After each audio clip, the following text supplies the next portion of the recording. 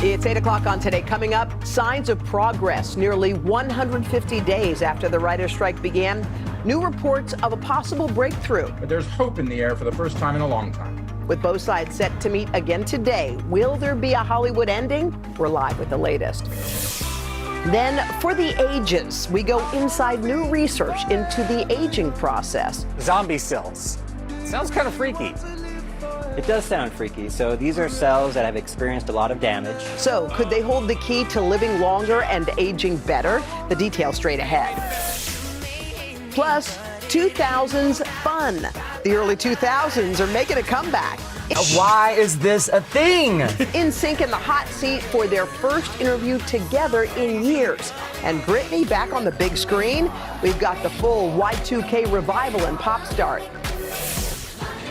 And happy little clouds of cash. The first painting Bob Ross ever painted on TV, now on sale for millions. So just how much would it cost you? We'll find out today, Thursday, September 21st, 2023. South Dakota! Shout out to Midlands, Irving, and Laredo, Texas. From San Antonio, Texas. Celebrating my mom's 71st birthday. Good morning to my sister Ernestine. Watching in Ripley, Tennessee. Visiting today from Appleton, Wisconsin. And Sterling, Illinois. Hi to my Nana. in New Smyrna Beach, Florida. Sending love to our 11 grandkids. Back in Topeka, Kansas. From Parkerford, Pennsylvania. Today, I'm 75.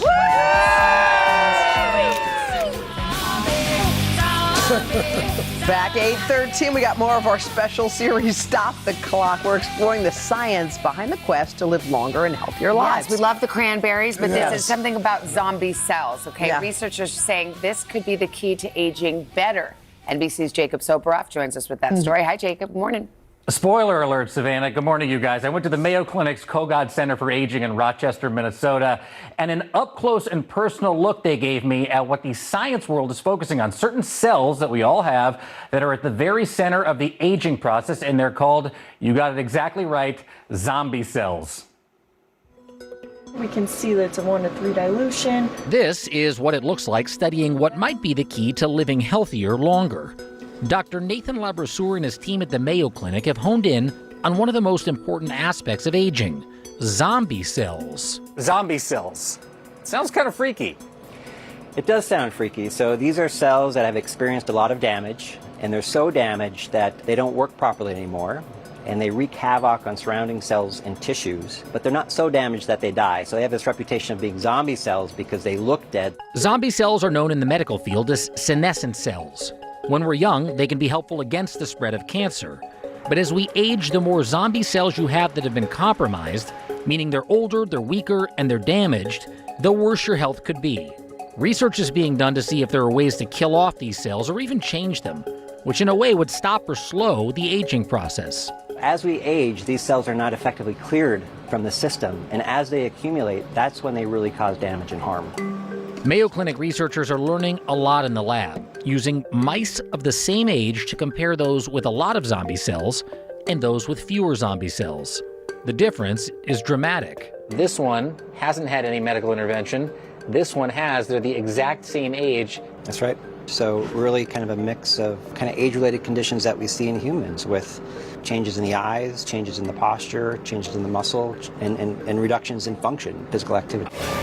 Dr. Labrasseur says physical activity and healthy living are crucial to naturally ridding ourselves of these damaging zombie cells. What's the best way to avoid having a buildup of them in the first place? Yeah, I'm not going to surprise you. It's the fundamentals of healthy aging. Exercise. Exercise is number one. I'm a bit of an exercise evangelist. But in addition to that, healthy eating behaviors, sleep, other things are really critical to optimizing the biology of aging.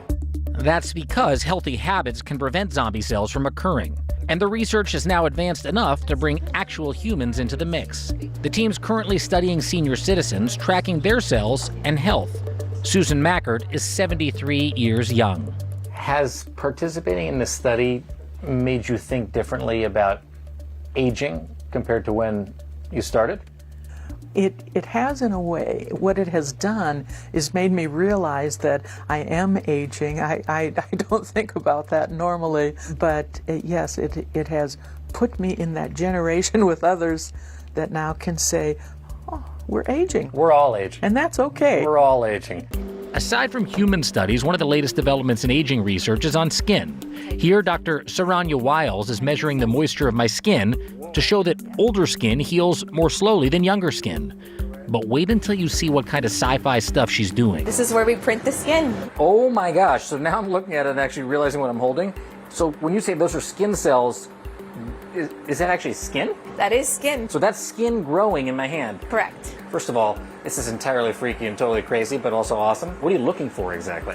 We're looking for changes that are histologically seen. We can actually model different ages of skin based on the zombie cells. So if we were to put 10% zombie cells versus 25% zombie cells, then we can mimic a 30-year-old skin versus a 50-year-old skin. Dr. Labrasseur says all the research they're doing isn't to create a fountain of youth, but to keep us healthier until the very end, no matter how long you live.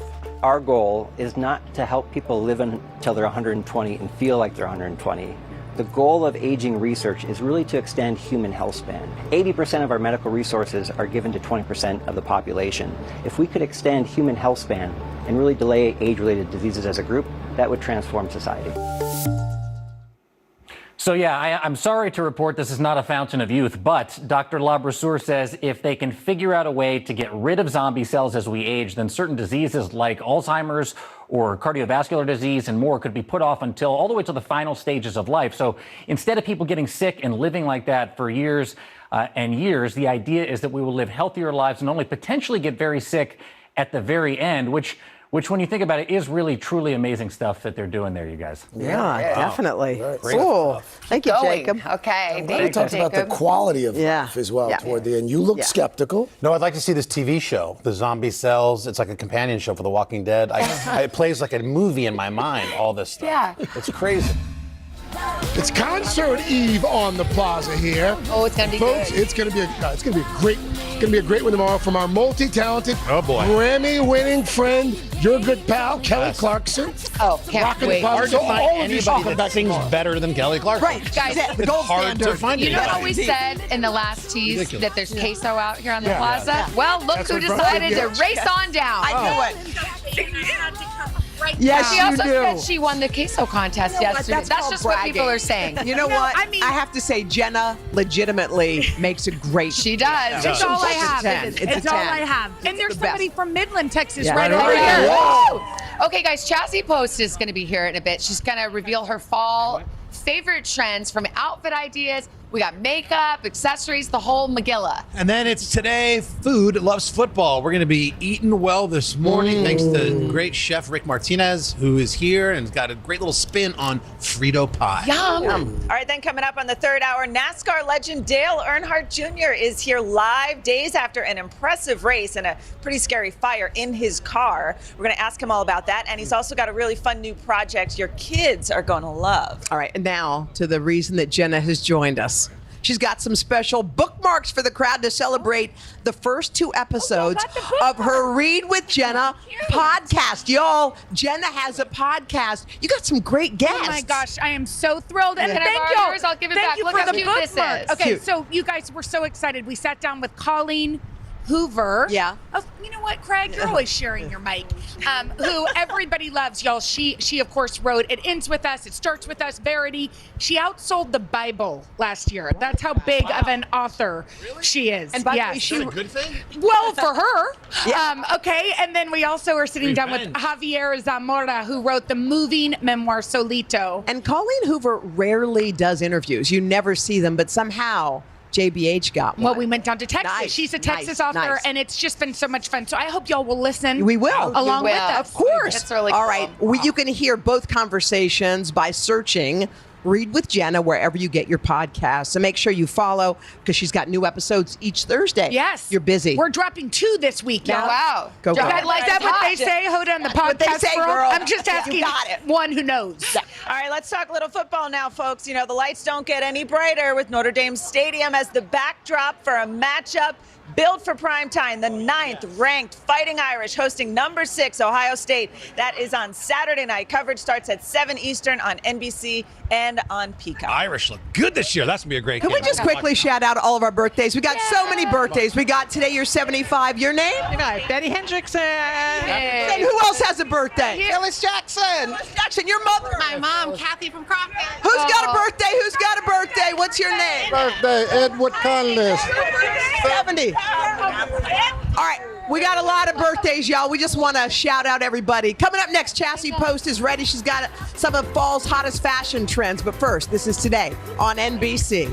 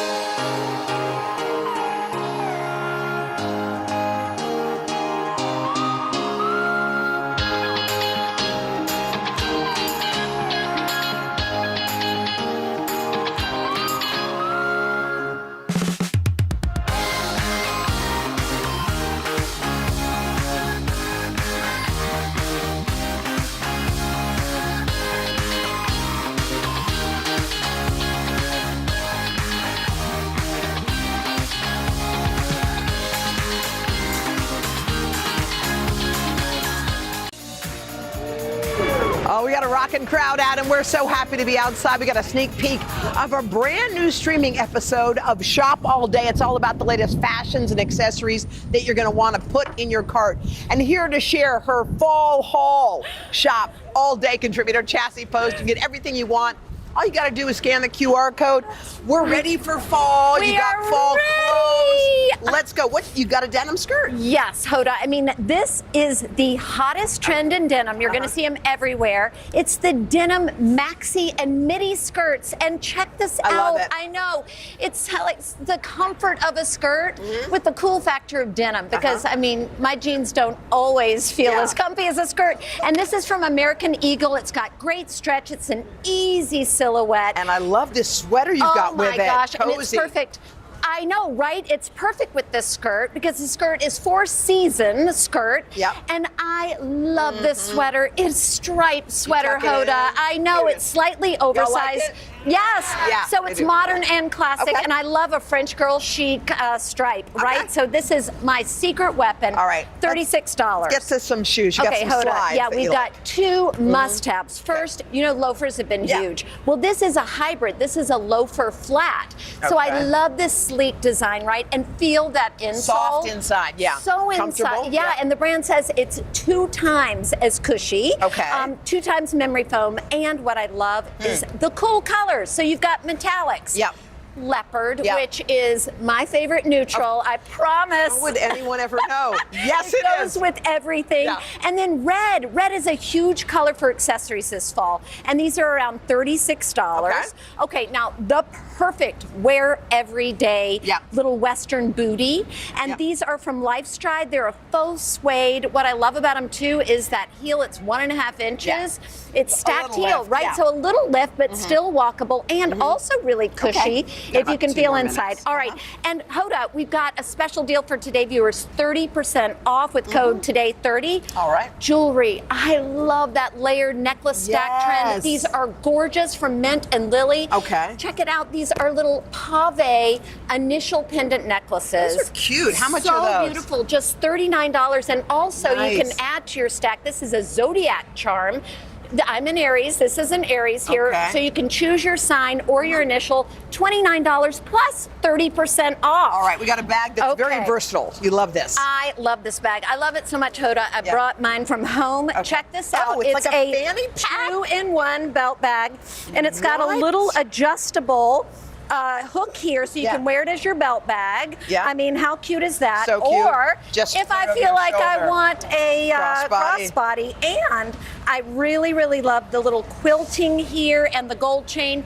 You know, it looks like a high-end designer bag without the high-end designer price because it's just $29.90. All right, take us to our final item. Fall of Beauty. This is the e.l.f. Oh, I Flawless love Finish. e.l.f. Yeah. $3.30, Hoda, and it's a medium coverage, so it's never. What did you say? $3.30.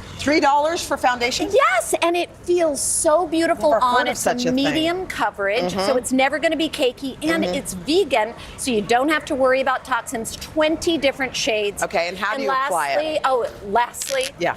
this is the kabuki brush. You got to feel that, Hoda. Have you ever felt anything softer? Oh my God. 270 million TikTok views. So this is a TikTok star, and it's so great for like giving I you feel that. like she's gonna like it. Oh, I don't love know it. why. You've got feel to that on feel your that. hand.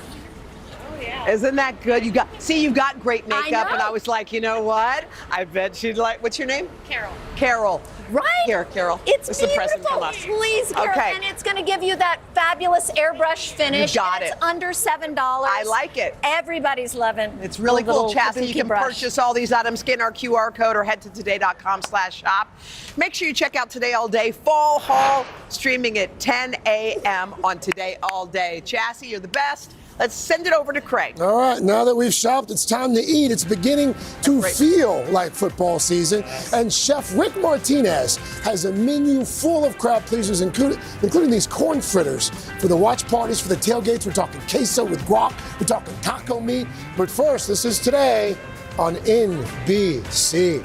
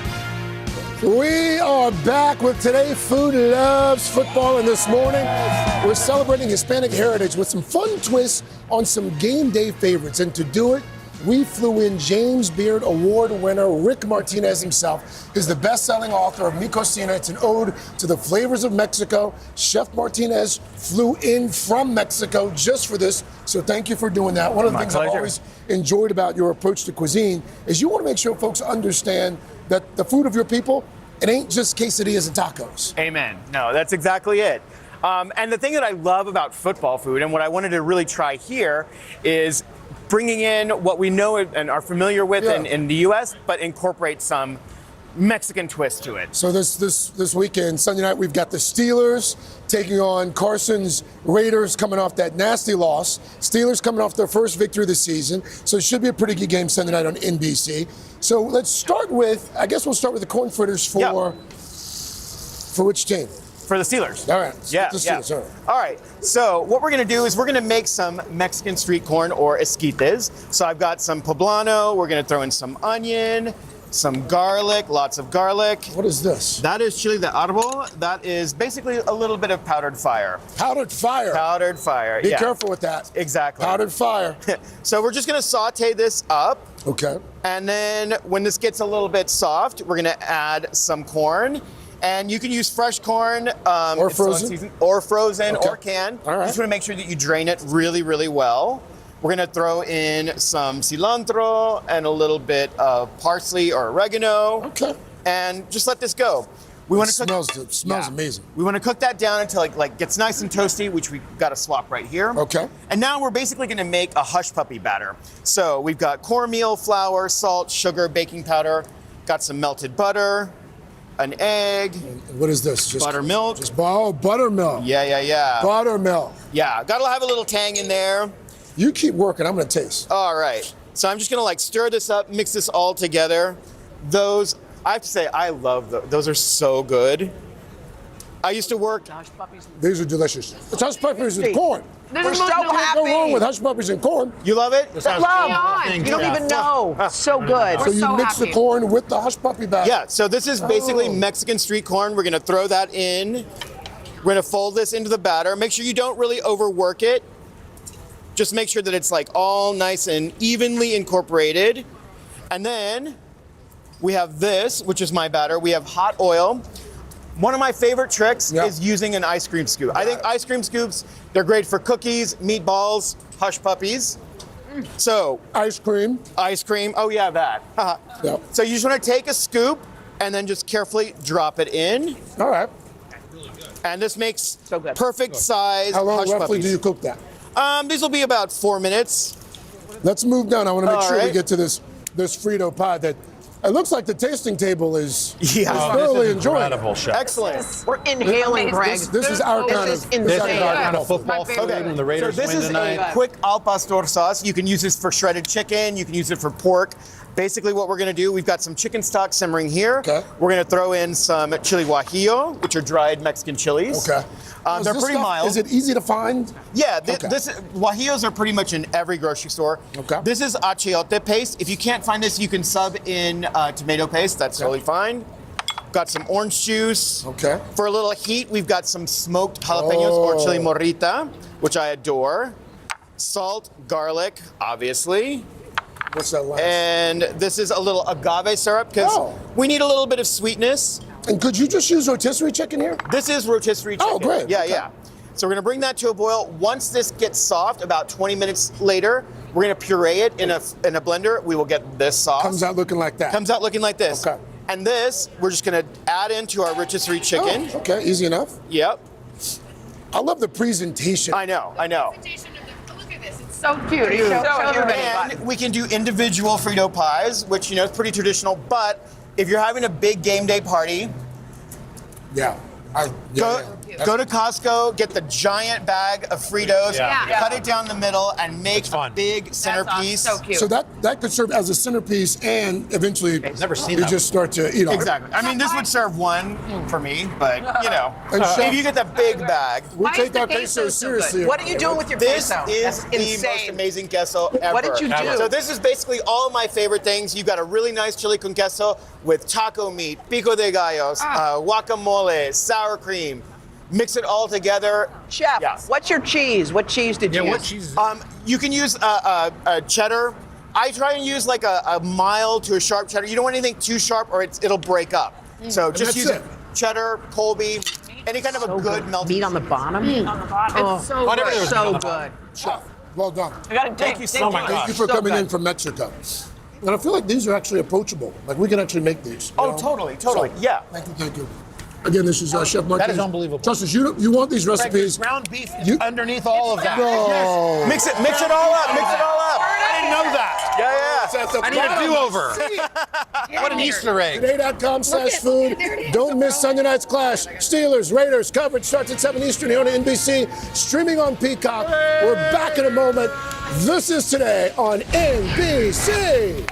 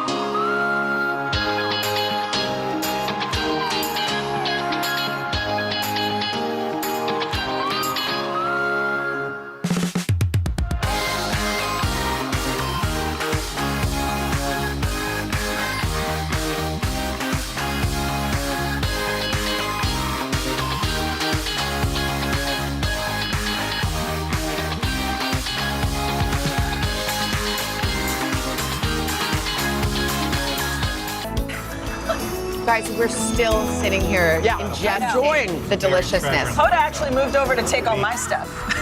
There's more down here.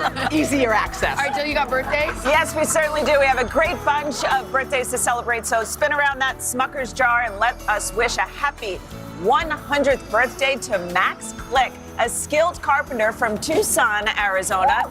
He ran a pecan, however you say it. He ran a pecan farm before opening a skating rink and a record store. Mary Robinson of Baltimore, Maryland is 100 years old. She volunteered for 5 decades as a Sunday school teacher. That's awesome.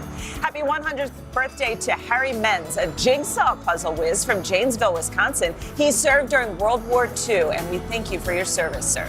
Angelina Centrella is 100 years old. This ice cream lover is from Philadelphia, and she's lived in the same house for more than 70 years. So cool. Agnes Ann Tracy of Inkster, Michigan is 100. She never leaves the house without being dressed up from head to toe. Beautiful. And let's say hello to these lovebirds from Muncie, Indiana. Bob and Norma Carmichael are celebrating their 75th wedding anniversary. Bob says he won Norma over by getting her 14 red roses on her 14th birthday. Wow. And guess what? He's done that for her every birthday since. Smart man. Nice. Good guy. That was perfect. Guys, we're with Chef now. I know. Chef, we love you. Chef, thank you so much. You've got a whole. back in October. You gonna come back? I'll be back. I'll take requests. Just make the exact same thing. Okay. Yeah. Just make the same thing. We have a great bunch of people out here. Hold on. So these ladies caught my eye. What are you doing? We're celebrating a birthday. Yeah. How many? So the Barbie theme. Tell me about that. We're going on the New York City Tea Party bus today. Yeah. So we're all dressed with matching Barbies. Oh my gosh. And we're celebrating birthdays. We're from Iowa, South Dakota, Nebraska, and Connecticut. Oh my God! It's a Barbie party, y'all. You guys, I hope you enjoy celebrating. We love you. Thanks a lot. All right, we got a lot coming up, guys. On the 4th hour, we're catching up with the Emmy winner, Catherine Heigl. All right. First, though, 3rd hour, actor and comedian Lilly Singh will join us live. We're going to continue to eat our queso.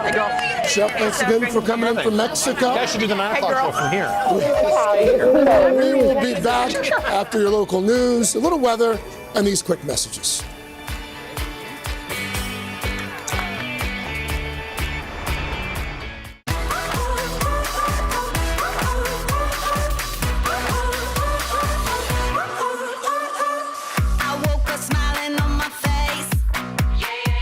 No care, no trouble in my way.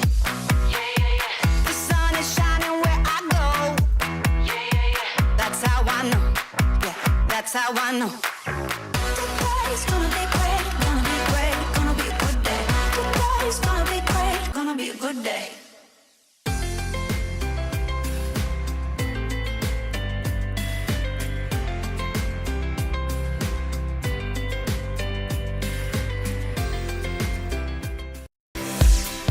This morning on the third hour of today, Deal or No Deal. Hollywood writers and major studios reportedly closing in on an agreement to end the month-long writer's strike.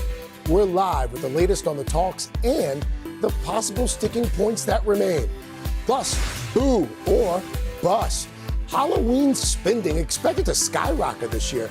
The best time to buy everything from candy to costumes and some inexpensive ideas to celebrate the spooky season. And then later, NASCAR legend Dale Earnhardt Jr. here live, fresh off his first race of the year that went up in smoke. Oh yeah, he's on fire. There's smoke in the right side of the car. We'll hear about that, and he's sharing a fun new project. And then actor and comedian Lilly Singh is live to tell us about her new animated series with a great message for kids and adults. Today, Thursday, September 21st, 2023. Live from Studio 1A in Rockefeller Plaza, this is the third hour of Today. Hey, good morning to you. Welcome to this third hour of Today. Craig, Dylan, Chanel. Think about it. Process. Mr. Roker is off, but in his honor, I have to do it. Oh, today's the day. Do you remember what today is? Oh. Yes. Hey! Yay! Yes. 21st of September. Let's do this for the rest of the hour. I played this at my wedding when the bridesmaids came out. And then we can't afford to pay more. We can't afford That's to pay all more. we can pay for. By the way, we should say you're always talking about Dylan and I. We have a dress on that you like. This is delightful, Craig. Thank you. It's like a denim situation. Everything about Thank you very much. Nice. Oh, wow. Yeah. Have we ever done that for you? I'm like expecting like something to drop from the ceiling. No, but like an anvil. I like literally want. Very nice. Yeah, it's like a denim. Wow. All right, that's enough. Okay. By the way, so that we played that because it's also Mr. Roker's favorite band, Earth, Wind, and Fire. Yes. So, Our dream. Which you pointed out on the call. I did. So in his honor, he'll be back next week. I was about to say happy birthday, Al, but it's not even his birthday. Week 8 of his contractual 12 weeks of vacation. We have a lot to talk about this morning, but we're going to start with a silver lining again this morning. Progress, potential progress in that ongoing Hollywood writers' strike. The union is set to talk with top studio executives, and we are now hearing a deal could come as early as today. This is a major turn of events. NBC Entertainment reporter Chloe Molas is here with the latest. So, Chloe, break it down for us. So where do we stand after yesterday's meeting? So, I spoke to a source who had some inside knowledge of what happened yesterday, and they said that the talks were really productive. So we had these big studio heads, the people that are literally running Hollywood, there at the table for the first time, and that's really significant because it's clear that they want to make a deal. So wait, this is who these are the people, though, that were at the table with the lawyers and the negotiators, and then obviously the heads of the Writers Guild. And we know that we are expecting more progress today, and our sister network, CNBC, saying that we might see that deal potentially come down today. So those talks start in just a couple of hours. Okay. It's been like 142 days now. I know. To remind folks just once again, like what are they actually arguing over? What are the sticking points? First of all, artificial intelligence. It's something that so many different industries are talking about right now. So you may have heard of ChatGPT, and a lot of these writers are worried that apps like this and some of this new technology is going to have the ability to spit out like a movie script in a matter of minutes that could take away people's jobs, that take away the ability for people to be writing original content for TV shows. And so they want more protection with that. Money. They want higher wages. They want more money all around. Residuals. Have you ever seen an actor go on social media and post a picture of that residual check, like Friends or The Office, when these shows are in reruns and it's like $1 or $20, And obviously there's a range, but people want more money in the age of streaming. They want to know how many people are watching and be paid proportionately to that. So a lot of sticking points, and obviously all sides are going to have to somehow come and meet in the middle here. The streaming thing could be sticky, though, because a lot of the streaming services have been a bit cagey, shall we say, about the number of people who are actually watching them. Because they don't want you to really know who's watching everything. Because there are these shows that everybody is watching, but there are these tentpole shows holding everything up, propping everything up, and they are more so hiding the ones that maybe so many people aren't watching. And so that's the thing, is that you want to know what streamers are making, but then you might find out that your show isn't really watching as much. So what happens if a deal comes down today? You're going to see daytime talk shows, late night TV come back, so you guys can all get your popcorn ready. Some of your favorite shows will be back in action. Is there a delay period, though? Like, it must take a little time. I mean, not necessarily with late night and daytime talk shows, but when you're looking at some of these films that have been pushed to the spring, I don't know, will they bring back Dune 2 and not, have these releases be in the spring? That's kind of left to be seen right now. And then we'll see SAG-AFTRA, these actors, 110,000 actors in that union, hopefully strike their own deal, in the days after that. So the good news is that there is a light on the horizon, very close. We can almost feel it now, and hopefully, it's time. I know, and obviously so many people out of work and needing that money and needing their paychecks. Chloe, thank you. Thank you so much. Thanks, Chloe. Yeah. All right, well, speaking of Hollywood, it's almost scary movie season. Ooh. Halloween is Is that your scary movie voice? It is. Ooh, spooky. Halloween's just around the corner, and this year business is expected to be booming. Okay. NBC News senior consumer and investigative correspondent Vicki Nguyen is here to break it all down for us. Good morning. Going good. I love it. Good morning. Halloween still more than a month away, but experts say start shopping now. You likely won't get a better deal on everything, but for candy, costumes, decorations, you will. And with a little bit of planning, you don't have to pull any tricks to get some cheap treats. It's not yet fall, but Halloween plans are revving up, and so are the shoppers. And suddenly, to my surprise,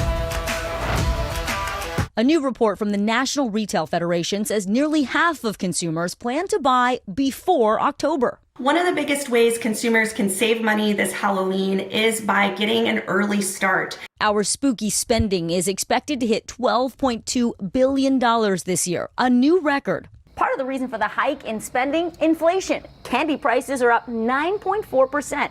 And more Americans say they're going to participate in Halloween this year. Some 73% of people say they're going to do something. That's up 5% from last year, with the average person spending about $108, most of it on costumes. Total spending on costumes for adults, children, and pets is expected to reach over $4 billion this year. What are some ways consumers can save money? Consumers are thinking about prices right now. Start figuring out what you need so that you can pick up items when they're at the best price for you. Subscribe to your favorite retailers' ads, or follow them on social media, or follow them through their app. But you can also save right at home. I mean, this whole thing is like entertaining under $30.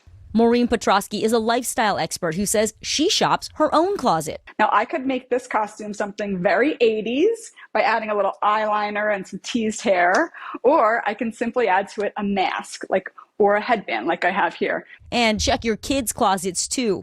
My son plays football, so grab the football helmet, a varsity jacket, maybe a cheerleading uniform, things that you might already have in the house that dress you up without spending a dime. If you want a specific costume, buy early before stock runs out. For kids, the most sought-after looks include Spider-Man, a witch, and Mario. For adults, Barbie, Batman, and a vampire. And the most popular costume for pets, pumpkins, bats, and hot dogs.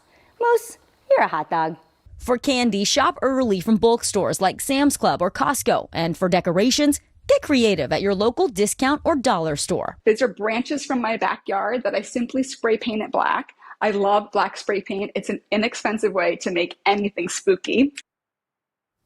And let's just say you are a procrastinator, unlike Dylan, who already bought all the costumes in August, has got the kids already wearing them. This year. Yes, if you wait till the last minute, you may really find a deal because stores lower their prices in those final hours, but don't expect to go there and find the hot costumes. Like no Kenergy for you, Craig. But here's the thing. I have some clever hacks for you for wordplay. Okay. All right, sugar daddy. You wear just like the baby, carrier, and you put a sugar thing in there. Chip on the shoulder. You just wear your regular clothes. Tape a chip to your shoulder, cute. Red wine, red shirt, and then you put like little labels on that say like, are we there yet? I don't want to go. Easy, right? Those are pretty clever. Okay, he says they're lazy. No, those are really good, actually. Craig, I this like one those. You would do. I would. God's gift to women. You put a bow on anywhere, just like a holiday bow, and like a little 2 women from God, and that's it. Oh, that's funny. Oh, I get it. That's First I was funny. like, where are you? You've got like a slew of these. Oh, like, have you seen Vicky's like holiday card? Like this is this is her jam. Okay. Very Thank you, good, Vic. Vic. All right, Easy and free. Exactly. All right. Easy Well, and free. before we go to break, this is actually fitting since what Vicky was just talking about. Can I brag on you guys for a second? So I'm sitting next to 2 organization experts, both Dylan and Craig. You didn't have to do that. You didn't have to go, hey. So they sat down and talked with the Spruce for their Spruce Up series to talk about how they get organized for school. So let's look for back to school. Dylan, well, you talked about lunches. I do try to keep myself organized for lunch, and it's all about like those bento box things, but the little containers that go in the bento box, because it actually makes it easier. I just have to like fill up the little squares, and that's cute. Look how well produced your pictures. I know. God. Please, yours would be equally produced. See, there's all the little. No, make sure you have a it. bin for Liz and a bin for the bottoms, and this way you won't mix them all up. Really, what a great idea. Yeah. How about you, Craig? Lindsay, What did Lindsay say? Lindsay's in charge of the organization That's sweet. in the house. So, I mean, listen, we've got a mudroom that has been a godsend for us, and we built this little area in the mudroom. You built it with your own 2 hands? Of course I did. And there they are. The backpack. That's awesome. That's And so- organization. It's like a classroom. So we put that in, and then underneath, the kids put their shoes in those drawers. That's such a good They put their idea. mittens and gloves in a drawer above that, and then above that, what you can't see here, are like our hats, like our gloves and hats. So. Nobody wanted to ask me when I opened the door, just shoes everywhere. Nobody wanted to know about that. The Spruce will be coming to you next year. Yeah. Head to You got some work to do. To the Spruce to check out more of their tips. Just ahead in today's checklist, you know, it's actually time to start thinking about the fall.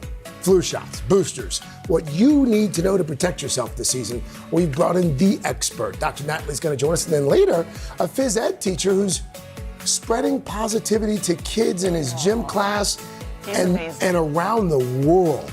The third hour of today, right back after this. Cute.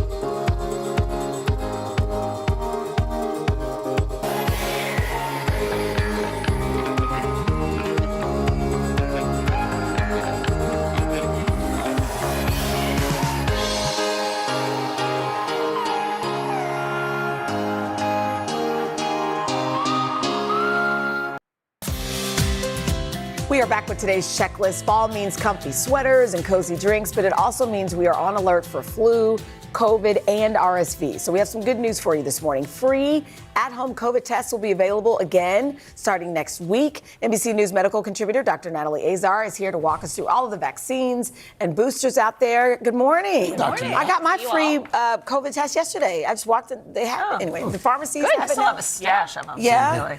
So let's start with the flu vaccine. Let's talk about it. Who needs to get it? When should they get it? All this stuff. Okay, so everybody, with a few exceptions, over the age of 6 months is eligible to get the flu shot.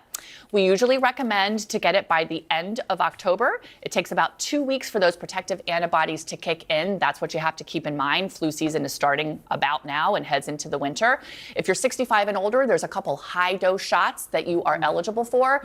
But the rest of us, in sort of that middle bell curve, it doesn't matter which one you get because there's a lot of different flu shots out there. Speaking of that, what about the nasal spray? Right. Is that better or worse? Nasal spray, you know, every couple of years we find out, oh, maybe it doesn't work as well as the injectable one, but it is available this year, and it is a great option for little kids who are needle phobic. It is indicated for people between the ages of 2 and 49. But here's the thing. There are a couple of exceptions to it. It is a live vaccine. Kids between 2 and 17 who are taking aspirin and other certain medications are not meant to get it. People with weakened immune systems, pregnant people, and there's a few other on that list. So if you're thinking about getting the nasal spray, check with your doc first just to make sure. Is it it's as for you. effective? Yeah. It is? Okay. It is. Let's talk about RSV for a moment here, because we know the FDA just approved that first ever RSV vaccine, and infants and toddlers, if I'm not mistaken, they're especially susceptible to it. But should adults also get the vaccine? Be getting the vaccine. So for little ones, this is great. We have approved now something called a monoclonal antibody for little neonates and infants born in their first RSV season. But for individuals 60 and older, there are now 2 different RSV vaccines that are available. Should everybody be getting it? Not necessarily. We are, yes, talking about older adults, people with chronic heart or lung disease, people with weakened immune systems, people living in nursing homes or long-term care facilities. Now, a lot of people say, well, can I get the RSV shot with the flu shot? If you absolutely must, probably yes, but the CDC has some data that maybe the flu shot won't be as effective if you get it with the RSV. So I'm going to make a recommendation to my patients to separate RSV from flu shots. It's not for kids. No, this is for 60 and up. The little ones get something called a monoclonal antibody. They were approved around the same time. It's really great news still. Great. All right. Are there potential side effects that you need to worry about? So with the RSV vaccine, like a lot of vaccines, we always talk about those injection site reactions, right? You get pain, redness, soreness, and then the usual with any vaccine: fatigue, fever, headache, nausea, diarrhea. Who would ever get this thing? It's typical, guys. This is your immune system working. Muscle joint pain. There can be some neurological events that there are reporting, and again, probably not a good idea to take it with the flu shot this year. What about the COVID booster? So we have a COVID booster this year, and we're probably going to stop calling it booster. We're going to say an updated vaccine, just like we update the flu shot every year. This is targeting the XBB strain that was prominent in spring and summer, but it is going to cover the current circulating strains, which are different than that one. And it is okay to get the COVID and the flu shot at the same time. We've been saying that for a couple of years. Go ahead. Is there a logic? So I just got my flu shot. I was scared, but I did it, right? Just You're always scared. I know. I don't like needles. I'm the same, but I suck Yes. it up and I get it done. But for some reason, with the COVID booster, a lot of people are like, do you know what I mean? Should we apply the same logic that it's just an updated? So for the CDC and communication, yes. For an individual, there are so much nuance to this. And I think I would just say that the booster, an updated shot of the COVID shot, gives you protection against infection for a number of months, and then that declines. Protection against severe disease is more durable than the flu vaccine. So if you've been boosted with COVID before, if you've had a COVID infection, you are still protected against severe disease. So if you're in that bell curve, young adult, otherwise reasonably healthy, talk to your doctor about getting an updated shot. Again, from a public health population perspective, the answer is kind of yes. Yeah. So whether you've had it or the vaccine. But there's a lot of nuance. Right. You're so good. Talk to your doctor. Thank you. Seriously, really good. All right. For more information on current vaccines, go to today.com/health. All right, still to come, our new series, Head of the Class, the phys ed teacher and budding social media star whose classes are about much more than just fitness. And then later, a NASCAR icon in the house. Dale Earnhardt Jr. is live. He's talking racing, family, and his fun new project that's also for your family. We'll be right back.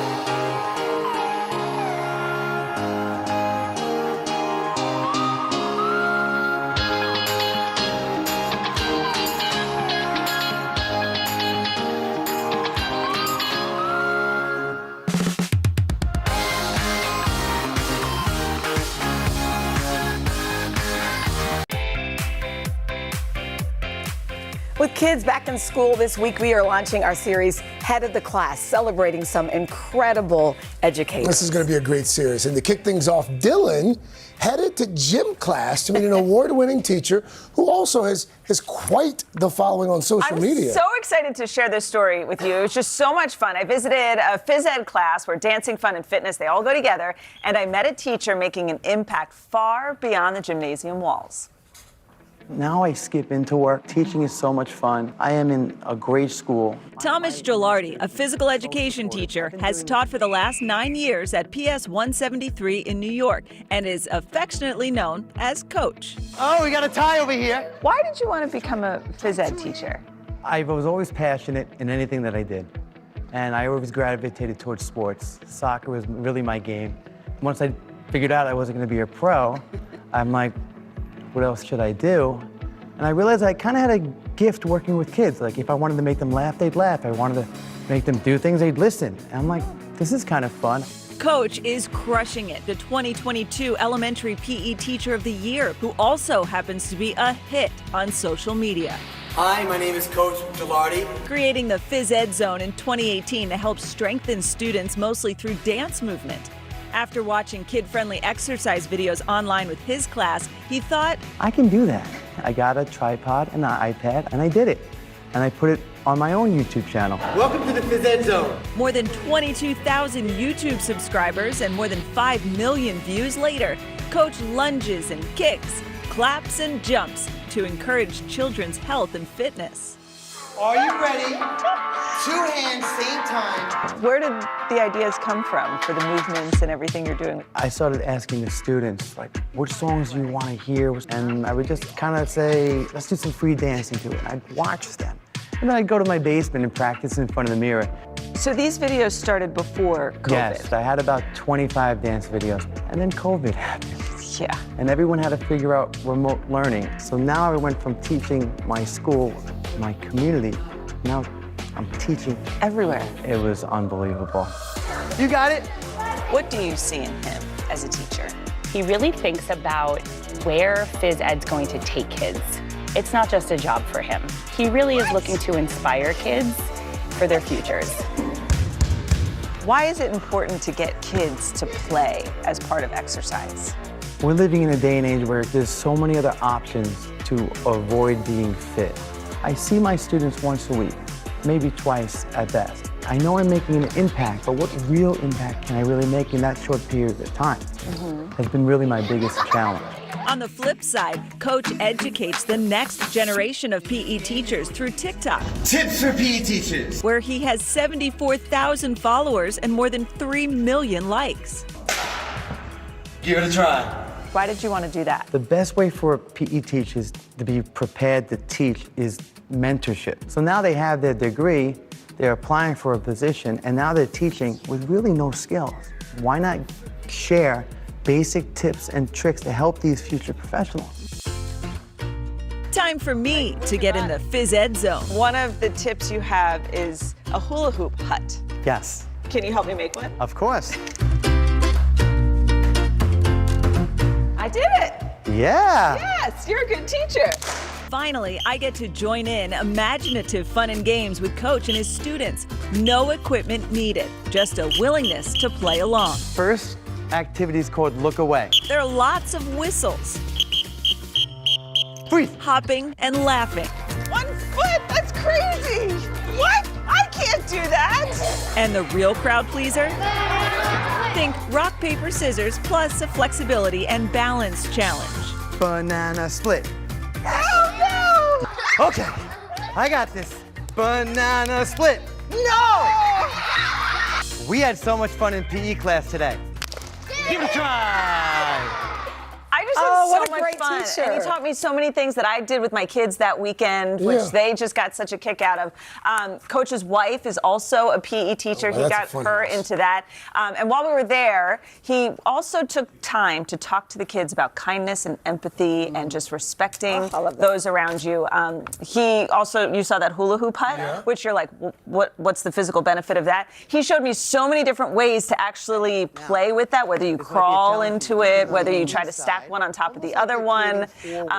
So if you look at his YouTube channel, you'll get all these different ideas, and it's a lot of fun stuff you can do at home with your kids. I love that. And I think it makes gym fun. I told you as a kid, I dreaded it. I was laughing and just smiling the whole time. He was the wonderful. best teachers meet the kids where they are. Exactly. So good. And that is what he's clearly doing every day. That was good. That was a good one. Thank you. Yeah. When we come back, NASCAR legend Dale Earnhardt Jr. here live.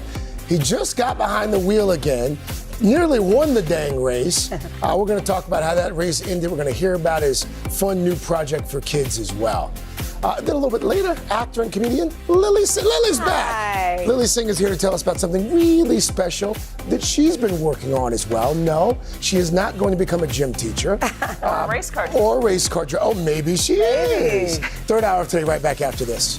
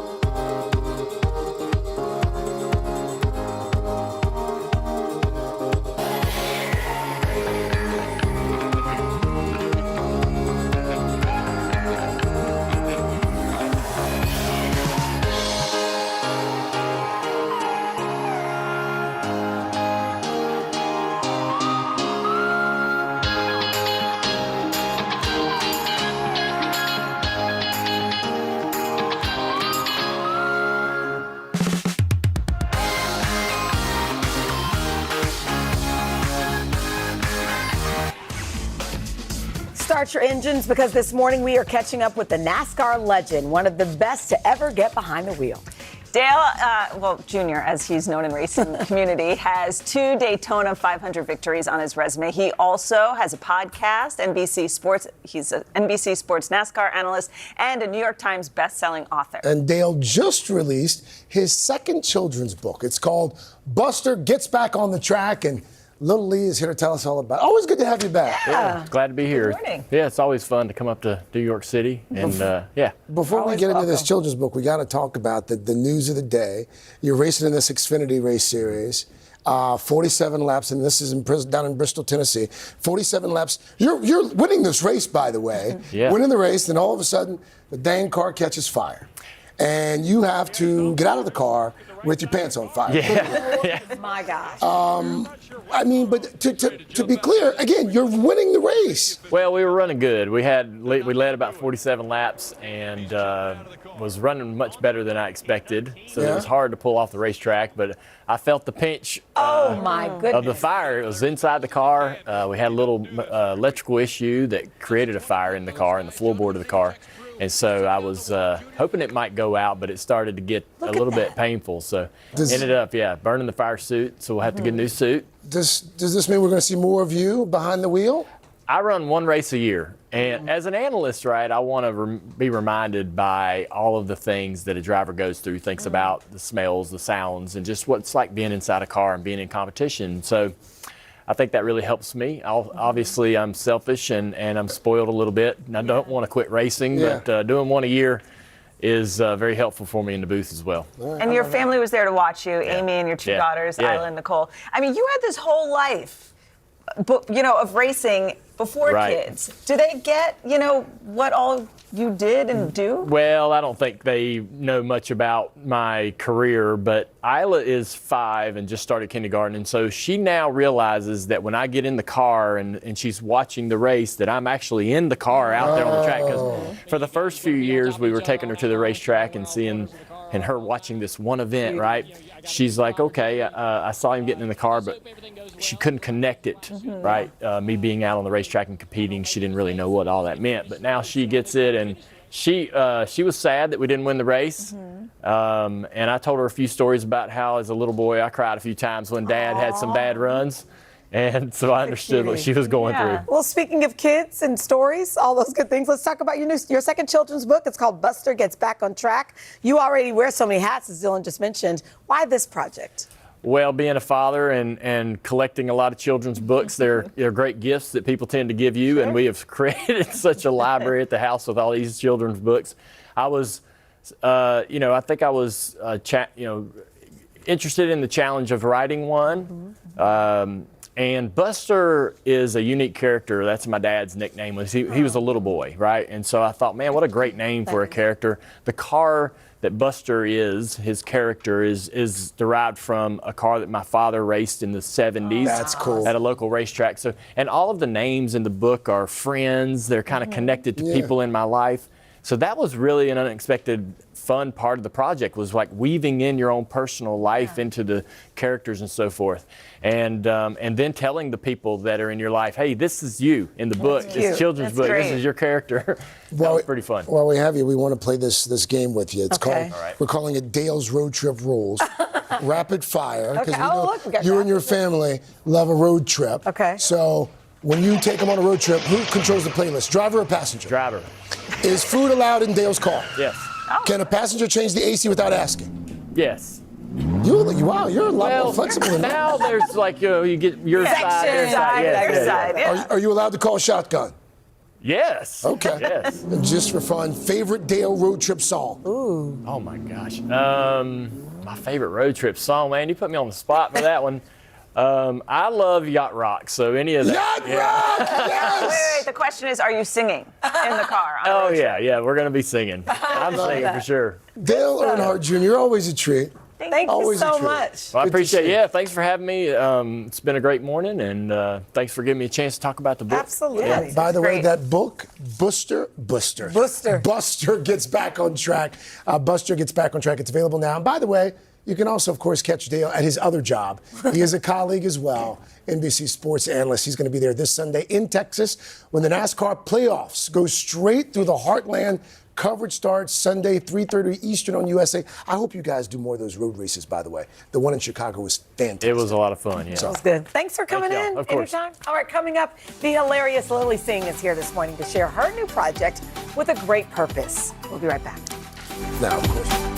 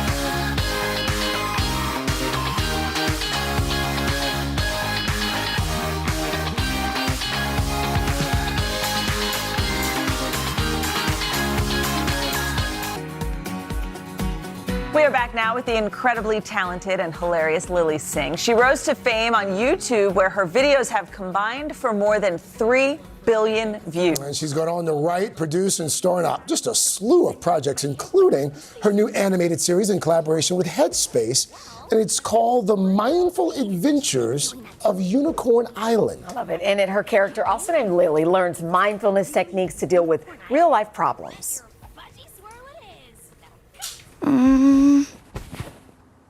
Well, Amar's right. I'm too old to sleep with a stuffy. I mean, I'm 10. That's like practically a teenager. I need to grow up because I'm pathetic. Oh, I know. I'll just breathe, like I did on Unicorn Island. That helped. So.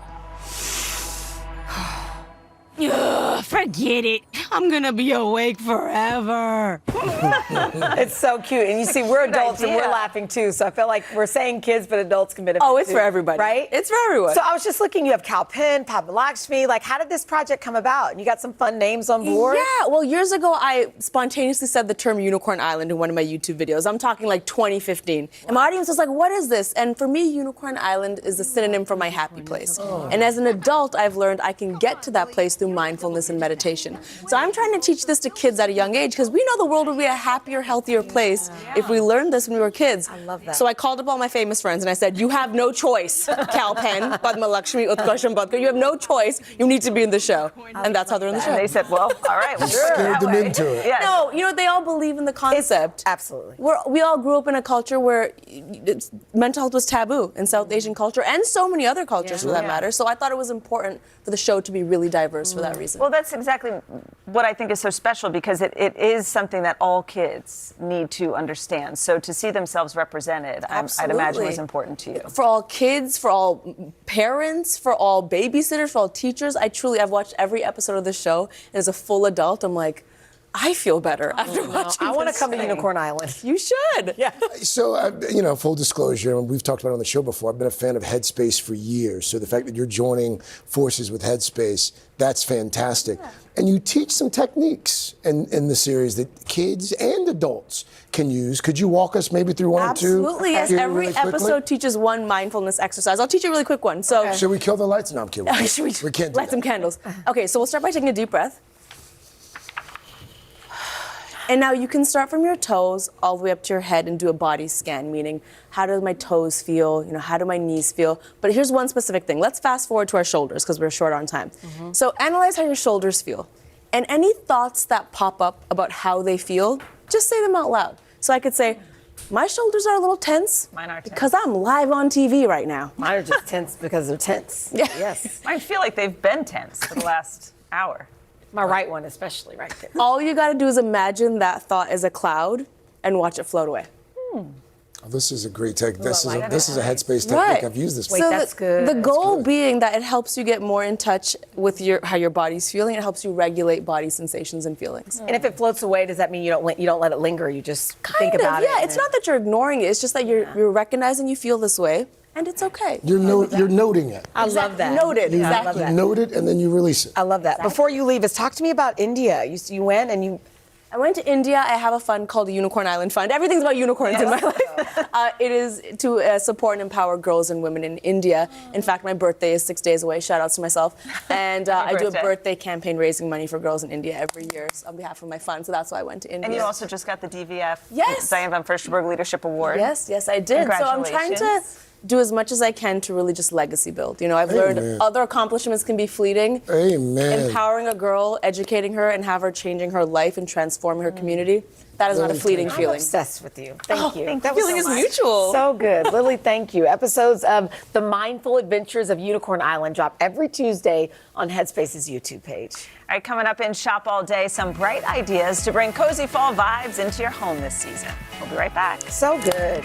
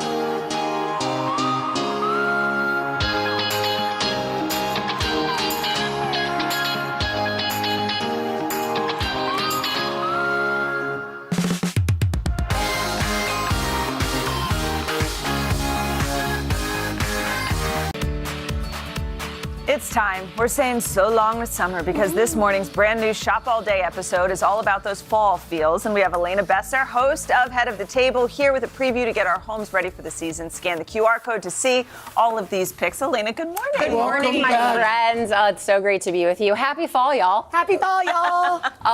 How do we customize these signs? Okay, these are so much fun. They're from Noble Sign, and it's a really great way to bring in the autumnal season. They're carved out of wood, and you can completely customize them entirely by yourself. So what you'll do is you'll go on the website, you'll type in whatever phrase or saying you want, your last name if you want, and it's just such a fun, easy way to add a little bit of that fall spirit. And it looks like you can change the fonts as well. You can change the fonts, stick them up, but it's great. That's cool. If it's fall, that means it's time for a cozy blanket. And these are How great are these? Yes. These are from LL Bean. They're customizable. These are actually inspired by my mom. Over the holidays last year, she got us all our very own monogrammed blankets. So I wanted you guys to see these for yourself. They're amazing. And let's be honest, there are tons of beautiful throw blankets out there. But when we're trying to get snuggly at home, we're reaching for the plush one, you guys. Delightful. So it's only $30, $29.95. That's not bad. So these great are nice. deal. Yeah, And so great highly selection of recommend. And we have colors, a monogram for all of you to take home. I love this. Great. Home, dorm, kitchen, in the corner. It's wireless. Literally anywhere. It's wireless and it has 3 different light tones. Sometimes I want bright, sometimes I want warm and cozy. Exactly. And these instantly transform your space into something that feels elegant. I love putting them on the table when I'm entertaining. It feels like a restaurant experience. You don't need a plug. You don't need any fire. It gets the job done. I'm obsessed with these. You're thinking. I know. Yeah. How'd you know that? Wow. You spaced out for a second. I did. I'm on them. Right? All right. I'm back. All about the fall warm beverages to make us feel nice and cozy. This is And yummy. you might as well have a gorgeous kettle that you can confidently display on your kitchen island in your home. So these ones are fantastic. They come in 3 different colors, these gooseneck kettles. And all you have to do is plug them in, fill them up with water, press the button on the side, and boom, you're ready to rock for tea, for drip coffee. We use them every day, but mine isn't as chic. I want one like this. Right, you need one of these, and it's under $30 as well. Done. What I love to do with these is I really like using them to make a little hot toddy. This is a virgin. Yeah, you got to do it. So this is a virgin hot toddy. You could add bourbon or whiskey to it. So what is in this? It's delicious. Sorry. It's literally just lemon, cinnamon, star anise, and clove. Star anise. And it just creates this, and water. And Yes, it creates Dylan, this a little water. cozy, delicious drink that just warms your soul. And what I like to do is I like serving them in these really chic glass mugs from CB2. And I also, you gotta have a little honey pot. This is you cute. guys. How elegant and cute is that? It makes me just want to serve honey with every meal. And if you're entertaining at the end of the meal, whether you're having a luncheon or you're having a dinner, you can do a fun little tea service for your friends and family. Lift it up. I know. You know what it is, Elena? Everything you've shown us this morning, it just elevates your space. Right. And That's it's not what a it's lot all of money. about. You know what I mean? Because you go to other people's places and they have such cute little things. I know. And so you're like, oh, that's cute. Right. So you too can be that person. You can so they be- can come this into your is place great. and say, that's cute. It's so true. Amen to that. And these are the little moments that we all deserve to have when we're just trying to take a load off at home, you know? Elena, thank you. You can purchase all of these items by scanning the QR code or go to today.com/shop and be sure to check out Shop All Day Fall Haul. Streams at 10 a.m. on Today All Day. I love it. Back. Craig, you just take your judgment.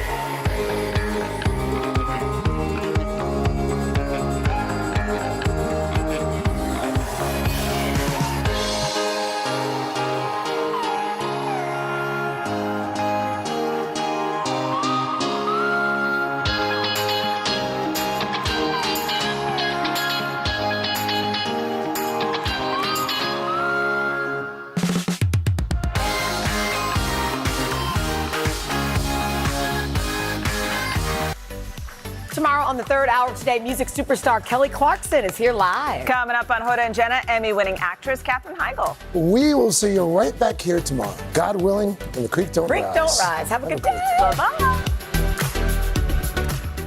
Good morning, everybody. Here's what's happening in your neck of the woods. You deserve to be celebrated. Way to go, Reynolds. Oh, Al. Al, you're all of our heroes. Yeah. Y'all love Al Roker.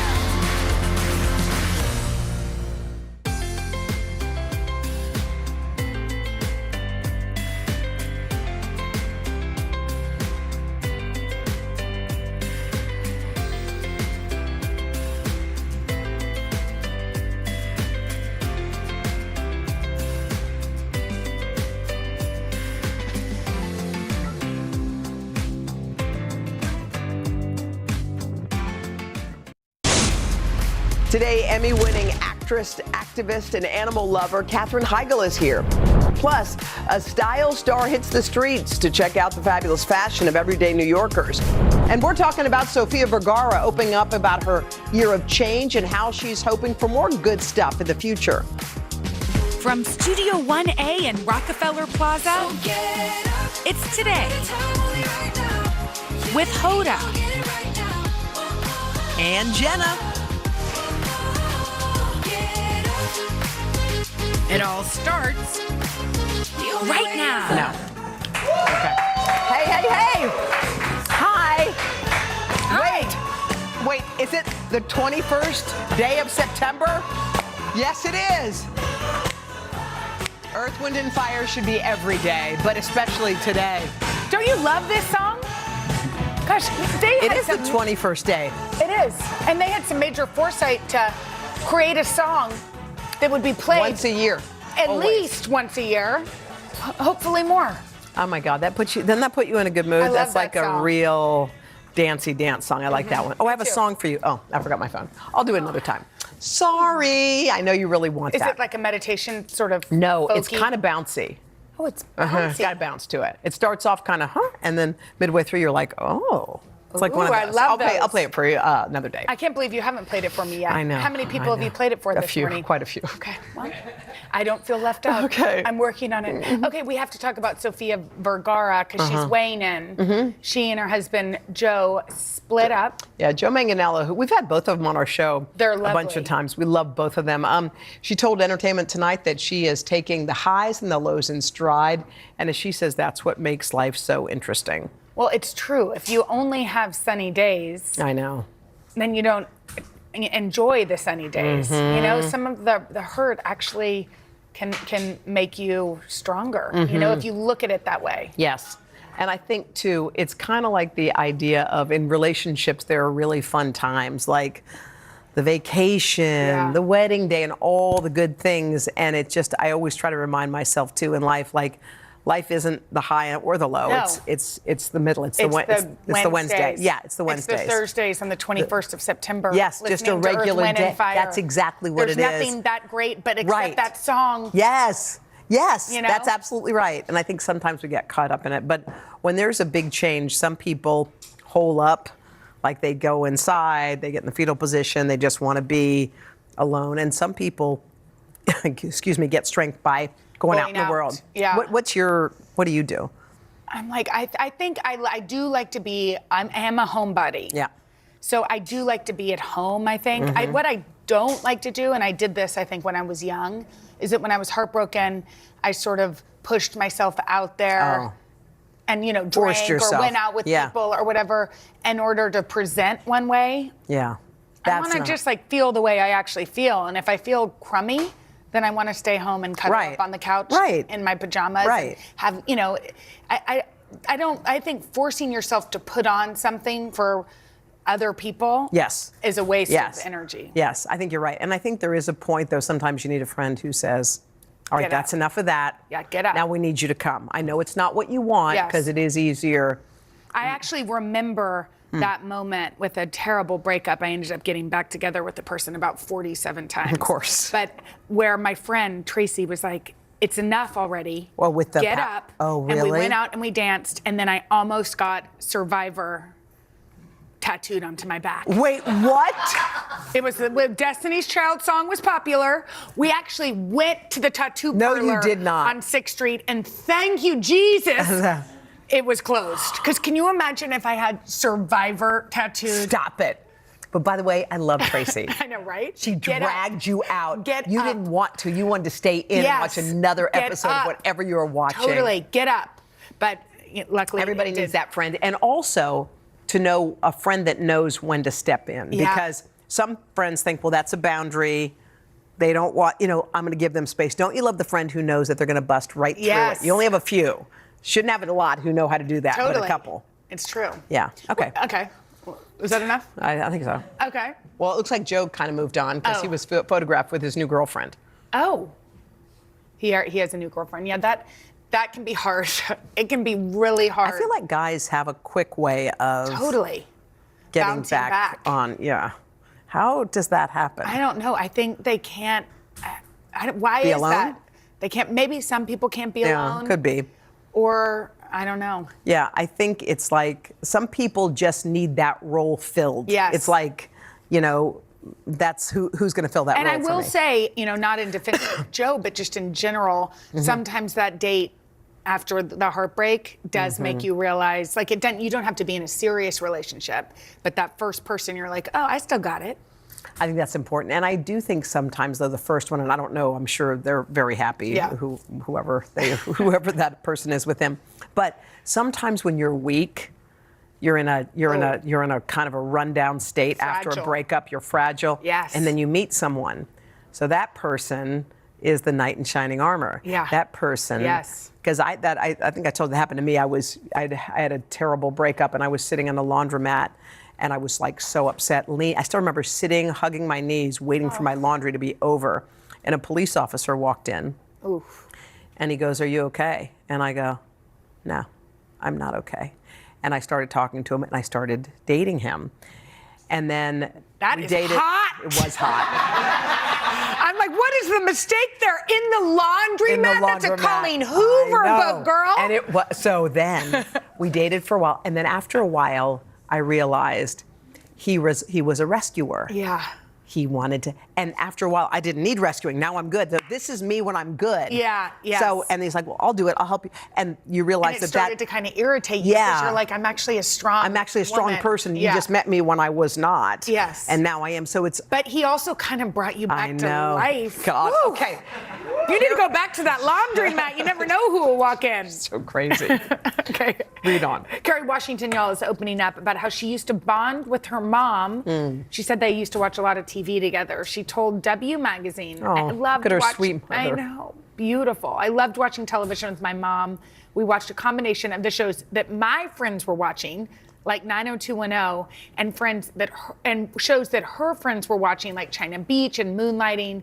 It was a great way for us to talk to each other about what was going on in our lives without having to be so direct about it. Being in someone's presence, being next to them matters. Cuddling up. Sometimes it doesn't even matter what the thing is that's going on, as long as someone has their arm draped around you and you're cozied in. Well, totally, because that's what she remembers. Yeah. The closeness to her mother. And the fact that then they would have these conversations. Yes. It's like everything doesn't have to be so profound. Yes. Sometimes you just want to snuggle in. Yes. Did you and your parents sit and watch TV together? Well, we watched a lot of baseball. Yeah. And then we watched Masterpiece Theater. Met with my mom. You know what I love? A Laura Bush high five. Oh, I love this Masterpiece Theater. Oh my God, is this taking you back? Oh yes, it is, to Sunday nights. Oh my God. Barbara and I would cuddle the music. in. Yeah, and it was like a British mystery. We didn't really understand it. Oh my God, I'm kind of in. Don't you want to watch it?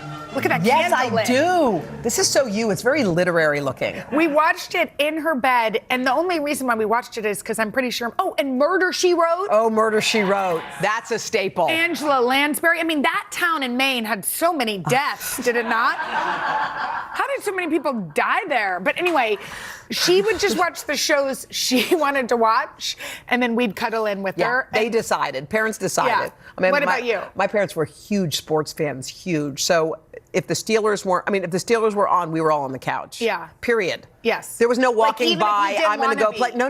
Yeah. No. This is what we're doing now. Would y'all eat snacks? Yeah. Okay. But we had, and so to this day, I'm addicted to sports. Yeah. I can't walk by a TV when there's a game, even if I don't know the teams. Yeah. I'm like, who is playing? And then you end up getting into it, rooting for one. Totally. My mom's Sundays today are blocked. She's like, I can't go. I go, Mom, do you want to go? I can't go. The Steelers are playing. I'm like, oh. Does she like the Saints? Because She loves the Steelers. She likes the Saints. Likes, yeah. But she's like, oh, look at the lineup. She has a friend named Chip who texts her every game so she knows the timing. And she does not move during that time. All the rest of the time, she's out of the house. Yes. But during football season. Can I ask, when you transferred from a Steelers fan to a Saints fan, I think it was a little disappointing for my family. Yeah.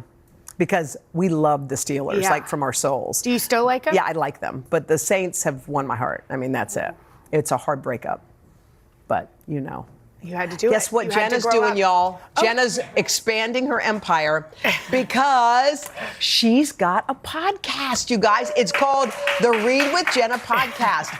You know, sometimes you read the book and you think, cool, but you don't get enough about the author. Well, you and I are obsessed with sort of the process of writing and any of these creators that can create these beautiful pieces of work. So I'm so excited. I get to sit with all these incredible authors. Today, we're dropping 2.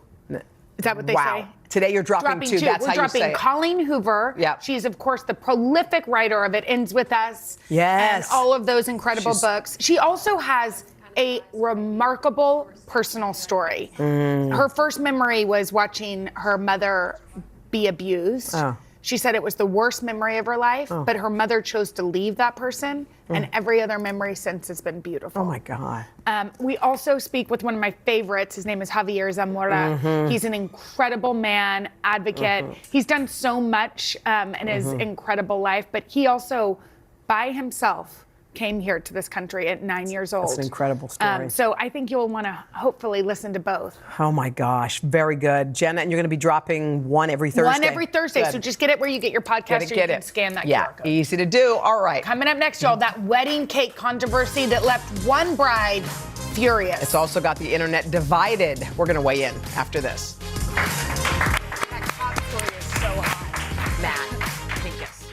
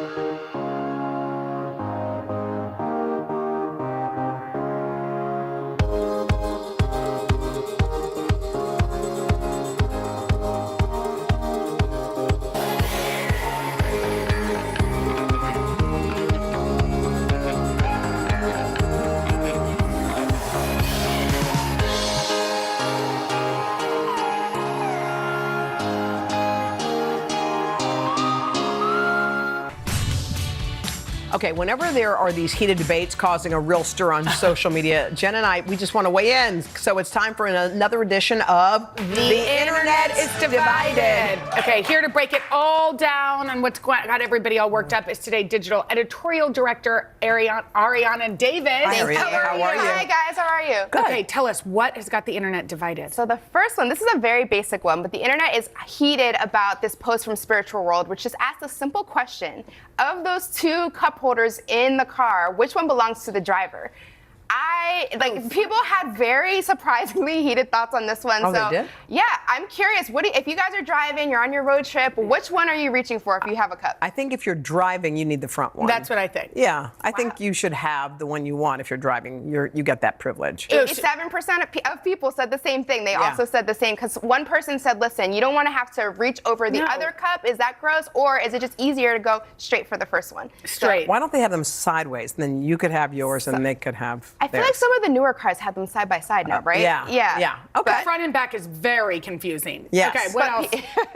The next one, this one has people fired up. It's about this old tradition of smashing cake in one another's faces. So on Reddit, this woman basically posted that at her wedding, after her groom smashed the cake in her face, she got so upset that she ended up leaving the wedding, and they ended up actually breaking up. It's like a very kind of spicy story. I think there might be more to it, if I'm being honest. You know what I think it is? I think that was the last straw. Right. Yeah. There was You know why? definitely more Because there. there's been some things, and she said, listen, honey, it's my day. It's our day, but I don't want that smash. You got it? He said, sure. Exactly. So if on your wedding day, if you're he's not heard. You're not heard. When then else that- are you yeah, going to be heard? Yeah. And probably she was walking down the aisle thinking, am I making a mistake? Yeah. And then that smash in the cake. We got a whole narrative for it. but we think we might know. We know. Okay. Right, but a lot of people, it got people talking about, is this an outdated idea to just like have the cake, put the frosting on the nose? So I'm curious what you guys think, because some people are like, do away with it, it's old fashioned, and other people are like, it's tradition, let people live happily ever after. I think you do you. Like some people are whimsical and like they think it's cute. hilarious.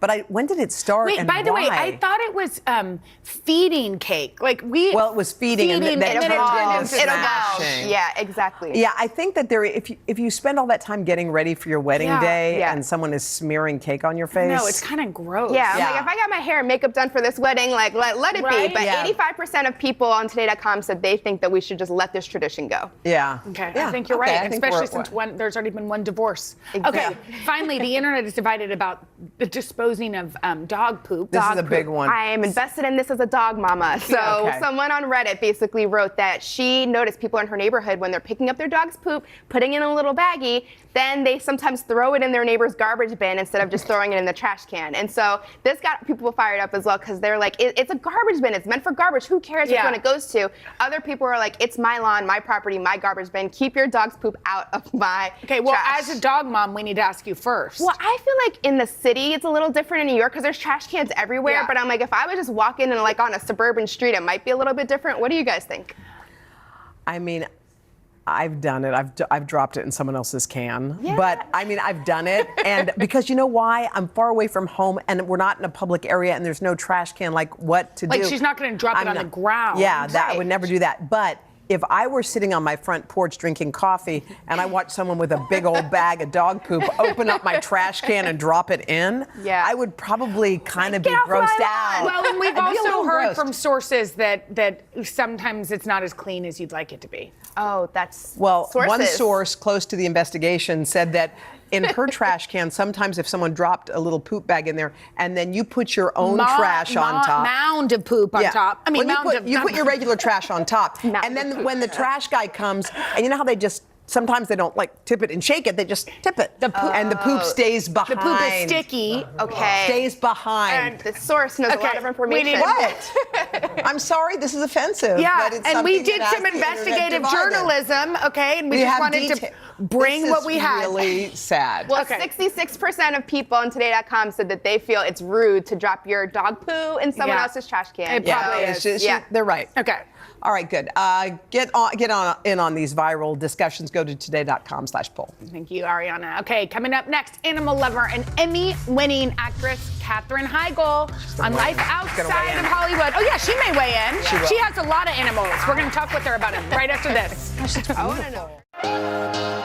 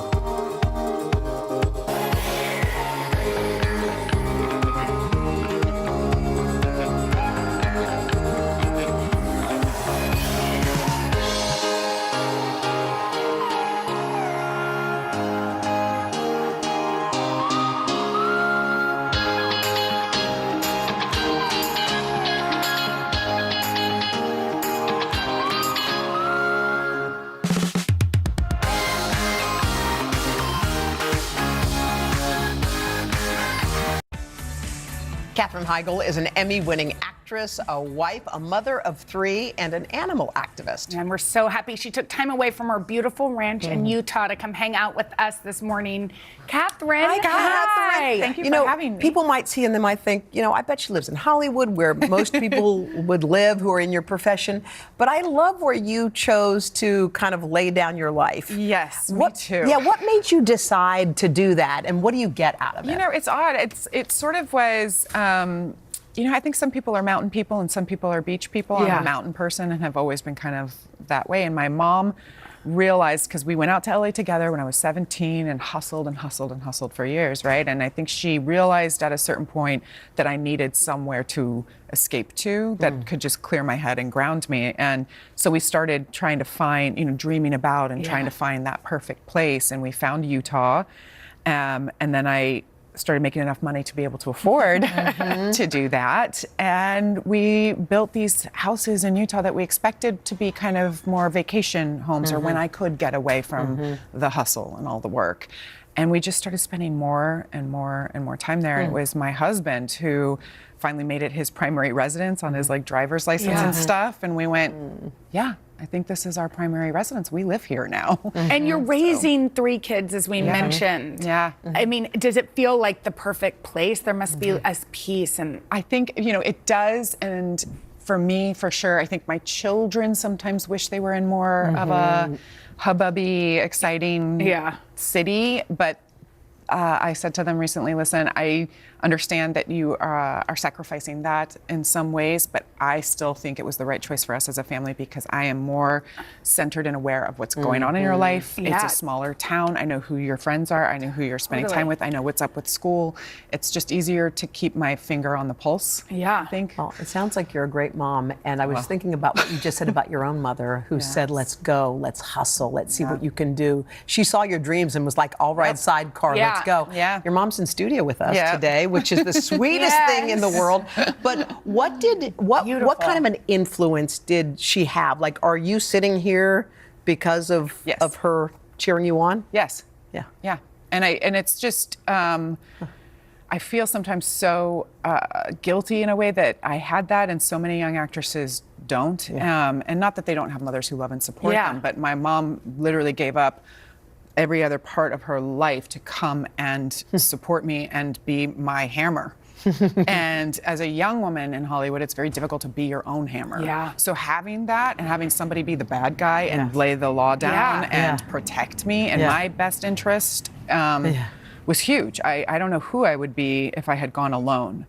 And I don't know what would have happened if I had gone alone or how much I would have compromised. Yeah, I mean, it's like to have somebody that can throw a boundary before you know as a woman how to do that. Yeah, do you know what I mean? You don't as a woman when you're young. You really don't know how to say no. It's really hard. People don't like it. Well, do you try to teach your girls that? Yes. And it's interesting because I think it's oddly easier for their generation, which my 11-year-old is all...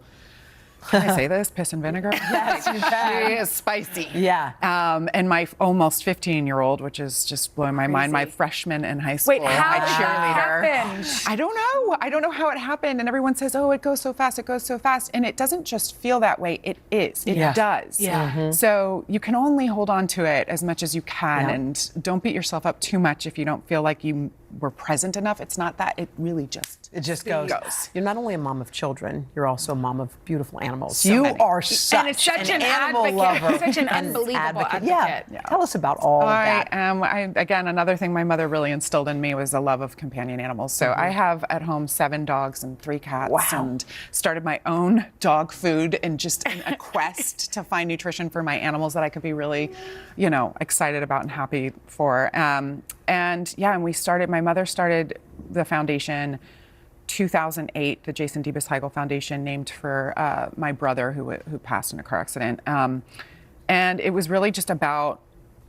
bringing awareness to this issue that we have in our country. We didn't know, and as much as we've loved animals our whole lives and had them in our lives, we didn't know that there was so many of them languishing in shelters across our country. So the foundation and the food is all about trying to fund these programs to help this problem, which, as my mother always says and is important, it's solvable. Yeah. It's a solvable problem. Yeah. And it's a lot about awareness. It's about Yeah, more a than lot about of it money, is yeah. about and it's not just about how much you can donate. It's really just about being aware and whatever small thing you can do to contribute to the solution. And it feels good to know there could be a solution. totally. Right? And do you guys have an event coming up? We Something on the horizon We Here in do. New York Tonight, City. I'm very excited. Oh. We have a art exhibit that I'm getting to attend and be a part of, and that my food is sponsoring. Oh, that's amazing. Yeah, and it's just like this incredible, pet event, Yeah. best in show exhibit about our dogs and our cats and our best friends, and it's just the perfect opportunity for me to get in there and go. See these beautiful animals? Yes. Yeah. How about some of these in the shelters? Well, and the money that you raise goes to the foundation, which is incredible. Which is huge. And our programs are starting to make a real difference. The spay-neuter programs and our transport programs and our training programs. And we're starting to see a diminished amount of number in certain areas going into the shelters. That's really the key. It's amazing. Well, the work you do is incredible. We want to say thank you to you and thank you to your sweet mother. Yes. Because of her, you're here. And you're doing and going to heaven. Yeah. Because she got me on the right path. Yes, exactly. Catherine, thank you so much. All right, coming up next, we've got tasty tailgate treats. Yeah, our girl Katie is putting her spin on two favorites, nachos and wings. Ah, nice. Right after this.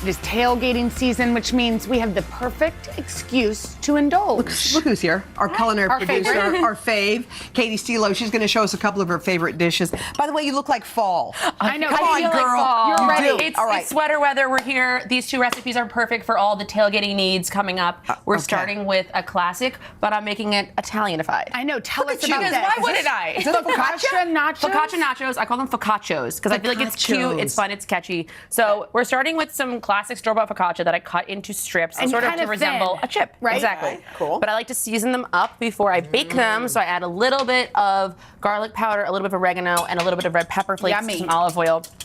We take this, we brush it on. yeah. You know, when you're at the beach, you put on suntan lotion. When you're baking focaccia, you put on a little olive oil. So, okay? so it's crunchy when So it's crunchy, you get that chip Love texture. that. Bake that, Delicious. flip halfway through. How long do you bake them for? 8 minutes, and then flip, and then 8 more minutes. Okay, so they just come until out they're like these little crispy. chips. Okay, yeah. now what? Then this is the best part, because if you're a family that makes Sunday sauce like myself and you have leftovers, what are you Yes. gonna do? Monday Night Football? Monday night. You're making these Good. nachos. Okay, so Go, take your Katie. meatballs. Okay, crumble them up. She Put crumbled them- that- she Put crumbled them that everywhere. meatballs. And then sausage. Crumble that Wow. up. Put this everywhere. Everywhere. Look how easy. You could keep this vegetarian too if you wanted to. You could do like mushrooms sauteed in like Italian seasonings. Yeah. That would be Lots delicious. of cheese. Lots of And What then- kind of cheese are you using? Mozzarella? Yeah, you could use fresh mozzarella too, but I just, Yeah, the, store-bought. the bag stuff. And is that's really fine. it? You're just doing That's it. marinara? And then you do a little bit of marinara. So instead of like any other sauce you put, and then I like ricotta cheese on top because those they get all like crunch in the oven. It gets like So crispy do you and put delicious. the cheese on at the end or now? So I put the cheese on now, and then you can keep layering it like a nacho, and then bake it. And at the end,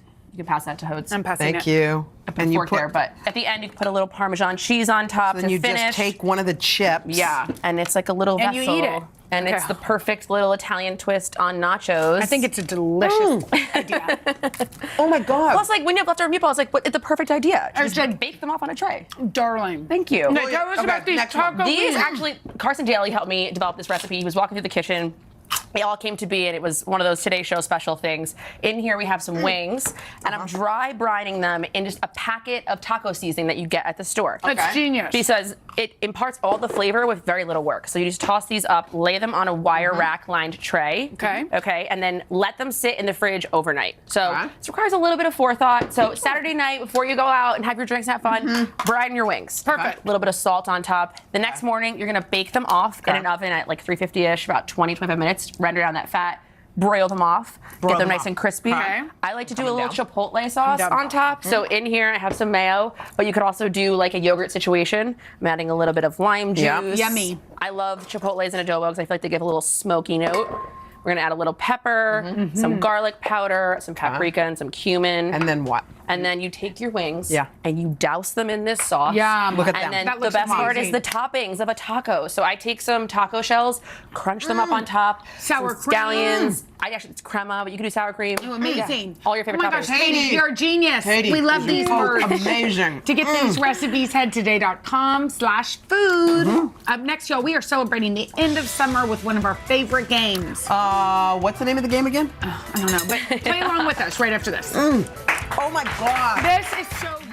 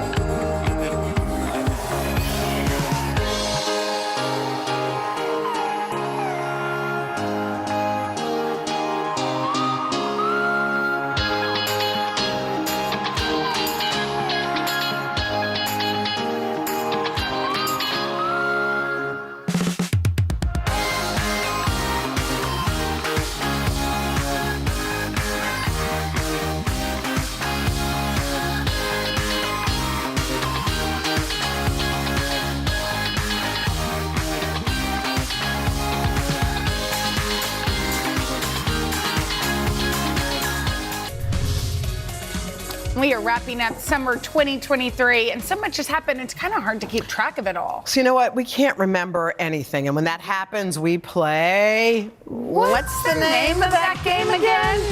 And there's only one person that can host this game. It's the creator of this game. Yes. Associate producer. Come on, Sean. Hello. You know, I think this summer I've had 1 or 5 too many margaritas, so my recollection of pop culture is a little fuzzy right now, so I need your help. Okay. I'm going to list off some vaguely informed clues about pop culture moments of the summer. Pop culture, okay. If you know what I'm talking about, buzz in and get a point. Okay. Let's start. Okay, who's that woman? She was in the Barbie movie, but just for like... No, I don't think it's who you're thinking of, because she was just in it for like 2 seconds. And she has like a British accent, I think. But she's also a singer, and I don't know if you've ever seen her perform. Dua Lipa. Dua Lipa.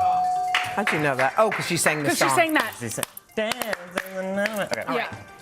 What's that show? I feel like it was big like earlier in the summer.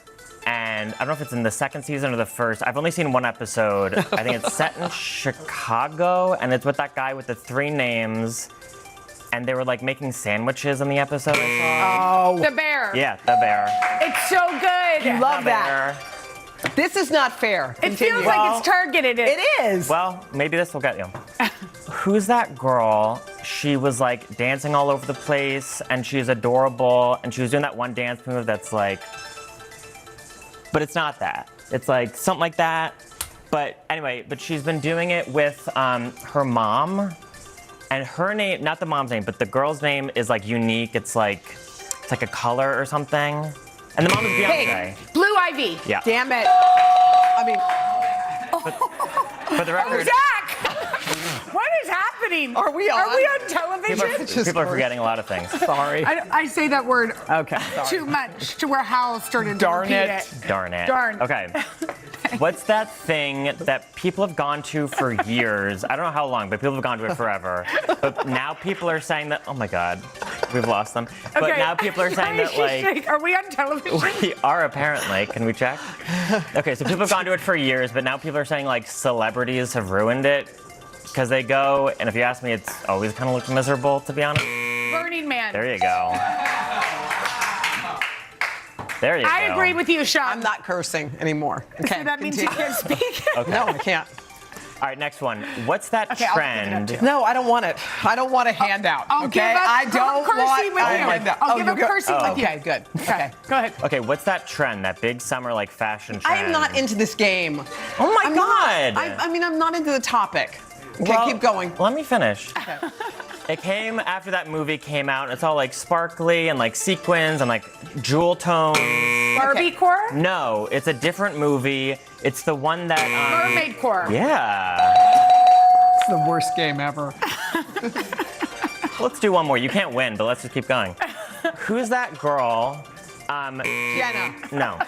That she really kind of broke through this summer. She has this song. Talia. Parkinson's joke. No. She broke through. No, Yeah, but she Talia did. doesn't have a song. This girl has a song with Nicki Minaj. And she's like, and she just won the VMA for Best New Artist, I think. It's not Ice Spice. It is Ice Spice. Okay. Let's do one more, Okay. just to see if we can get a clean sweep. Okay, let's go. What's that team? Okay, so Gabrielle Union's husband. Adel Cotby. I just wanted to say my brother's name on TV. I've never said it. There. Oh, that felt good. Yeah. Go on. You So won. Gabrielle Union's husband used to play for a team, not this team, but that team just lost to this team in the NBA. They won the whole NBA thing earlier this summer. And I don't think it's intentional, but I think this team's name has something to do with food. And it's like, they're based in like, it's kind of like the I think it's like, is it Colorado? The Nuggets? Yeah. Oh. It's a clean sweep. Okay. That was a basketball one. Jenna- for No, you. I wasn't. I was just at the end. It was just a boycott. Oh, and Jenna, your prize is more margaritas. Summer's not over. Thank you, Sean. Thank you, Sean. Thank you, Sean, for all you do. Here, really. Thank you, Sean. And you should get Sean, two because you're really Sean, clean swept. And I'll get one actually. And Sean, Yes. you did a fine job. By the way, Well, I thank you. think you really, this is. you kind of this didn't is, do a fine job, but that's okay. I was going to say this should be your next profession, but instead, we'll just say this. Up next, a style star hits the streets to check out the fashionable looks of everyday New Yorkers. Right after this. This is a good margarita. That's a really good one.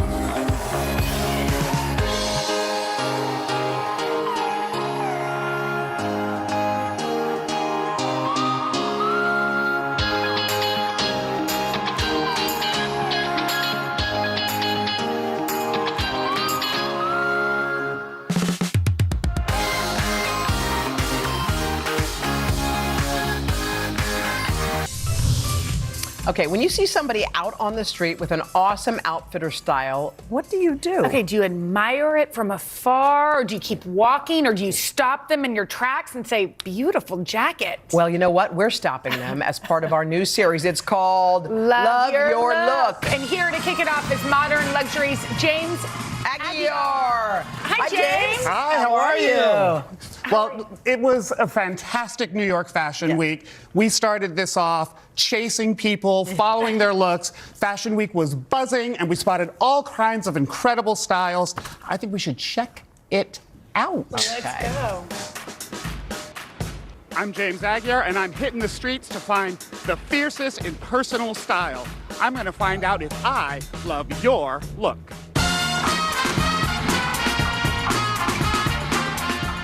So do you know why I stopped you? No, I do not. Because I love your look. So do you love mine? I love your look. You look amazing. Give us one of those runway looks right now. Come on. I don't think the streets of New York would be the same without you. I love your look. Tell me your name. Thank you. My name is Erwin. I'm from Boston.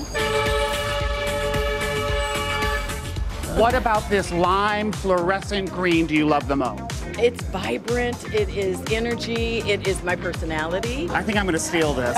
I'm stealing your look. Tell me your name. My name is Sakina Pitts, and I'm the principal of Newark School of Fashion and Design. Okay, we got the principal. I hope I don't get called to the principal's office. Never. I won't, right? Never. Tell me about the necklace. My aesthetic is high-low, so this is just a actually t-shirt necklace. And so I just figured I'd pair it up with this Houston white romper from Target. What about this? This is just a denim vest, you know, sort of like pocketbook. I can just put everything in it really, really quickly. It allows me to be hands-free, so I love it. Tell me about your phone case because it's really brilliant. This is a standard type of phone case that you'll see in a lot of Asian countries. It's really popular right now. So I put all these charms on by hand and all of my favorites. When did you first discover fashion?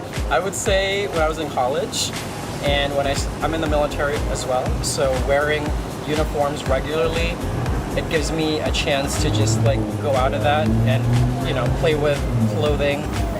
Because I don't wear civilian clothes most of the time. I think that is so amazing. What do you do? I've always been an infantry guy, so I've been deployed to Afghanistan, to Kosovo. So yes, surprising, but yes, I am in the military. I love it. Thank you for your service. What do you have on that means the most? My pearls. And I bought them probably 5 years ago, and it was my want, a big want. So it was a want, and you went for it, and you said, I have got to have it. And not only that, but I deserve it. Absolutely, I do. I really like something sexy and simple, and then I'll wear something vintage like these earrings. And I love a lot of accessories. And where did your love of accessories begin? My mom loves to thrift and vintage shop. So she would always be like, oh, Drew, do you want this? And so she gave me this, and she gave me like vintage brooches. This is so amazing. When did you first fall in love with fashion? One day I was a truck driver and I was delivering packages, and then I just quit and I was like, you know, let me just do what I love to do. And I woke up every day with a frown on my face and I was like, you know, what can I do to smile every day? And, you know, this is where the wind took me. If you were to say one thing to people who are afraid of fashion or afraid of style, what would you say to them? Play like Nike and just do it. Just be yourself and just be who you want to be and wear what you want to wear. I like taking risks personally. It does make you feel better. And I think fashion is one way to do it. Take the risk. Yes. This is my first day wearing a kilt, so I'm a testament to that. Whatever it is that you like, whatever your aesthetic is, lean into it. You know, I really love statement pieces, things that are gonna make people say, oh, tell me a little bit about this. So just own it. Things that make people say, hey, I love your look. Exactly.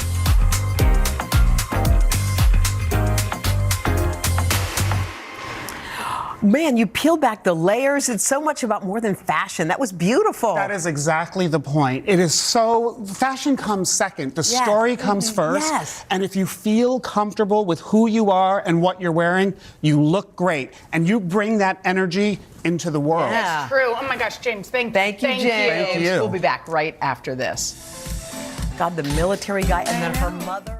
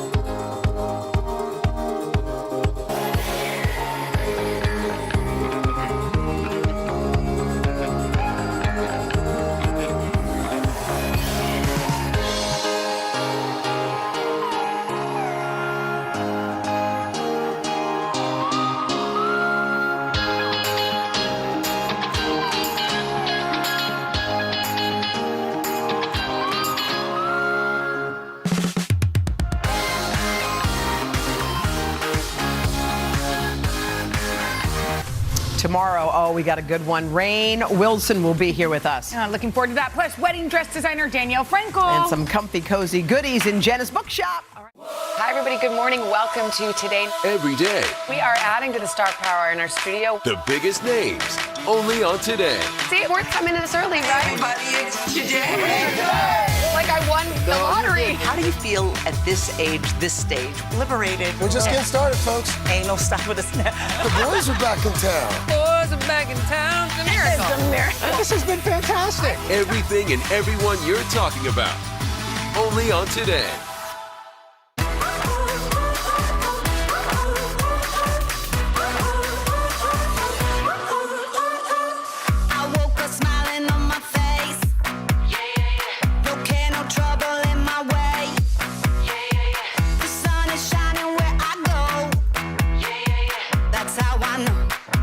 That's how I know. Today's gonna be great, gonna be great, gonna be a good day. Today's gonna be great, gonna be a good day.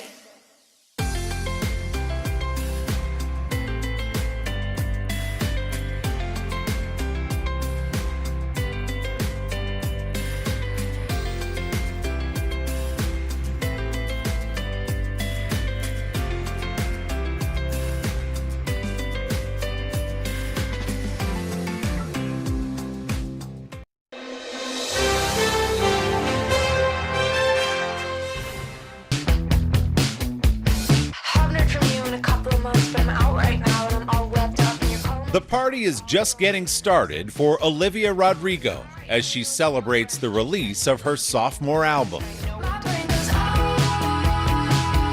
Congratulations on release day. Thank you so much. Yeah, it's been a very exciting few hours. You draw quite a crowd, my friend. She's calling it Guts. These are my Guts rings.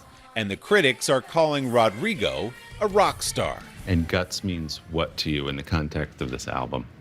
It means a few things. It means courage. It means trusting your gut. It means having, following your intuition. I like spilling your guts too. I feel like There's some of that on this album. Yeah, I feel like every song I've ever written is sort of just me spilling my guts a little bit.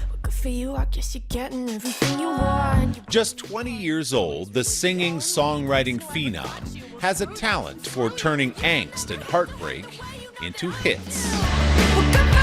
Do you ever, when you're sitting down spilling your guts in front of a piano, do you ever have any hesitation of like, ooh, maybe I shouldn't go this far, maybe I shouldn't tell this one? It doesn't feel like it.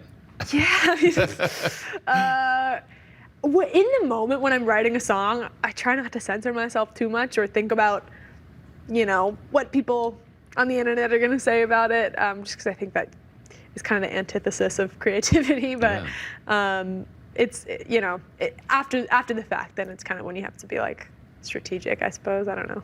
But it's out there now, so it's out there. Let it ride. If someone tells me one more time, enjoy your youth, I'm gonna cry. People have had a lot to say about Rodrigo's music ever since she exploded onto the scene with her Grammy-winning debut album, Sour.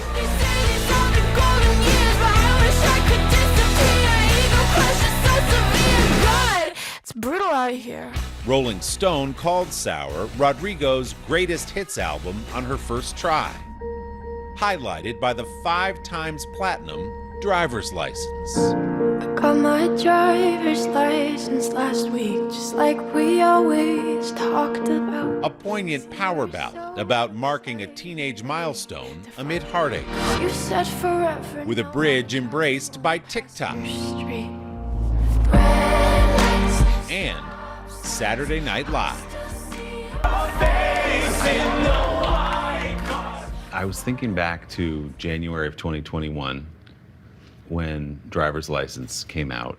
You're still a senior in high school, and then you wake up one morning and everybody knows your name, and everyone's singing that song.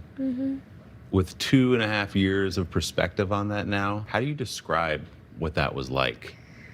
It's really interesting. I feel like at the time, I didn't quite realize how much it would change my life.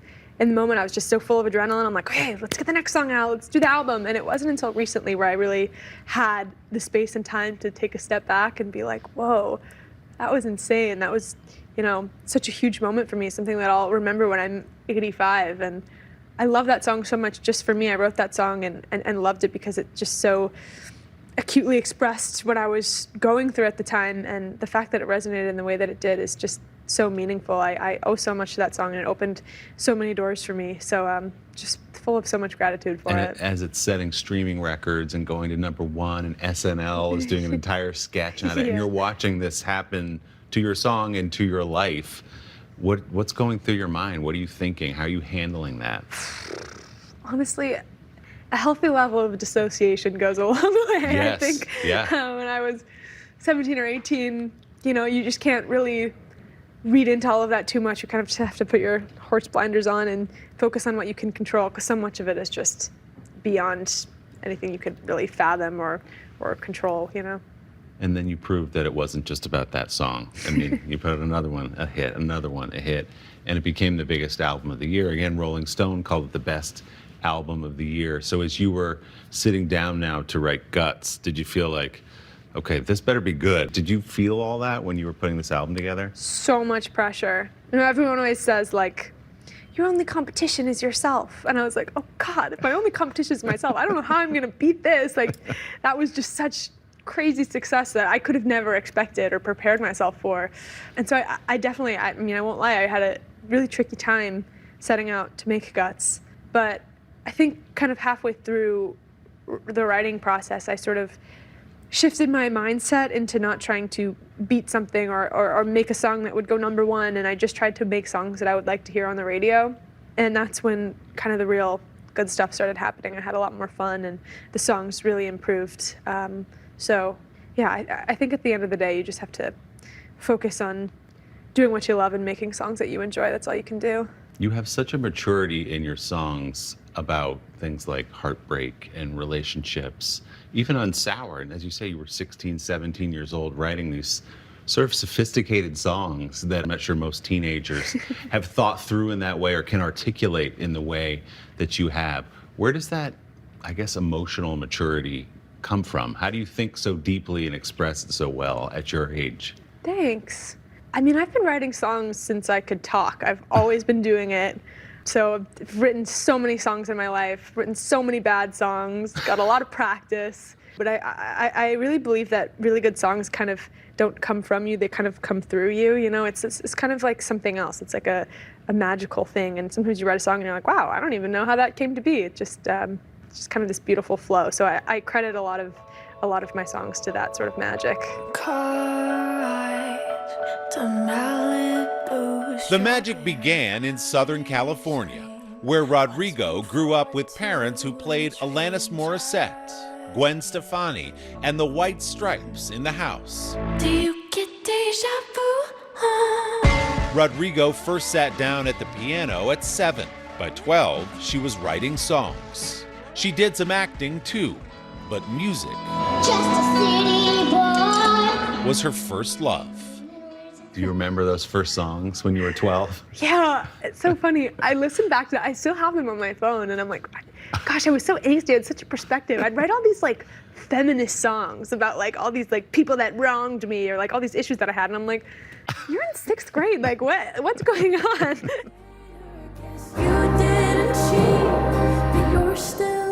Rodrigo since has sharpened the songwriting around that angst and proven herself a sharp businesswoman as well.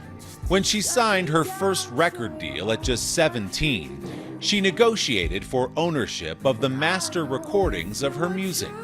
The label agreed, perhaps underestimating her potential. How did you have the instinct to do that? How did you negotiate that? Because it has paid off in a way that other artists have struggled with. I think that I've been really lucky to be surrounded by people who really look after me and take care of me in a very real, genuine way. That's something that I really have never taken for granted. It's super instrumental, I feel like, in my career. And I don't know, I've just really always wanted to have total creative control over everything that I do. Like the money part and all of that is great and fun, but it's just so freeing to be able to say whatever you want, express how you feel however you want, and, be in control of your life and career. That's something that's just so meaningful to me, and I feel really happy that I'm in a position where I can have that. I hate to give the satisfaction asking how you're doing now. On Guts, Rodrigo goes full pop punk.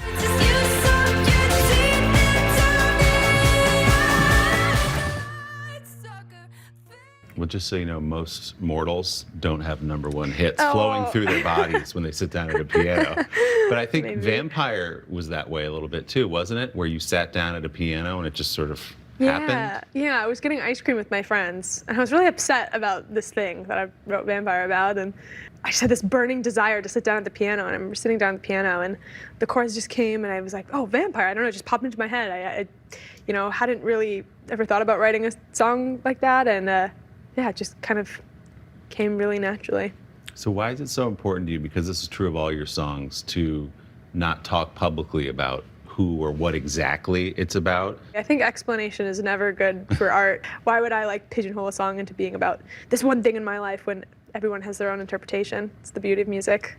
It just makes me feel less alone in my feelings. When I write the song about some specific instance where I felt this really strong way, and then I look out into the crowd and I see some girl who felt the exact same way, it just makes me realize that, we're all so much more alike than we are different, and no one's ever really alone in their feelings. Is it still a trip to you to have that feeling, which is to say, to go out on a stage, a song you wrote maybe with one other person in the privacy of a little room, and you feel like maybe someone will connect with this, to hear an entire arena or an entire stadium singing those words back to you? Yeah, I think it's a feeling that you never really get used to. I think songs are one of the most powerful mediums there are. You can write a song in 20 minutes, and a huge crowd of 5,000 people could sing every word. It's really powerful. There's a lot of responsibility in that, I think.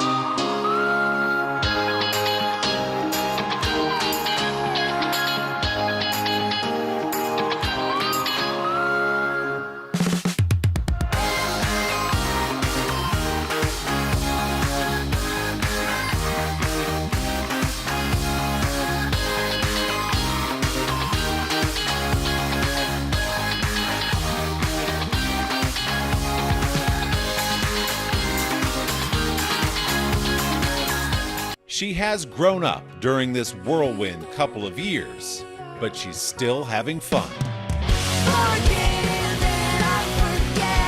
The first album was very much about heartbreak, and I love that. That's what I needed to say at the time. I was very heartbroken. And I think this time around, I was just more thinking about the pressures of young adulthood and, sort of the growing pains that come along with just turning 20. I wrote the album when I was 19 and 20, and I think it also just takes itself a lot less seriously, which I really enjoy. It's very playful and fun, and I just wanted to make songs that would be really cool to sing at a concert and jump around to. So I feel like that's what we tried to do. So you've said that the last couple of years you've grown up by a decade, much more than the 2 years or so. Sure. How much are you different today than you were when you were writing those songs for Sour? Oh my gosh, I'm a completely different person. I mean, I wrote all those songs for Sour when I was 17, and I'm 20 now. And obviously my life has changed drastically. My career and my environment, everything's so different. But I just think all of that pales in comparison to how much you change as an individual from the ages of 17 to 20. Yeah. I feel like I learned so much about myself and who I wanted to be and the people that I wanted to surround myself with. And sort of I have sort of this new confidence that I didn't have before. People have called you the voice of your generation. They've said that you've sort of captured what it means to be your age or close to your age in this moment in time. Do you have any sense for what that means exactly? No, oh my gosh, so crazy. That's such a, wow, that's a really big title. Because you're just telling your own story, but it Yeah. just so happens to reflect what a lot of people are going through. All I can do is be myself, I think, and write songs that I like. And I think the fact that people gravitate towards them is amazing.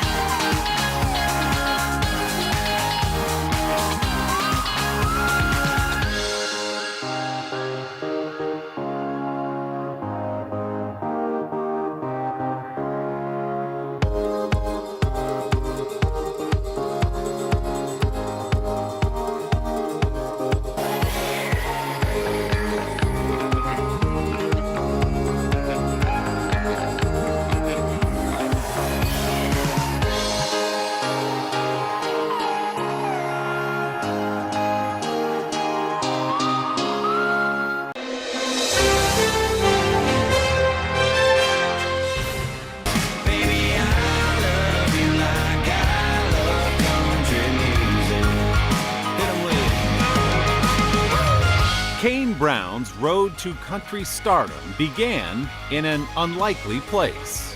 I started in a bathroom, as weird as that sounds, just doing songs and covers in a bathroom. From the bathroom to the biggest stages in music, Brown recently finished his sold-out Drunk or Dreaming international tour. It's gotta feel good as an artist to be able to travel the world and fill up those arenas. We're not just talking about, Atlanta and Chattanooga anymore. Like, you're a global star. What does that feel like? I mean, dude, it feels amazing, especially like coming from where I came from, my background, getting to go to, Australia. I never really left Georgia, so now I'm getting to travel the world to do music, and it makes absolutely no sense to me. All I'm thinking about is how I'm homesick. The son of a white mother and a black and Native American father, Brown was raised in northwest Georgia and southeastern Tennessee. His childhood was marked by periods of homelessness, abuse at the hands of a stepfather, and racism. Brown found stability with his grandmother and solace in music. Poverty, abuse, racism, all the things you encountered as a young man. How much does that childhood, which was difficult by your own admission, how does that inform your music? Do you still feel it when you're sitting to write a song? Not as much as I did when I first came in, and I want to go back to that.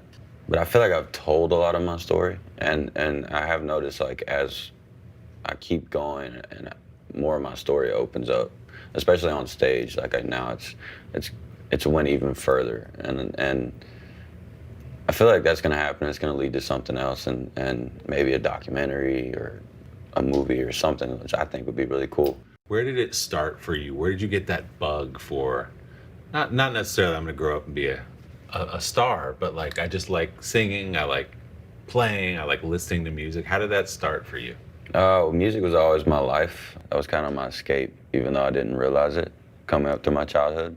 It started coming out more when I started working at Lowe's, and in the meantime, like while I was mixing paint, I was singing. My buddy ended up hearing me and told me to try out for the talent show. So then when I tried out for the talent show, I got like an encore. And so then that was like kind of what sparked me wanting to sing. And then I just started posting it to Facebook. Did your coworkers like that you were singing on the job? Yeah. He was like, man, you gave me cold chills. And I didn't know what to think about it. I was like, really? And that's what sparked everything. And I'm very competitive. So then once, people told me that they liked it, then I was like, I wonder how many other people I can get to like it. It started way back in 3rd grade. In between shifts at Lowe's and later FedEx, Brown posted covers of country hits to Facebook. His rendition of Lee Brice's I Don't Dance, recorded in the bathroom, exploded while he slept. Yeah, I was that kind of man. I remember waking up and my phone was completely black and put it on the charger, and immediately, once it turned on, I just got notifications for hours. I couldn't unlock my phone, I couldn't do anything, it just kept popping up. I remember it being 60,000 followers overnight. Wow. And I thought that was big, and then fast forward, and then I did a George Strait check yes or no, and 60,000 turned into millions. And then that's when I started just writing my own music. So what was it like the next day at work? Well, this time, now I'm at FedEx. Okay, So, okay, you've moved on. And so I was coming in late to work. You know, I was taking multiple lunch breaks, going doing covers in my car. And my boss was cool with it because he liked to watch the numbers go up when we'd post it. And I'd be like, it would just immediately just flood my inbox. And so he would just sit there and watch it with me and thought it was the coolest thing. And he wanted to see how far I could go. And I get a call saying that we need you to move to Nashville. He just told me, he's like, yeah, man, go. And then you can come back if you need to. So it was an assurance thing for me. Brown moved to Music City to chase the dream. What were some of the reactions you heard from people in Nashville? No, I wouldn't say it was just Nashville. I'd say it was everywhere. I mean, especially the internet. They'd be like, just look at him. He's not country. That's not what country looks like, yada, yada, yada. But I feel like it's also what made me blow up on Facebook, because I mean, I had a lot of people that they clicked my video and they're like, I thought you were gonna rap. And then I started singing, so it shocked them, and then they wanted to share it. You say, what if I hurt you? Brown proved his doubters wrong, releasing a self-titled debut album in 2016 featuring his first #1 song, What Ifs. What if I was made for you and you were made for me? What if this is it? What if it's meant to be? And the 9 times platinum smash, Heaven. I don't know how heaven could be better than this. Brown continues to defy country conventions. He has crossed over to the pop charts with hits like One Thing Right, a collaboration with DJ Marshmello. I've been wrong about 1,000,000 times, but I got one thing right. You. How do you describe your sound? I think it kind of just evolves over time. When I first got into music, I was really scared of everything. I was like, well, if I do this wrong, if I do this wrong. And now it's just, I get to be myself, and I wish I would have got to do that from the beginning, but it's hard, man. You know, you want to be successful, and you feel like you got to play by the book and all this stuff. But it, you know, I did, and it helped me get here, and now it helps me get to open up. Now, the other rumor about you is you're a good basketball player. I'm True? okay. What's your game like? I got to scout you real quick. Oh, I'm getting older, so it's getting a little slow. Dude, if you're old, wait till you see me out there. Hey, I don't know what it is. The other day, I played at my house, and it's been a couple months, and my lower back was hurting me for like 4 days. My shins hurt for like 9 days. I was popping Advil. I mean, I take Advil before I play now. So that's just telling you. The preemptive Advil is the first step toward middle-age basketball guy. What position did you play in high school? I played small forward, shot a lot of threes. I had to get in there and get some rebounds too. How about you? I was all over the place, but not center.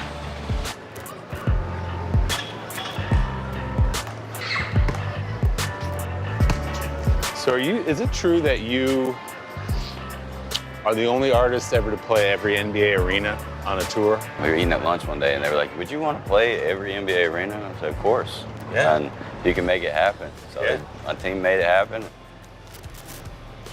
Hey, I made it. There it is. I played sports my whole life, so when I get to do these things, it's just so memorable, because I'll never play in the NBA. But, you know, I got to play inside of the NBA arena. So. We've both come to terms with the fact we're not going to play in the NBA. No. Despite what you're seeing here today. If somebody wants to give us a look, you know? See what I mean? I just spot up, shoot now. That's it. Hey, I see it. Oh. Gotta leave on a made one. There he is. There we go. That's it. 100%. Still hasn't missed.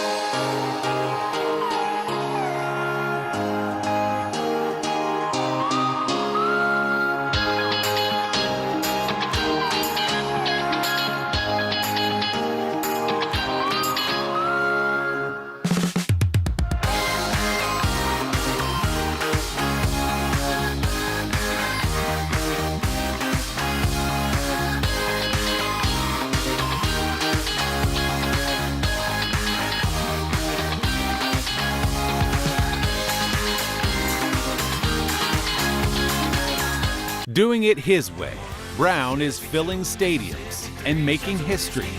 This summer, he became the first black artist ever to headline a concert at Boston's famed Fenway Park. When I started playing bigger places, I got like imposter syndrome. It moved too fast. I wasn't the greatest on stage. I wondered what everybody thought about me. I was so nervous to be on stage because I'm a very shy guy. But whenever I'm on stage, I'm the guy that I wish I was all the time. You're going to be on a lot of stages singing it coming up on this new tour. I don't know how much you can say yet, but we're talking big venues starting next year. We're doing 6 stadiums, which I'm really excited about.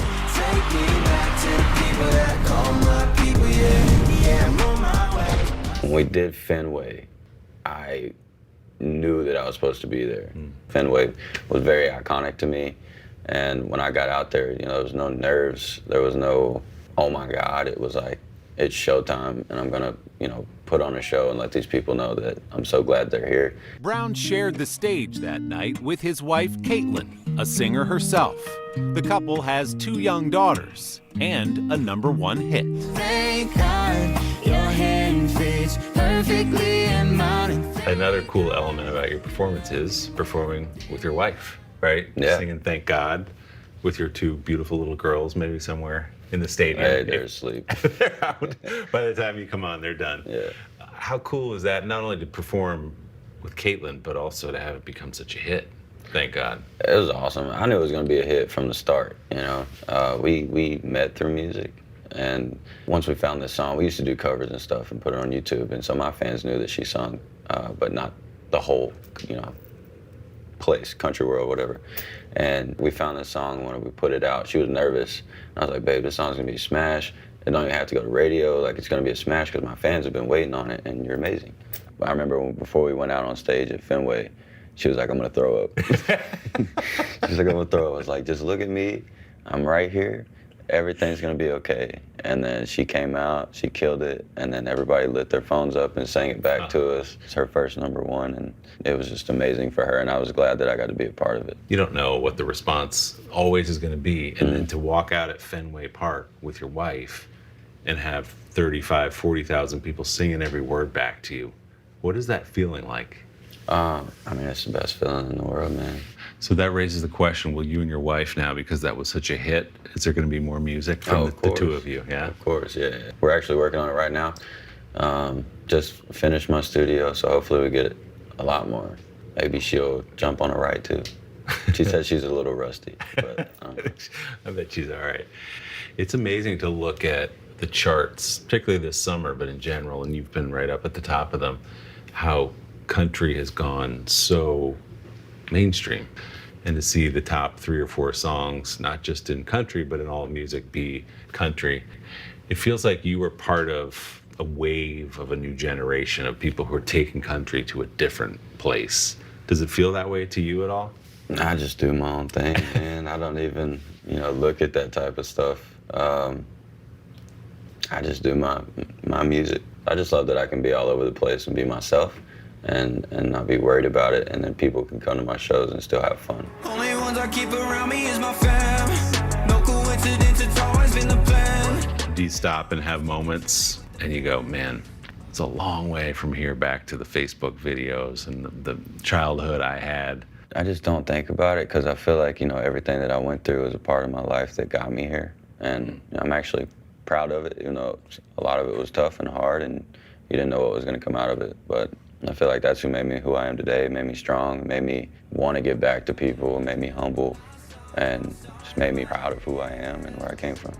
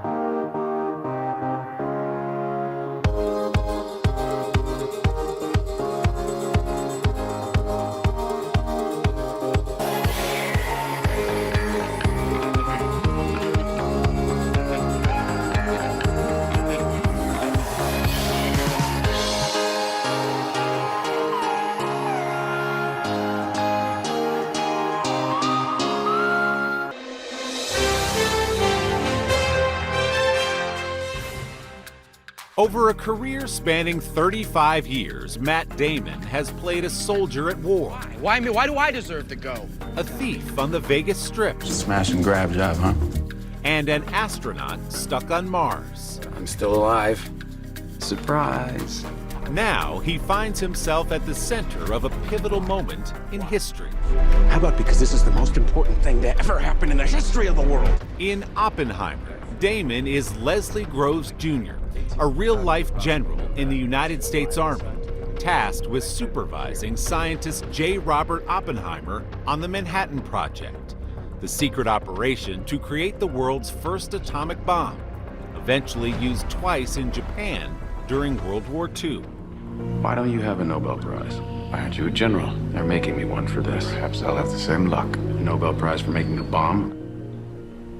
Had you heard of the general? Did you know anything about him? No, I didn't know. I wasn't familiar with all the details and how kind of fraught this whole situation was with, because of the differing philosophies, right? The military's, very necessary need to compartmentalize and, everything's on a need to know basis and versus the scientists who share all their information because they're all about trying to get to the greater truth. And so they want to build on each other's work. And so that is, obviously a kind of a natural source of tension for, the military and the scientists coming together. And everybody was needed. I mean, the scale of this operation is just insane. What they were able to do, the logistics of it, and that was really what Groves was good at. But I think it was like herding cats for him most of the time with the scientists because they just did not align philosophically. In a star-studded cast that includes Emily Blunt and Robert Downey Jr., Irish actor Cillian Murphy plays Oppenheimer, a genius haunted by his creation. Chances are near zero. Near zero. What do you want from theory alone? Zero would be nice. You guys get into in the film, I wonder if you thought about it or talked with the other cast members about just this moral dilemma that's been debated for 80 years. Right. About using an atomic bomb, which is the one side says we saved lives by using it. This would have been a years-long war, a land invasion of Tokyo, et cetera, et cetera, et cetera. Right. The other side is it's a war crime. Right. And that's kind of at the heart of the tension for Oppenheimer anyway. Yeah, and his cross to bear for the rest of his life, that he brought this into existence. And it's such a big idea that, we were both born into a world that had nuclear weapons. You know what I mean? We've never not lived in that world. And it obviously raises a lot of questions about technologies we're continuing to develop, right? And what are our responsibilities to each other and to humanity, and you know, when you start dealing with some of these existential technologies, where's the line? To create the film's stunning explosions, director Christopher Nolan did things the old-fashioned way. Chris didn't use special effects for a lot of the stuff, or any of the stuff. You see, it's kind of like old school filmmaking where there's no CGI to it. Right. But he pulls it off. Yeah, it's part of his, he's got an engineer's brain on top of being, he's like this incredible mix of like left brain, right brain. He figures out a way to do it and a way to do it in camera. And it's always better for the performances, and it's always better for us if, you know, if it's all really happening and it's not, look at the tennis ball, you know, oh, it's a big explosion. Ah, you know what I mean? That's always a little soul destroying. But, you know, with Chris, it's like, he's going to blow it up, you know? And when he does that in IMAX, it blows you through the back of the theater. It blows you out the door. Like almost back into your chair, for sure. Oppenheimer comes in the same year for Damon as the hit movie Air, directed by Ben Affleck. You got a name for it? Air Jordan. What was it like to be directed by your best friend? It was great. It was great. It's like being directed by Chris. It's, you know, great directors really give you the freedom. It's a collaboration. It's a partnership. So we're definitely have an eye towards finding good stuff to do together. That's so cool to go back to your earliest days together. Yeah. Right? Yeah. Yeah. Just be buddies, and when you were scrambling to get work. And, yeah. You know, and I imagine you have a shorthand on set too, where it just makes life easy. What's really great is there's no diplomacy. You know what I mean? And like you can waste so much time by trying to be polite, and you know, in the movie business and in theater, they've developed a whole vocabulary for how to talk to somebody and basically how to tell somebody they're sucking, right? And like we can just say you suck. So it's not.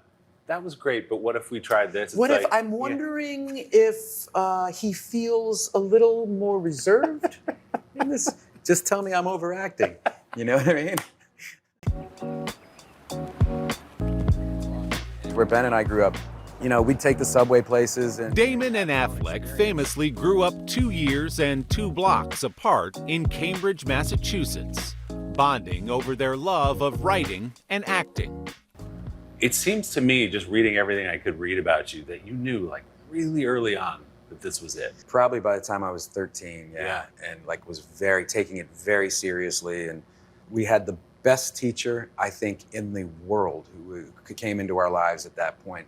And he taught us how to write. He taught us how to write through improvisation, because we would generate a lot of our own plays, exactly how Ben and I write now, and be these 2 kids who live a block and a half away from each other, like totally obsessed with acting and movies, and you know, we never doubted that this is what we were going to do.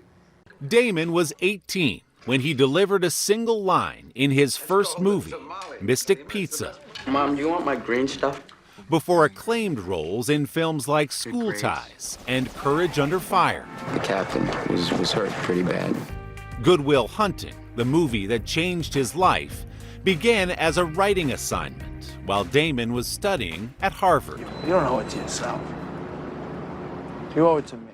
I started in a playwriting class, but I handed it to Ben, and I was like, what do you think of this? And he goes, I don't know what happens next, but we should do this together. And I went, great. I don't know what happens next either. And so we literally kind of didn't force it. And then one night we were sitting around, and he just goes, because we had the scene where I show up in Robin Williams' office, and kind of the first time I meet him, and he ends up holding me against that's the 5 pages that survived. And we were sitting there, we hadn't talked about the script in months, and Ben just goes out of the blue, he goes, you know, I don't think he'd tolerate like being talked to that way. I think he'd probably say something back, and he'd probably say something like, and he started to talk, and then we started and I went, oh my God, that's right. Okay, so we wrote that monologue that Robin does on the park bench. That was the second thing we wrote. You don't know about real loss, because that only occurs when you love something more than you love yourself. Scenes like that one earned Damon and Affleck an Academy Award for Best Screenplay. I just said to Matt, losing would suck and winning would be really scary, and it's really, really scary. As Good Will Hunting and the endless list of hits that followed have made Damon one of the biggest stars in the world, he has managed off-screen to live relatively quietly with wife Luciana and their 4 daughters, spending time on his nonprofit, water.org, which provides clean drinking water and sanitation. I feel like if I'm good at anything, it's like picking partners, because like between Ben and my wife and Gary White, who we co-founded water.org together, like those are the three most significant partnerships in my life, and all those things are going really well. In which order, Matt? In which order are they most significant? Well, listen, you're supposed to divide your day up, right, into thirds. So there's no particular order. But obviously, my wife. There you go. That's where I was helping you out there. Yeah. That was a layup.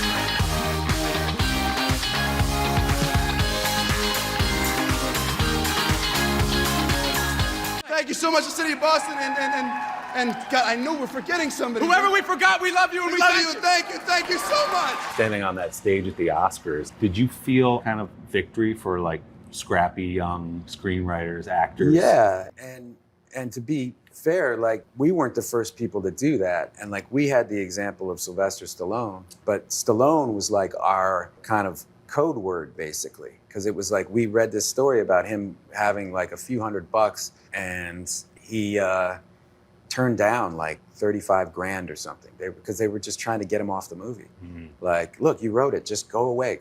And he just wouldn't do it. He wouldn't. And so we'd go into these meetings and these people would say, well, you guys can't play the parts. I mean, come on. They wanted Brad and Leo, Right. And it was like, you guys can't play the parts. And we were like, Sylvester Stallone. Yes, we can. We can play the parts. We are playing the parts. With the perseverance of Rocky, the pair eventually got their movie made, but not without a big assist from famed director Francis Ford Coppola. We had A-list filmmakers pass on it because they wanted Brad and Leo and didn't want to risk it with us. And then I got The Rainmaker, and it was, I remember Francis said to me one day, oh, I got a call from Robin.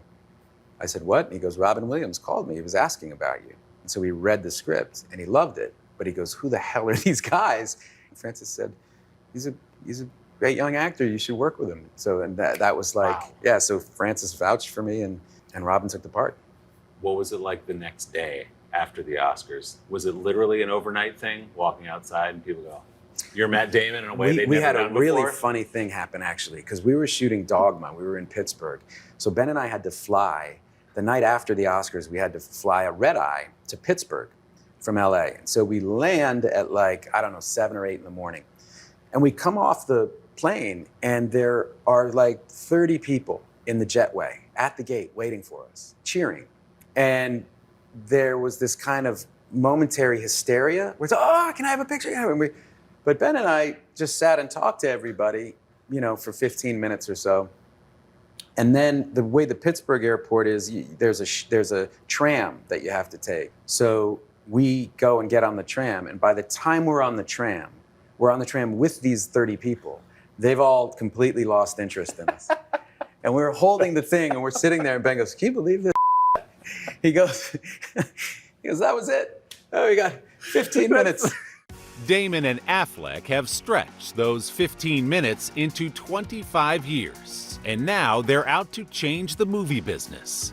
Air was the first film from their production company, Artists Equity, which aims to spread the wealth around the set. Well, the idea was that there's bloat on movie sets, but people don't really know where it is. They don't understand where it is, and we know where it is. And so we let every department run itself, and in the money that's saved, we share it and distribute it throughout the crew.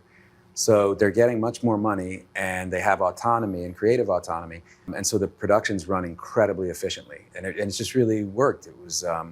It's been great. It's been really, really fun. You're exposing based on what, 30 some years of experience, Yeah. like flaws you see in the system. Right. And getting people the money they deserve. It's disruptive. People are talking about it as a model, like a new model for I hope movies. so. You know? I mean, it would Yeah. be nice if people got paid better. Yeah. You know? Yeah. Thank you, man. So Oh, good sorry. to talk Thank to you. you. I appreciate it.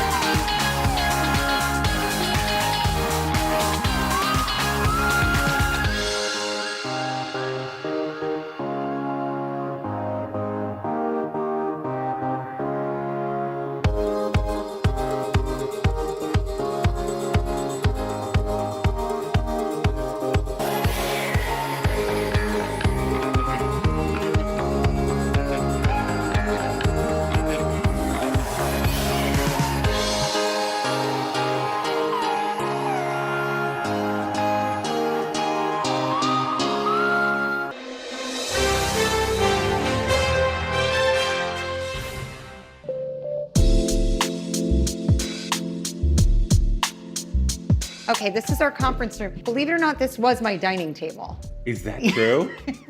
It is true. You really are a scrappy organization. Scarlett Johansson has been scrappy from the start, on screen.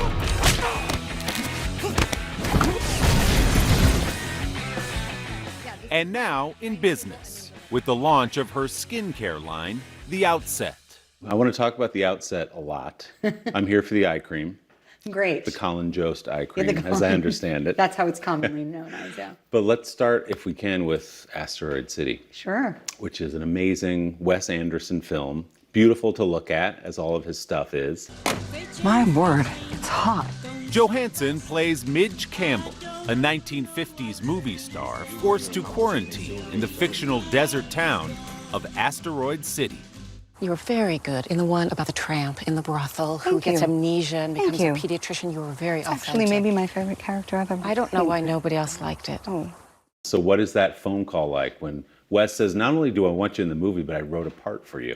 It's like a career dream goal, definitely. I was very excited to read a script in its entirety of his, which I'd never had the chance to do. And it was in the middle of COVID, right in the middle of COVID, so I was not expecting to get any calls about work. I'd sort of, just kind of had taken a bit of a pause, I guess. It was a time that felt all over the place. And so I read the script, and I play a few different characters in this film. So I play an actor who's playing an actor who's also preparing a play.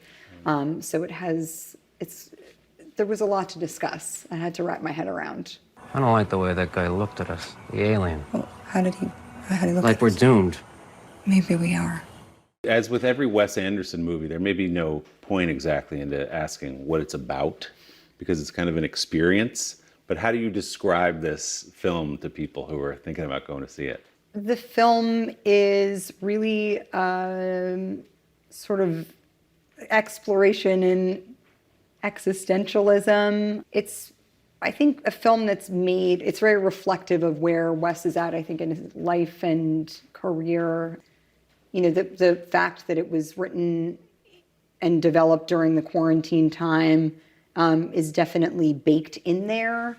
It's very self-reflective, and I think it's also a celebration of creativity and the nomadic circus that actors create around themselves. That is something that I think it comes up in Wes's work a lot, that real fondness and celebration of that environment. So how do you describe the Wes Anderson experience? It's so cool to look at, obviously, and fun to watch. All of his films are.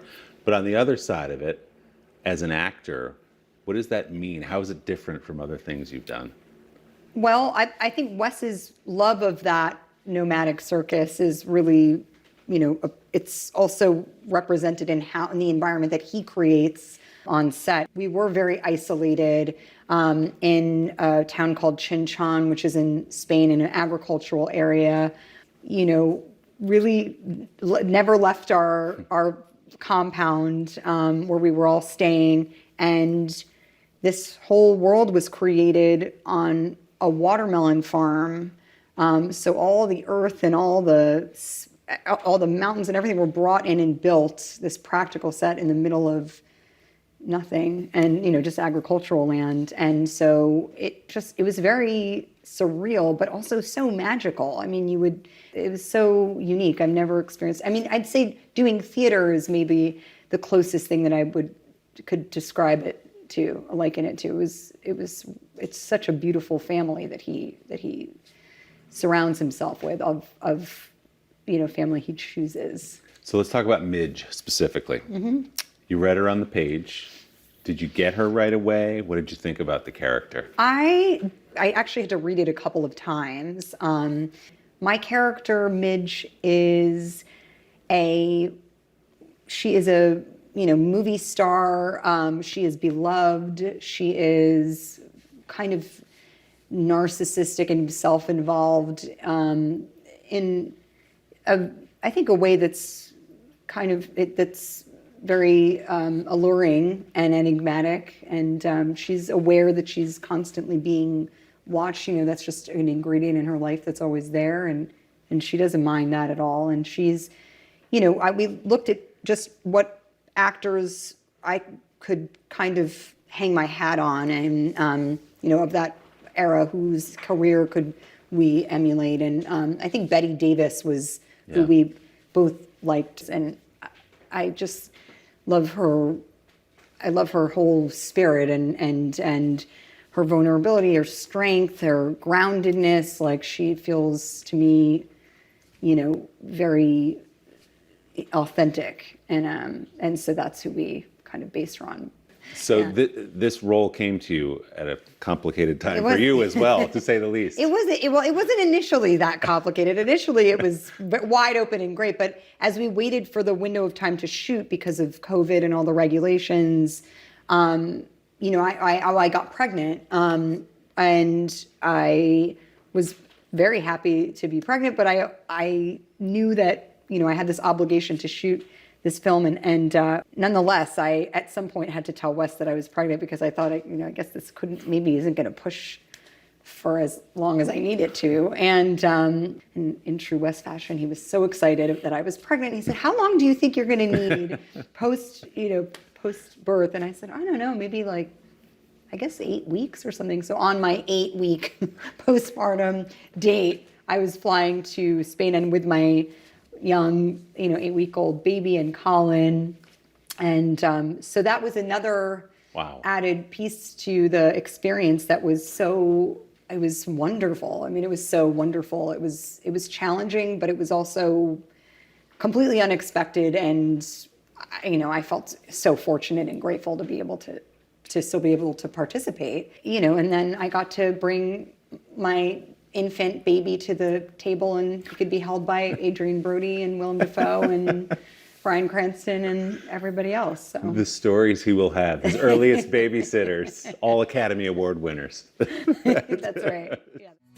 Johansson's own story begins in New York's Greenwich Village, where she grew up with dreams of starring in the Broadway musicals she saw with her mother. She began to audition and landed her first film role at just 9 years old in Rob Reiner's North.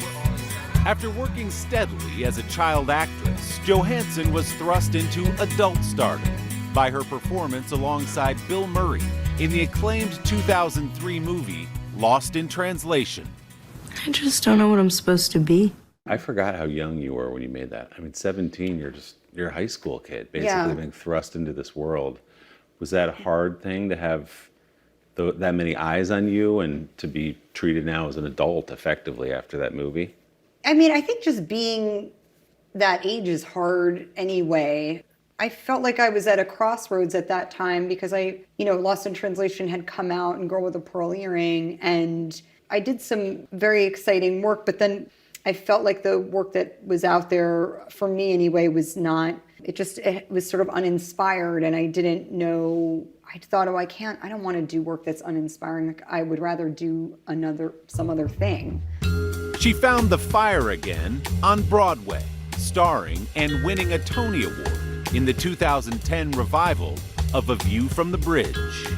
Which sort of brings it full circle, the song and dance and the performance in your living room with your family. Yeah. Not only to come to Broadway and do Arthur Miller, but to win a Tony Award.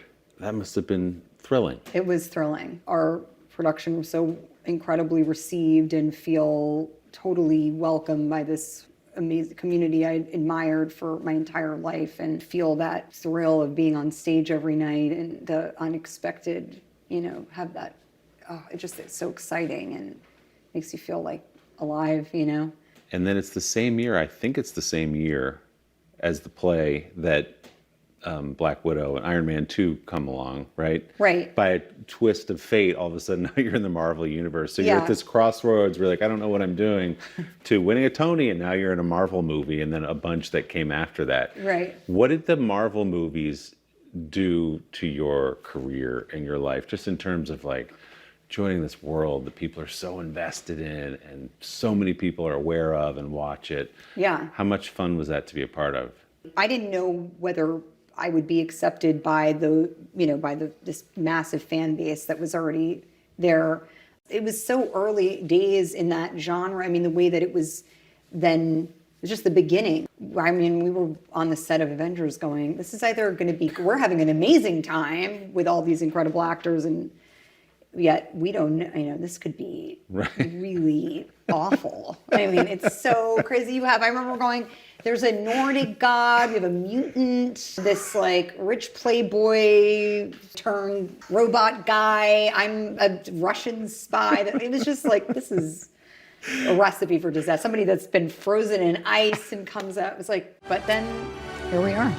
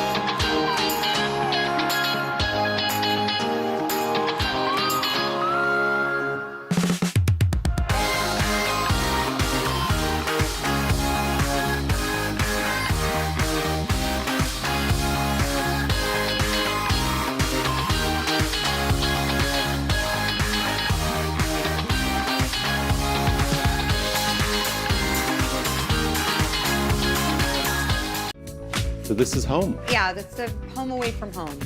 When Johansson is not on set, she's here, in the offices of The Outset, the skincare company she co-founded just over a year ago. This is our best-selling sort of trio. It's our cleanser, our prep serum, and our daily moisturizer. I'm just realizing I don't do enough. I have no night creams. What? I don't have. No. But you're on camera all the time. I know. I need to get more serious about my career. Well, I know. So what compelled you to take on this challenge? Since I was probably 12, 13 years old, have struggled with acne. And when I was younger, it was all about sort of stripping away your skin and, basically resurface your entire face. And at some point I was like, I have to kind of just stop everything and just try something else, which was just using very clean, moisturizing products and stop stripping everything away. And that's when my skin completely transformed. So is it true that Colin is a big proponent of the eye cream? Yes. That's his thing? Colin was our eye cream connoisseur. I never used eye cream before, and Colin uses it every day. And so I thought, well, why don't, since, it was during COVID and I didn't have so many people to test it on in my... Colin became our eye cream expert. Wow. And I got him to switch to the Outset eye cream. So. And he looks great. He's never looked better. So youthful. He is. He's like de-aging. It's very annoying. Look at you. You're doing it all. And with a toddler at home. I mean, it's all very impressive. I mean, I'm sure I left the oven on or whatever. But, yeah.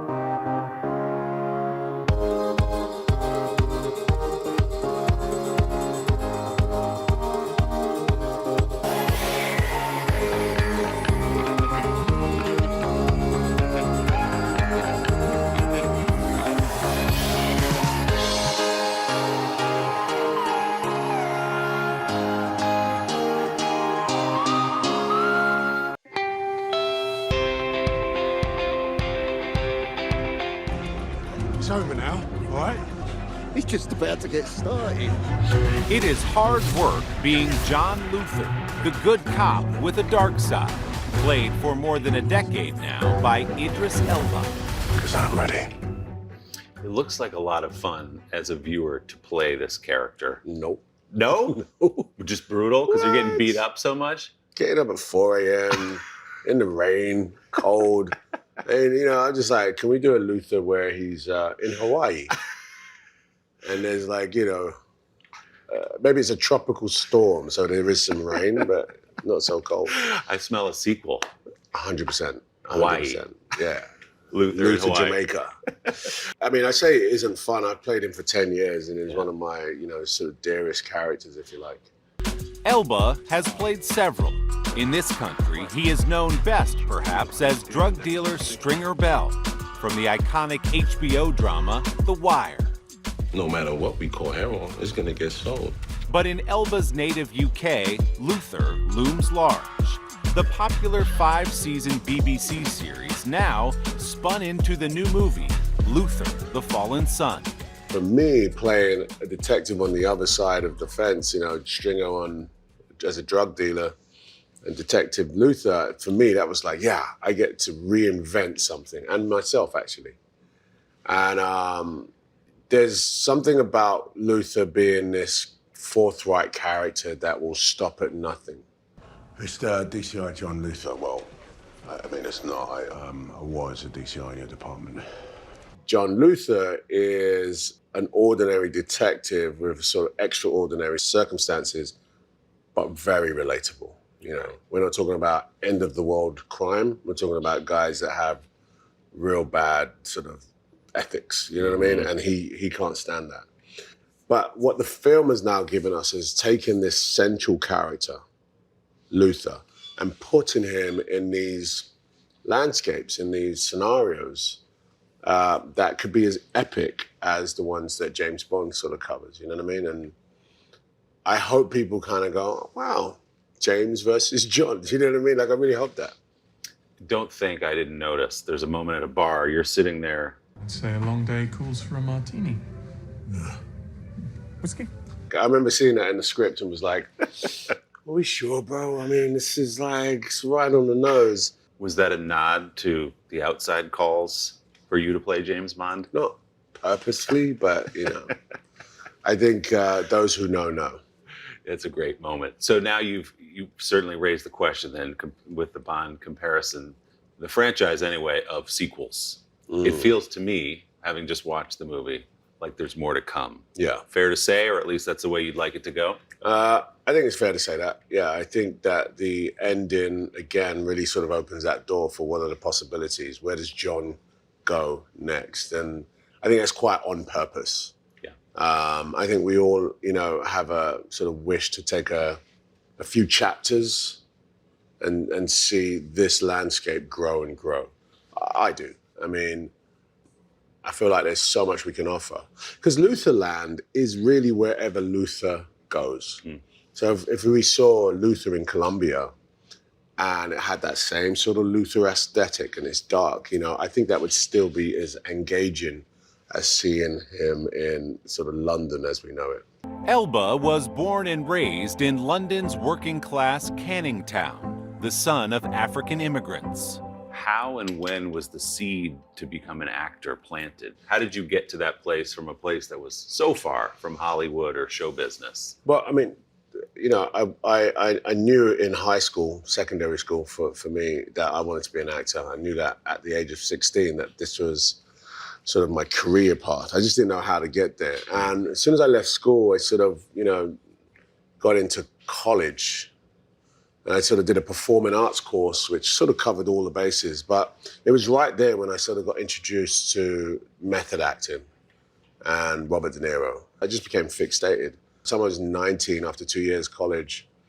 You know, I worked with my dad. My dad worked at Ford's Motor Company. I worked with him for a little bit.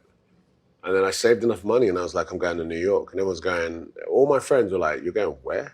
What? New York? What's in New York? Who do you know? I was like, my career's in New York. I want to go to New York. It's like you're not even acting. You're not even an actor yet. You want to go to New York? Good luck. And it wasn't easy for many, many years, finding jobs. You were DJing and bouncing and paying your rent and doing all the things you had to do to survive. So what were those early years in America like for a young, struggling actor? You know, I think I'd saved up somewhere like £36,000 and used it all within 6 months. And I was broke. And I was not booking jobs. Casting directors were interested, but not really. You know what I mean? Like, don't come to a place where they already have hamburgers. You have to come with something different, okay? So there was really good actors here.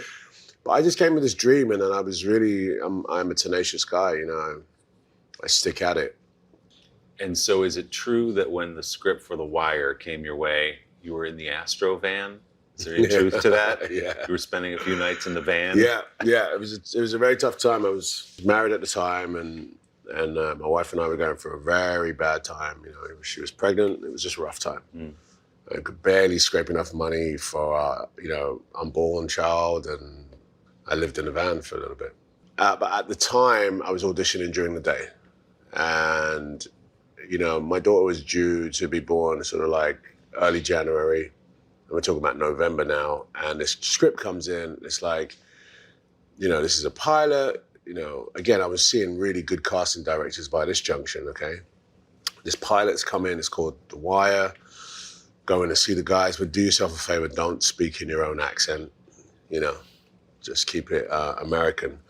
And I did, and quite frankly, it was the moment that my daughter was born, I literally got the phone call that, hey, you know, we want to offer you the role. The same day? Bell. Yeah, exactly. That's the wild. same day. Yeah. I don't know if you believe in fate, but there was something going on that I day. mean, of course I do. That's incredible. It was a really special time. Changed my life. Changed my daughter's life, you know. What did that mean to you professionally then, when that show became such an iconic series and such a success and everyone knew your name and your face and you weren't this close anymore, you were there. Yeah. What did that mean as you went forward in your career? You know, it just restored my faith, man. Like, that's bottom line, you know what I mean? It's really easy to sort of have no faith, but when stuff's really tough and you're just, you know, should I give up or shouldn't I? Don't give up. As as bleak as it's and honestly, that story, you couldn't get any more bleak than that. You know what I mean? Like, I have a child come in, I'm broke, I'm living in America, in New York City. And then, you know, there it came. So it meant a lot to me. It was a life changer. It changed my life financially, obviously, but it really did catapult my career into essentially, you know, what I'm still dining of that life-changing moment. Right. I mean, why work harder than you should? No, whether you're talking about The Office or Mandela. A just share in the whole of South Africa. Luther, of course, and all these amazing series and going to the Marvel Cinematic Universe and getting all these opportunities. Talk about night and day where you couldn't find a job. Book. And now all of a sudden it's like, we want you to be in all these Marvel movies. Yeah. It's got to be sort of a head trip to say, I can sort of have my choice now of things that I want to do. Definitely, yeah. Someone asked me the other day, like, do you still audition? And I was like, no. Like, it wasn't like an arrogant moment. I was just like, no, I don't audition, ever, you know? It's a very, very different scenario now. Have you ever had a chance to tell De Niro how he inspired you? You know what? No. Oh, we got to make that happen. I know. I mean, I've said it in so many interviews, and I was like, when am I going to meet De Niro? And she's like, dude, you actually inspired me. You know, he had an office down in Tribeca. Yeah. I literally fanboyed out one day and just went to his office. And I think I'd read in the stage that he was the stage newspaper, that he was holding auditions for a Bronx Tale. It was his film he was directing. Yeah, and I was like, I got to be in this, you know what I mean? I got to find a way to be in it. And so I show up and I said, I've got an audition at the front desk. And they're like, he goes, yeah, go up to the next floor. So now I know I'm blagging this, right? I'm like, wow, I'm going up to the next floor. This must be where Bob De Niro is. And this woman comes out and she's like, hi, who are you? I said, oh, my name's Idris. Here's my resume. She's like, how did you get in this building? I said, oh, I'm auditioning for a Bronx Tale. She's like, honey, we already did the auditions. I'm just curious to know how you got in here. I was like, well, I just did some research and I hustled it. She was like, wow, you got some nuts on you, boy. I tell you, I have to. Okay, I'll take your resume, but we don't have any more auditions. Wow. See you later. Wow. True story. Wow. And I was like, okay. It would be fun if we went down there right now and did that again. I'm here to see Bob.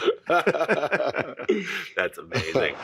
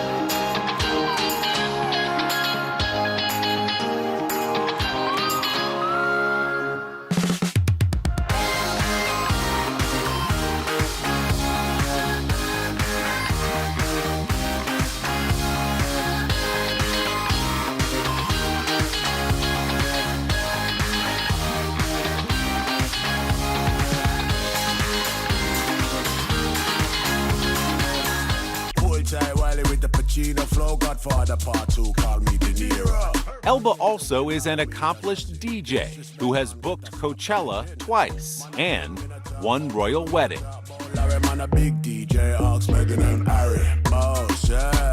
His other passion started as a side hustle, long before acting paid the bills. You play a song and there's 5,000 people, hands in the air. That energy, you can't get that in films. You can get that maybe in theater, but it's not as reactive. When it's working, it's incredible. Mind you, when it's not working, it's like, Do you even have nights like that? Even though they go, oh, Idris Elba's here, that's great. I think I always have nights like that. My team would be like, you're too hard on yourself. I'm like, no, I just didn't hit it. I didn't hit it how I need to. Yeah. That's how you keep it sharp, though. 100%. That's how you keep it sharp. 100%. I just feel like listening to your journey at moments like this, when you're out celebrating this big Netflix movie you had, you must have a moment of pause and go, man, I worked for this. You know, I came a long way, not just from New York City, but going back to your hometown and working in that Ford plant. Do you pause and think, man, I've hustled my way pretty far here? Yes, I do. There's no doubt about that. But you know what? I still feel like I've got so much to offer. You know what I mean? I still feel like that guy that's sort of waking up in the van going, today's the day. I really do, you know what I mean? Like, it's not that I'm greedy or anything. It's just that I never really want to lose that sort of inquisitive, what can I do? What can I offer? How can I sharpen? How can I achieve? I never want to lose that. And next up, Luther goes to Hawaii. I can't wait to see it. Hawaii, Jamaica. Yeah, just Colombia, somewhere warm with palm bro. trees, right? Yes, 100%. Thank you, man. This was Thank you fun. very much. Appreciate it.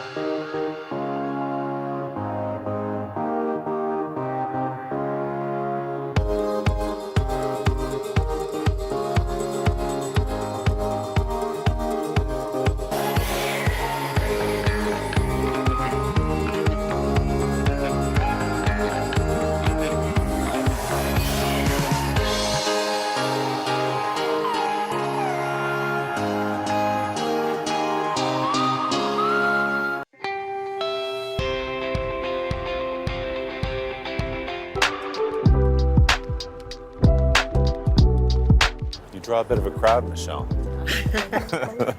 It's nice to see people. Like the title of the movie that has her on the brink of Hollywood history, Michelle Yeoh right now is everything, everywhere, all at once. How are you feeling as you sit in the middle of all this right now?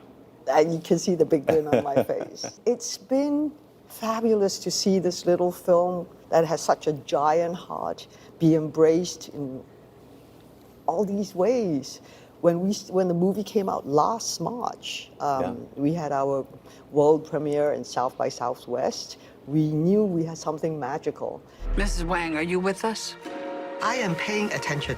Yeoh is nominated for her performance as Evelyn Wong, a struggling laundromat owner sucked into the multiverse and seemingly endless alternate versions of her own life. You all knew you had something unique. Clearly Yes. something special that people hadn't seen before. But you could not have imagined as we sit here almost a year later.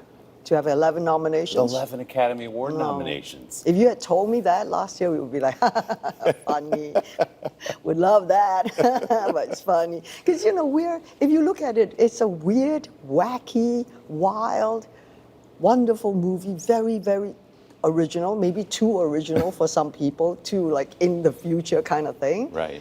It's like 5 genre of movies all in one. But we had champions like A24 who understood this is a very special gem.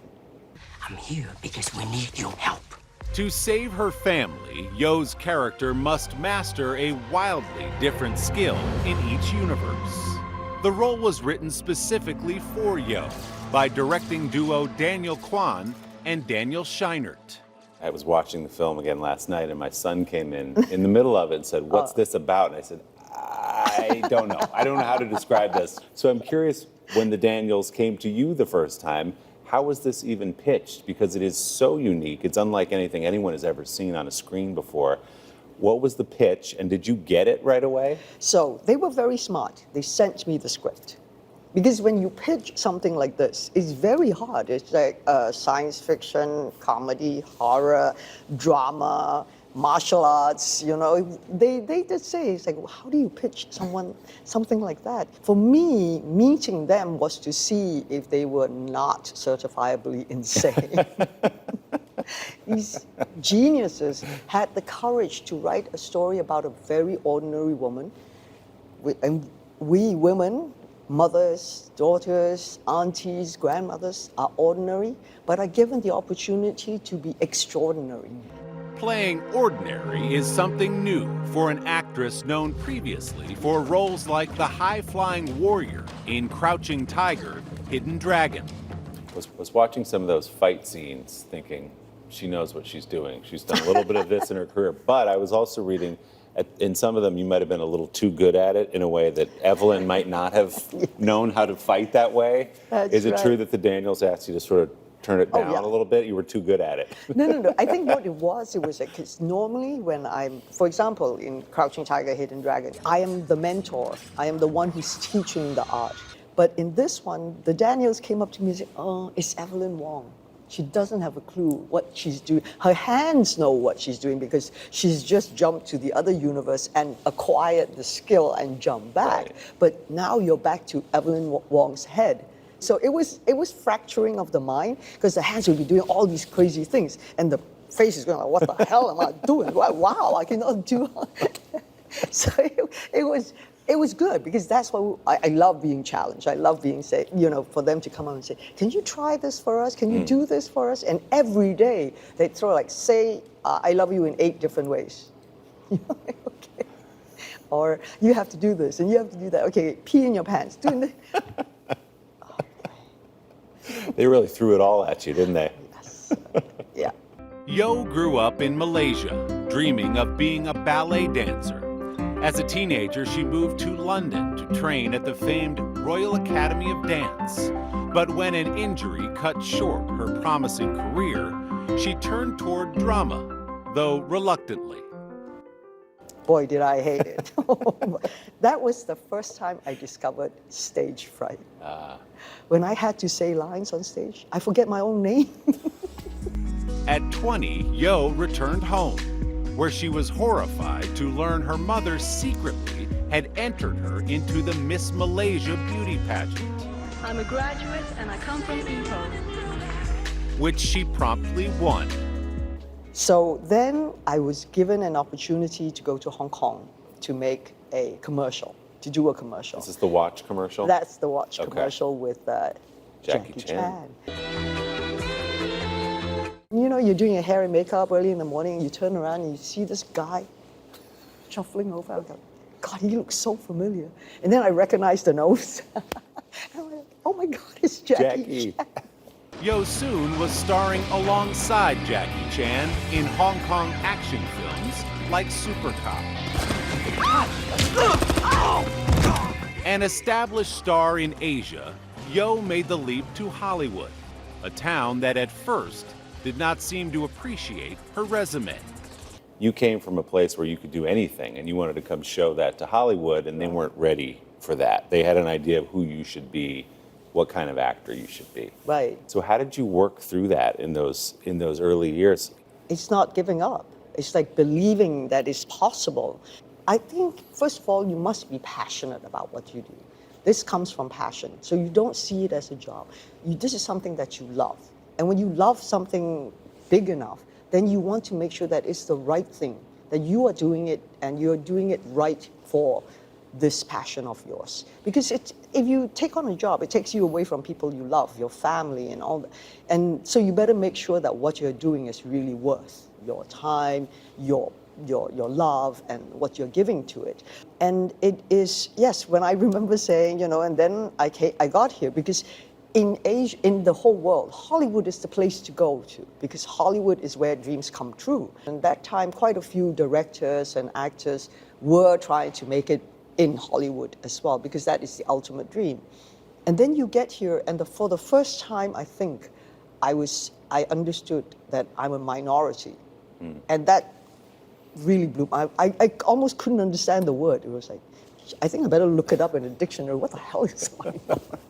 Because, I come from Malaysia where we are multiracial. We have Malays, Indians, Chinese, and so, it was all stereotyped. I mean, it was every script that you read, the Asian has to come from Chinatown.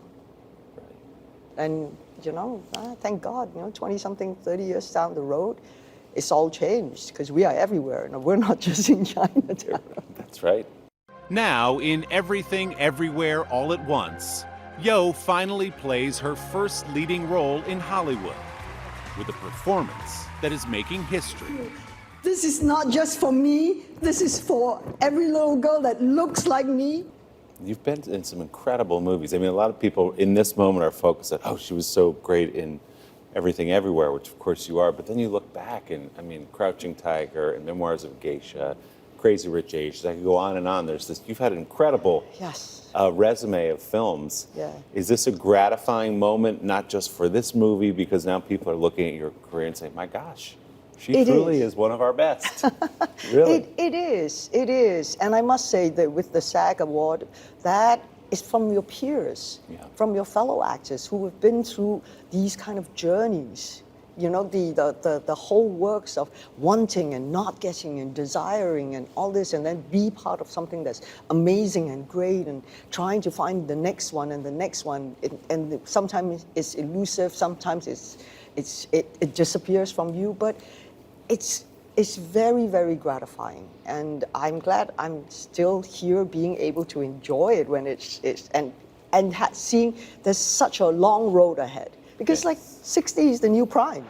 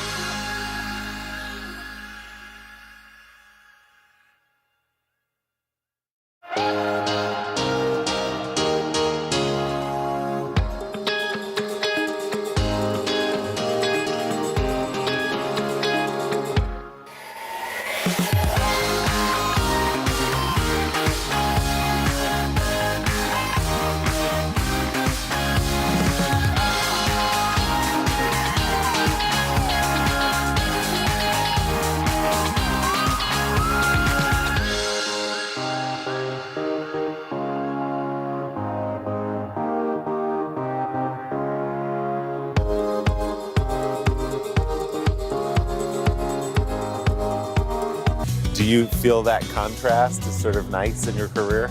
Oh, it's necessary. Next stop, the Academy Awards, with Mom still offering advice. She just called me the other day. If you're going to the Oscars, you must not wear pants. Thanks for the tip, Mom. Yeah, she was like, and don't do this, and don't do that, and you should keep your hair, and so I was so naughty. I left her a message. Oh, Mom, no. We tailor-made the tuxedo for me. So I'm wearing pants to the Oscars. And today I got this really long message. You can tell them that you changed your mind. Oh, that's mean. She says, when you wear pants, you look short. I love my mom. The dynamic never changes, does it? Never. And sometimes I have to remind him. I said, Mom, do you know how old I am? You know, when I go home, she'll say, your hair is so long. You look a little too tanned. You're this, you're that. And I'm like, okay, nice to see you too, Mom. Did she find a moment, though, to say congratulations on being nominated for an Academy Award? Actually, she didn't. No? No. She just said, yeah. Actually, she didn't say congratulations in that way. She just said, like, everybody is very happy for you. I'm like, okay. You're like, does that include you, Mom? Yeah, no, she's very happy. I know she is very, very happy. She is. Oh, that's so sweet. It's emotional enough to win an Academy Award, but with everything you've just laid out and everything you've just described, how much would it mean to you to stand there, not just for yourself, but for so many others holding that trophy? I think there's the expectation globally right now because just the nomination had shined a light on a lot of people. Yeah. Of course, for me, hell yeah. But No. there's so much more there than just you. Yes, it's beyond me. I mean, it's right from when we started garnering all this kind of attention. It was very obvious, this Asian family, it was being seen. People around the world were saying, look at us, please, look, see us. Don't sideline us. Give us a seat at the table. We're not saying that we deserve to be there for no good reasons, but we have to be given opportunities to play roles that deserves a place at the table. But right now, for a long period of time, these roles were so far and in between, right? I mean, for me, even myself, I mean, I've been in the business a long time, and this was the first time in so many years where I have an opportunity to show you.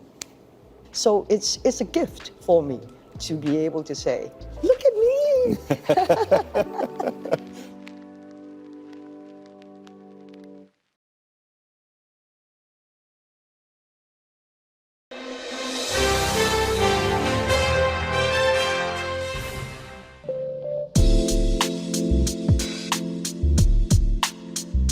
Okay, this is our conference room. Believe it or not, this was my dining table. Is that true? It is true. You really are a scrappy organization. Scarlett Johansson has been scrappy from the start, on screen,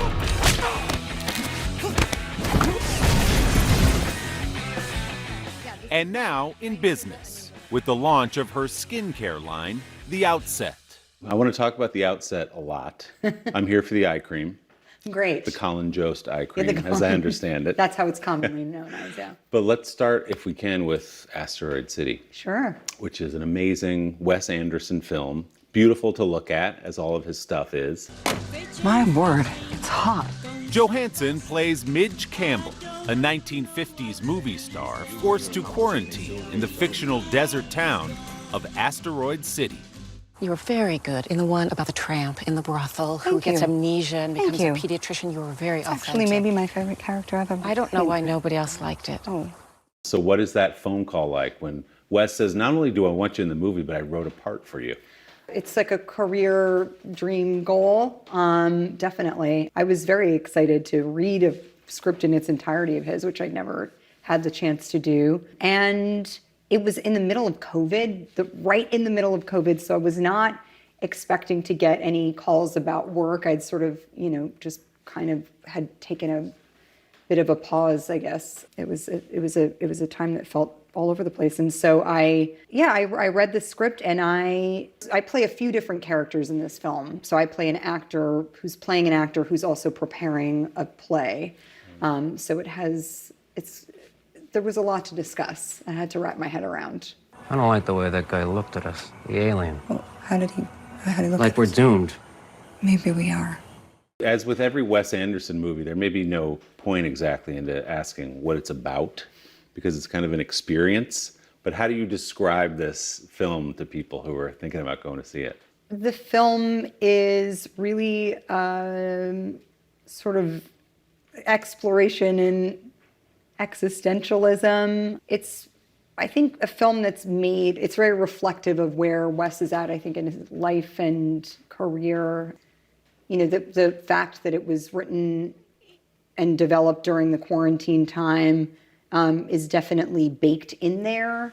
It's very self-reflective, and I think it's also a celebration of creativity and the nomadic circus that actors create around themselves. You know, that is something that I think it comes up in Wes's work a lot, that real fondness and celebration of that environment. So how do you describe the Wes Anderson experience? It's so cool to look at, obviously, and fun to watch. All of his films are. But on the other side of it, as an actor, what does that mean? How is it different from other things you've done? Well, I think Wes's love of that nomadic circus is really, you know, it's also represented in the environment that he creates on set. We were very isolated in a town called Chinchon, which is in Spain, in an agricultural area. You know, really never left our compound where we were all staying, and this whole world was created on a watermelon farm.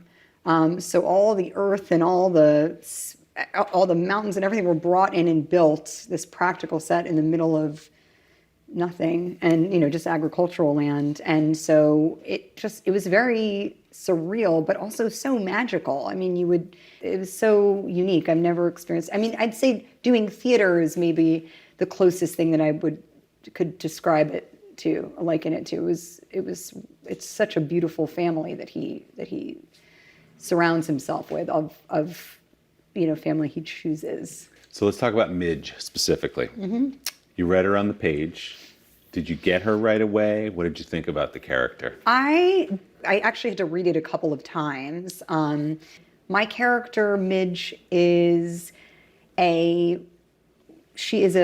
you know, movie star. She is beloved. She is kind of narcissistic and self-involved in I think a way that's that's very alluring and enigmatic, and she's aware that she's constantly being watched. You know, that's just an ingredient in her life that's always there, and she doesn't mind that at all. And she's, you know, we looked at just what actors I could kind of hang my hat on, and you know, of that era, whose career could we emulate. And I think Bette Davis was who we both liked, and I just love her. I love her whole spirit and her vulnerability, her strength, her groundedness. Like, she feels to me, you know, very authentic, and so that's who we kind of based her on. So this role came to you at a complicated time for you as well, to say the least. It wasn't initially that complicated. Initially, it was wide open and great. But as we waited for the window of time to shoot because of COVID and all the regulations, you know, I got pregnant, and I was very happy to be pregnant. But I knew that, you know, I had this obligation to shoot this film, and nonetheless, I at some point had to tell Wes that I was pregnant, because I thought, you know, I guess this maybe isn't going to push for as long as I need it to. And in true Wes fashion, he was so excited that I was pregnant. He said, "How long do you think you're going to need post birth?" And I said, "I don't know, maybe like, I guess 8 weeks or something." So on my 8-week postpartum date, I was flying to Spain, and with my young, you know, 8-week-old baby and Colin. And so that was another added piece to the experience that was it was wonderful. I mean, it was so wonderful. It was challenging, but it was also completely unexpected. And, you know, I felt so fortunate and grateful to be able to still be able to participate, you know. And then I got to bring my infant baby to the table, and he could be held by Adrian Brody and Willem Dafoe and Bryan Cranston and everybody else. So. The stories he will have, his earliest babysitters, all Academy Award winners. That's right. Yeah. Johansson's own story begins in New York's Greenwich Village, where she grew up with dreams of starring in the Broadway musicals she saw with her mother. She began to audition and landed her first film role at just 9 years old in Rob Reiner's North. After working steadily as a child actress, Johansson was thrust into adult stardom by her performance alongside Bill Murray in the acclaimed 2003 movie Lost in Translation. I just don't know what I'm supposed to be. I forgot how young you were when you made that. I mean, 17, you're a high school kid, basically being thrust into this world. Was that a hard thing to have that many eyes on you and to be treated now as an adult effectively after that movie? I mean, I think just being that age is hard anyway. I felt like I was at a crossroads at that time because Lost in Translation had come out and Girl with a Pearl Earring, and I did some very exciting work, but then I felt like the work that was out there, for me anyway, was not, it was sort of uninspired, and I didn't know, I thought, I don't want to do work that's uninspiring. Like, I would rather do some other thing. She found the fire again on Broadway, starring and winning a Tony Award in the 2010 revival of A View from the Bridge. Which sort of brings it full circle, the song and dance and the performance in your living room with your family. Yeah. Not only to come to Broadway and do Arthur Miller, but to win a Tony Award. That must have been thrilling. It was thrilling. Our production was so incredibly received and feel totally welcomed by this amazing community I admired for my entire life, and feel that thrill of being on stage every night and the unexpected, have that, it's so exciting and makes you feel like alive, And then it's the same year, I think it's the same year as the play that Black Widow and Iron Man 2 come along, right? Right. By a twist of fate, all of a sudden now you're in the Marvel universe. So you're at this crossroads where like, I don't know what I'm doing, to winning a Tony, and now you're in a Marvel movie, and then a bunch that came after that. Right. What did the Marvel movies do to your career and your life, just in terms of like joining this world that people are so invested in and so many people are aware of and watch it? Yeah. How much fun was that to be a part of? I didn't know whether I would be accepted by this massive fan base that was already there. It was so early days in that genre. I mean, the way that it was then, it was just the beginning. I mean, we were on the set of Avengers going, this is either going to be, we're having an amazing time with all these incredible actors, and yet we don't know, this could be really awful. I mean, it's so crazy. I remember going, there's a Nordic god, we have a mutant, this like rich playboy turned robot guy, I'm a Russian spy. It was just like, this is a recipe for disaster. Somebody that's been frozen in ice and comes out. It was like, but then here we are.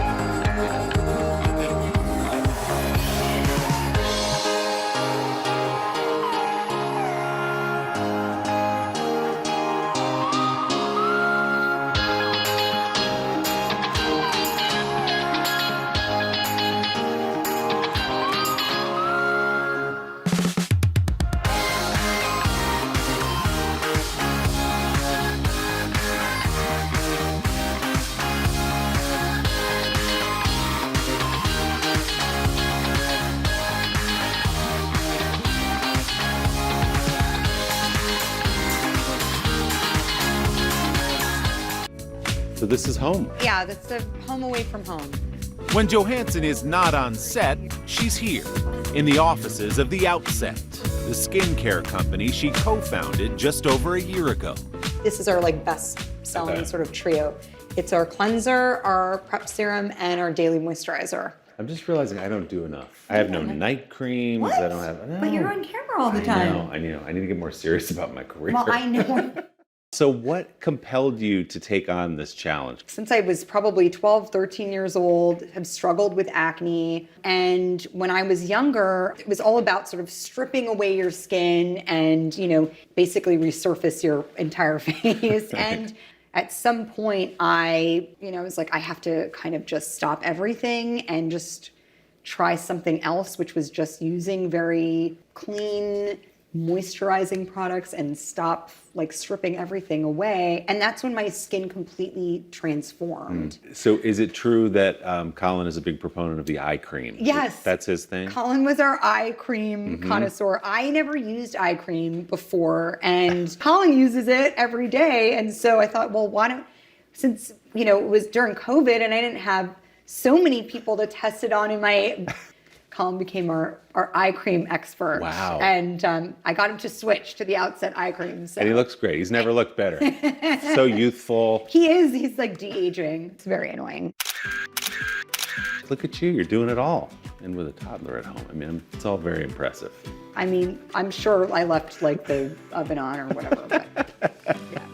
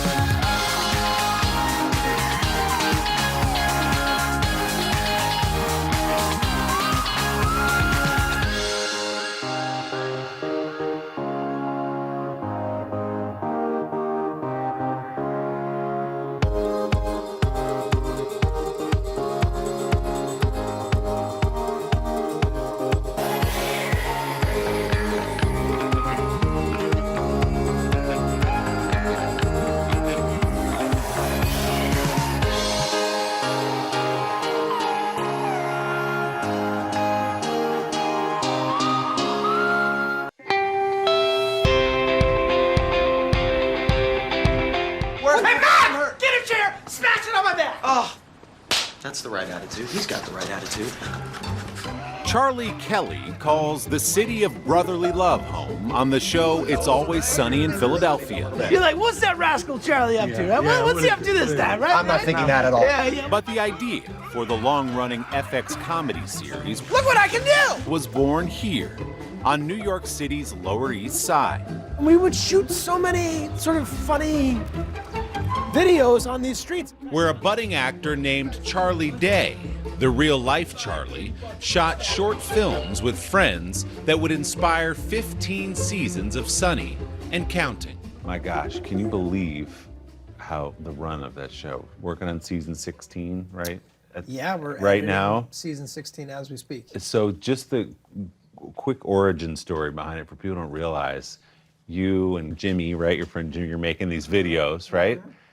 And based off those videos of guys trying to figure out Hollywood, here comes this sort of iconic comedy now. Yeah, well, down the street here, Jimmy Simpson and I used to make all sorts of funny videos.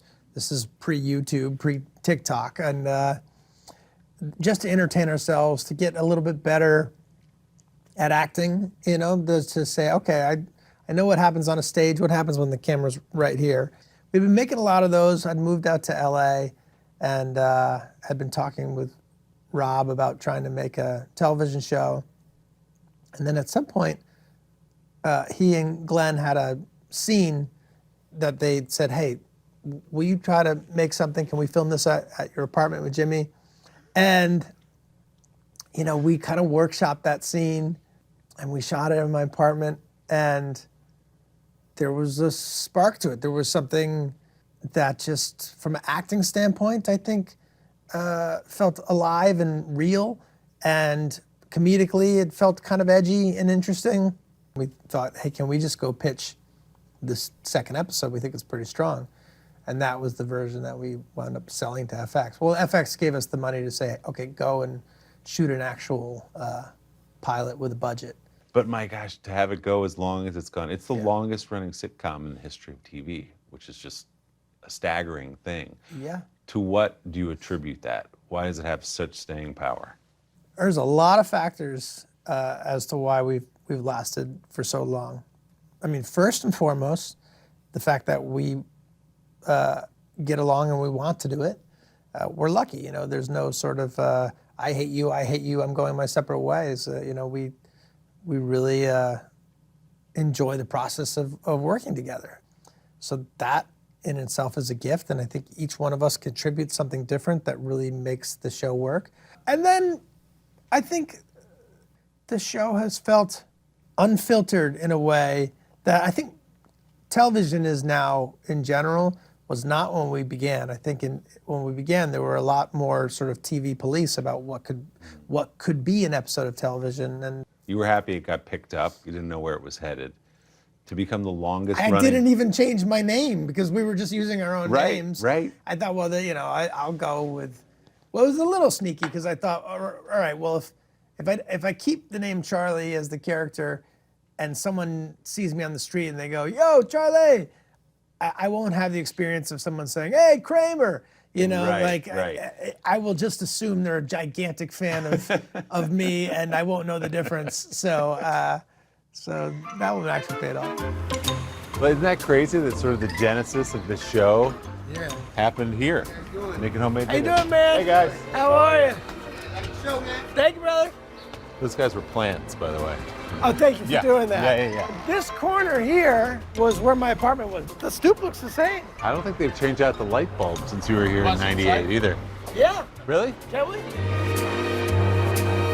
You're right if I go up a floor? What floor are you on? I'm on the second floor. Wait, that's where I was. No way.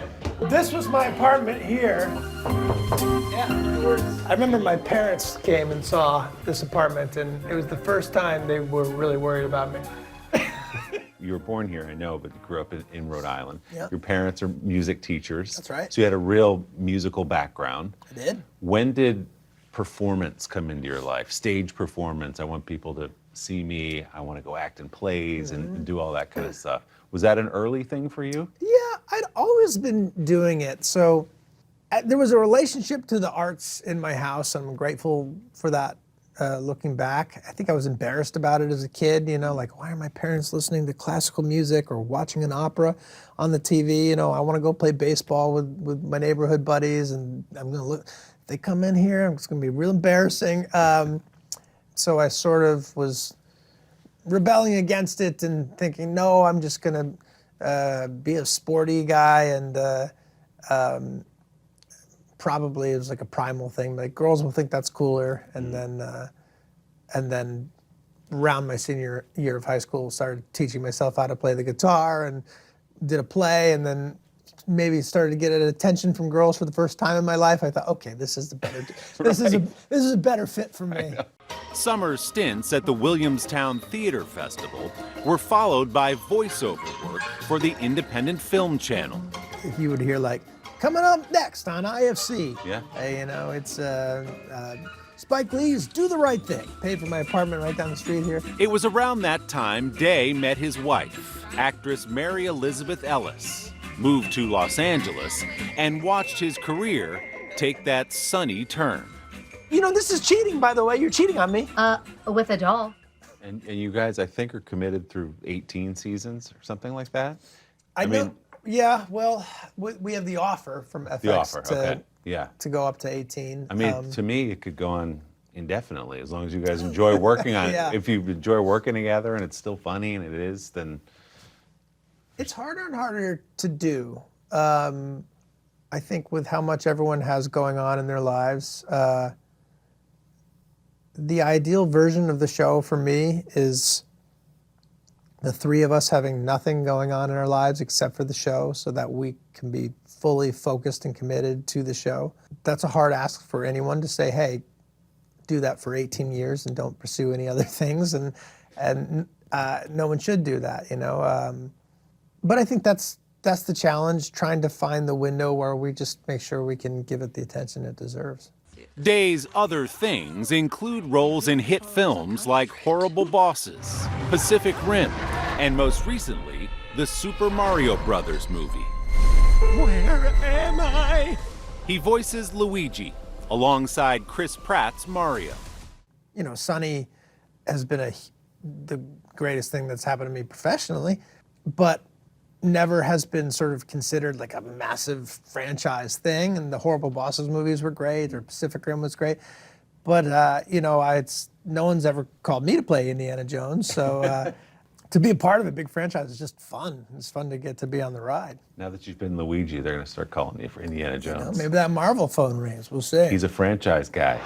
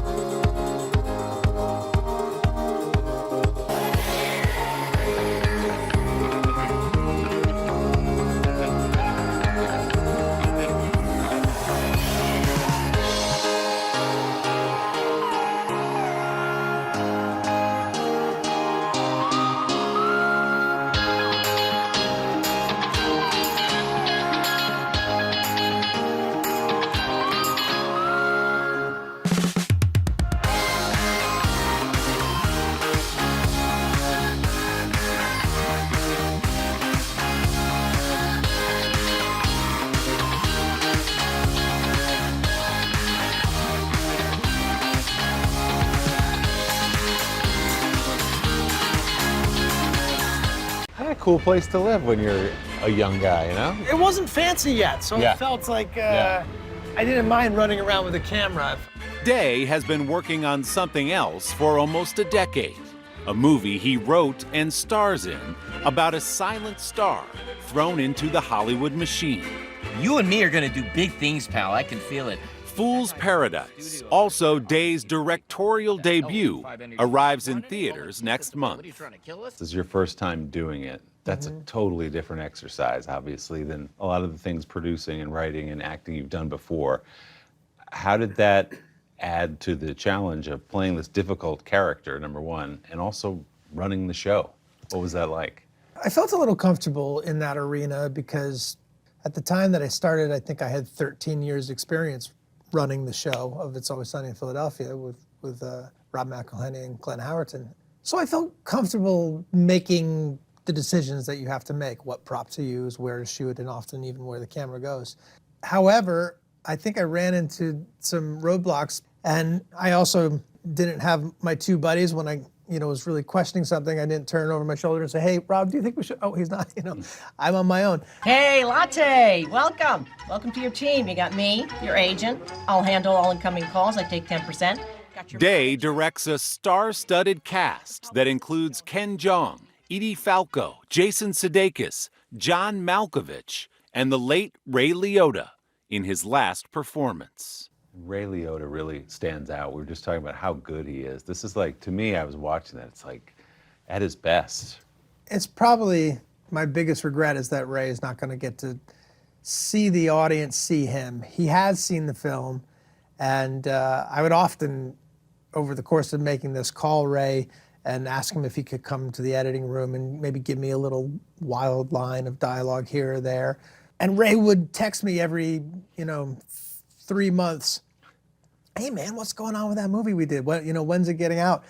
And like you said, he delivers a performance that is, in my mind, I won't say it's Goodfellas good, but it's Ray Liotta good. It's up to his standards of what he can do well, and he's funny too. Yeah. He's really funny in the movie without being over the top, and he would pitched me jokes that he wanted to try, and I'd always let him try it. And I'd say about half of them actually made it in the movie. And he was just a really driven, committed, serious about his craft guy. And I'm excited to get to share another Ray Liotta performance with the world. Do you have those moments like, my gosh, look at the collection of actors I've assembled here? Yeah, like having to give a note to John Malkovich felt very wrong. It wasn't an acting note, but he was standing in a place where the light wasn't quite right, and I had to try to be like, I gotta get him to move, but I don't want this to go wrong. Excuse me, Mr. Malkovich. Excuse me, Mr. Malkovich. You might know me from basic cable television. Could I get you to move a little to the? It's rewarding. It's rewarding to finally be releasing this movie. I started writing it in 2014, and I first got some money together to start filming it in 2018, and then I wound up reshooting a big chunk of it in 2021, and now it's finally coming out. So ultimately, I feel both a sense of relief as I do excitement. I just want to share it. It's like a child I'm super proud of, and I'm ready for it to go out in the world. And if people don't like the child, well, they could suck it. And there's your piece and right there's there. my quote. That's it.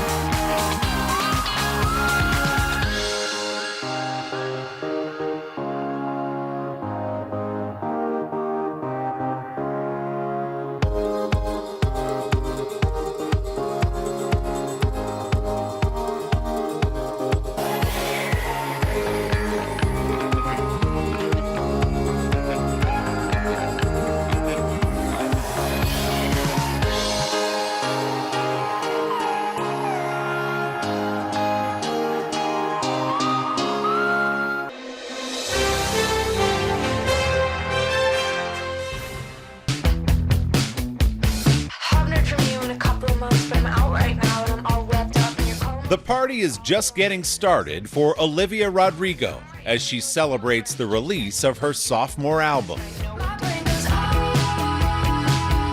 Congratulations on release day. Thank you so much. Yeah, it's been a very exciting few hours. You draw quite a crowd, my friend. She's calling it Guts. These are my Guts rings.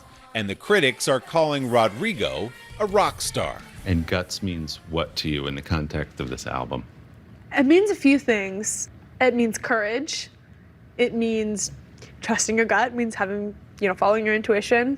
I like spilling your guts too. I feel like There's some of that on this album. Yeah, I feel like every song I've ever written is sort of just me spilling my guts a little bit. For you, I guess you're getting everything you want. Just 20 years old, the singing, songwriting phenom has a talent for turning angst and heartbreak into hits. Do you ever, when you're sitting down spilling your guts in front of a piano, do you ever have any hesitation of like, ooh, maybe I shouldn't go this far, maybe I shouldn't tell this one? It doesn't feel like it. Yeah. In the moment when I'm writing a song, I try not to censor myself too much or think about, what people on the internet are going to say about it, just because I think that is kind of the antithesis of creativity. But it's, after the fact, then it's kind of when you have to be like strategic, I suppose. I don't know. But it's out there now, so it's out there. Let it ride. If someone tells me one more time, enjoy your youth, I'm gonna cry. People have had a lot to say about Rodrigo's music ever since she exploded onto the scene with her Grammy-winning debut album, Sour.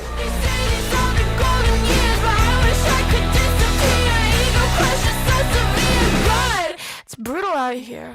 Rolling Stone called Sour Rodrigo's greatest hits album on her first try, highlighted by the 5 times platinum driver's license.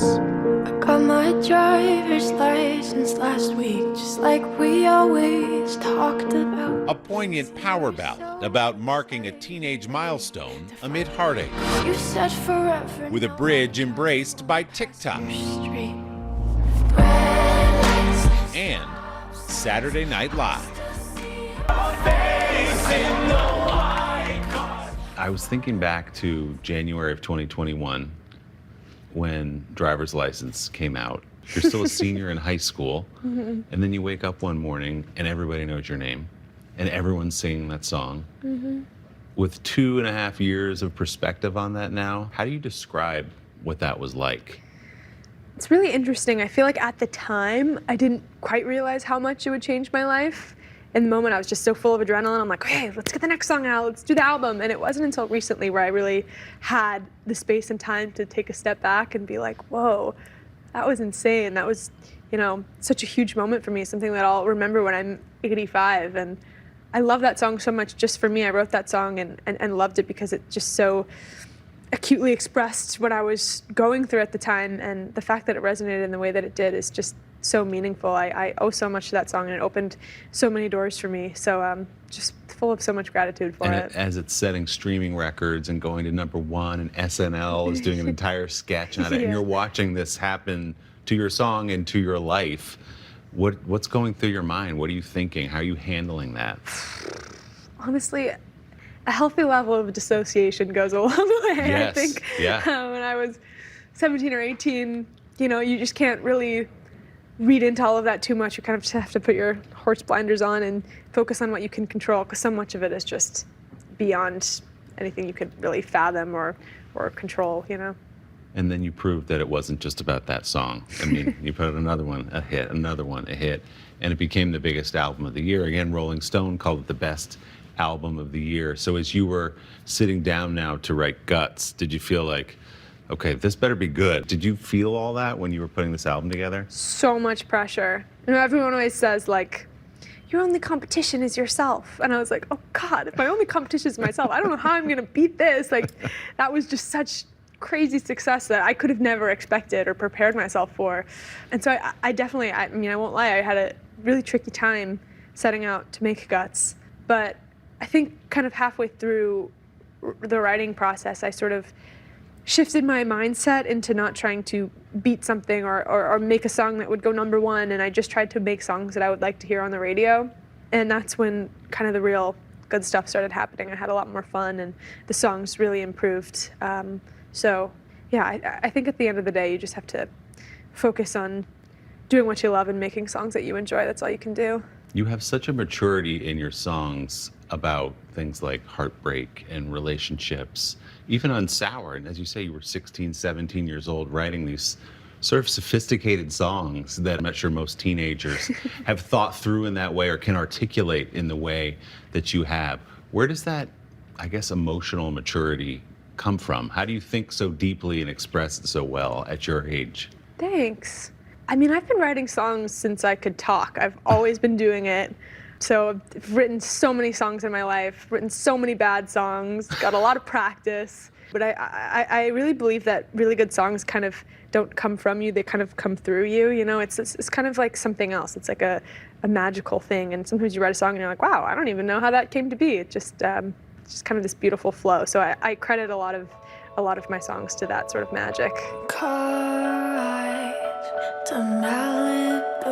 The magic began in Southern California, where Rodrigo grew up with parents who played Alanis Morissette, Gwen Stefani, and the White Stripes in the house. Do you get deja vu? Rodrigo first sat down at the piano at 7. By 12, she was writing songs. She did some acting too, but music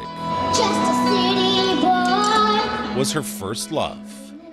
Do you remember those first songs when you were 12? Yeah, it's so funny. I listen back to it. I still have them on my phone, and I'm like, gosh, I was so angsty. I had such a perspective. I'd write all these like feminist songs about like all these like people that wronged me or like all these issues that I had, and I'm like, you're in 6th grade. Like, what's going on?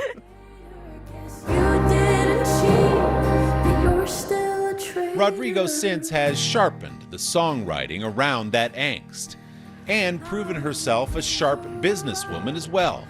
When she signed her first record deal at just 17, she negotiated for ownership of the master recordings of her music. The label agreed, perhaps underestimating her potential. How did you have the instinct to do that? How did you negotiate that? Because it has paid off in a way that other artists have struggled with.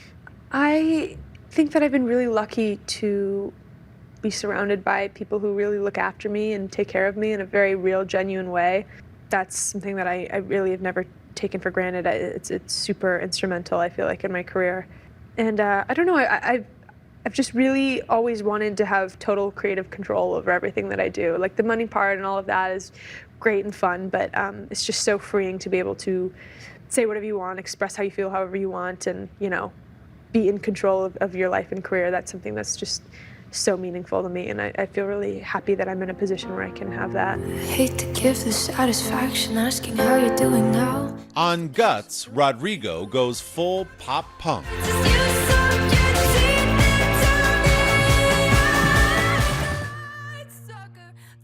Well, just so you know, most mortals don't have #1 hits flowing through their bodies when they sit down at a piano. But I think Vampire was that way a little bit too, wasn't it? Where you sat down at a piano and it just sort of happened? Yeah, I was getting ice cream with my friends, and I was really upset about this thing that I wrote Vampire about, and I just had this burning desire to sit down at the piano, and I remember sitting down at the piano, and the chorus just came, and I was like, oh, Vampire, I don't know, it just popped into my head. I you know, hadn't really ever thought about writing a song like that, and yeah, it just kind of came really naturally. So why is it so important to you, because this is true of all your songs, to not talk publicly about who or what exactly it's about? I think explanation is never good for art. Why would I like pigeonhole a song into being about this one thing in my life when everyone has their own interpretation? It's the beauty of music. It just makes me feel less alone in my feelings. You know, when I write the song about some specific instance where I felt this really strong way, and then I look out into the crowd and I see some girl who felt the exact same way, it just makes me realize that, you know, we're all so much more alike than we are different, and no one's ever really alone in their feelings. Is it still a trip to you to have that feeling, which is to say, to go out on a stage, a song you wrote maybe with one other person in the privacy of a little room, and you feel like maybe someone will connect with this, to hear an entire arena or an entire stadium singing those words back to you? Yeah, I think it's a feeling that you never really get used to.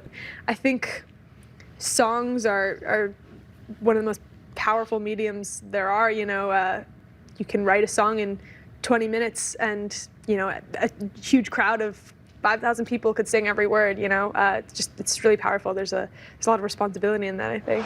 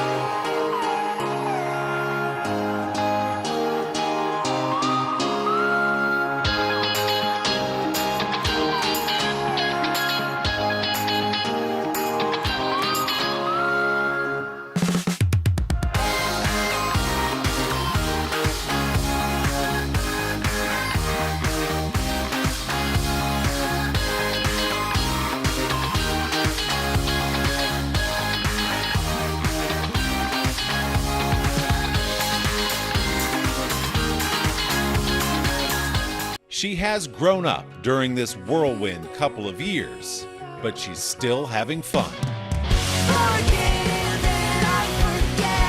The first album was very much about heartbreak, and I love that. That's what I needed to say at the time. I was very heartbroken. And I think this time around, I was just more thinking about the pressures of young adulthood and, sort of the growing pains that come along with just turning 20. I wrote the album when I was 19 and 20, and I think it also just takes itself a lot less seriously, which I really enjoy. It's very playful and fun, and I just wanted to make songs that would be really cool to sing at a concert and jump around to. So I feel like that's what we tried to do. So you've said that the last couple of years you've grown up by a decade, much more than the 2 years or so. Sure. How much are you different today than you were when you were writing those songs for Sour? Oh my gosh, I'm a completely different person. I mean, I wrote all those songs for Sour when I was 17, and I'm 20 now. And obviously my life has changed drastically, my career and my environment, everything's so different.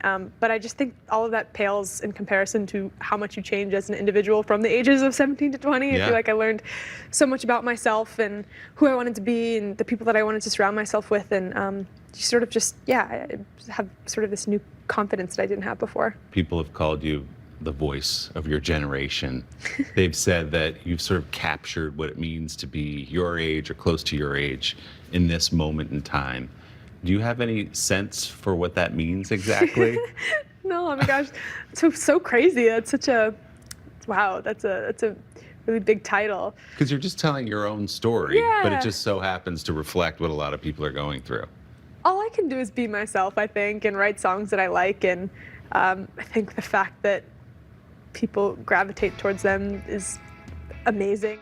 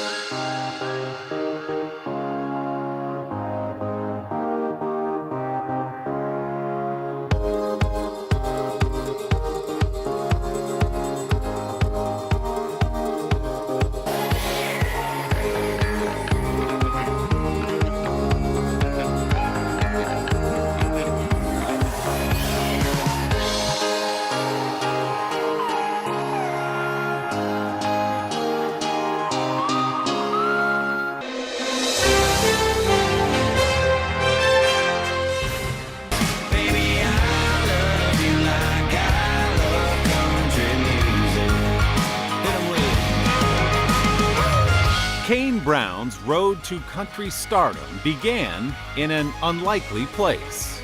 I started in a bathroom, as weird as that sounds, just doing songs and covers in a bathroom.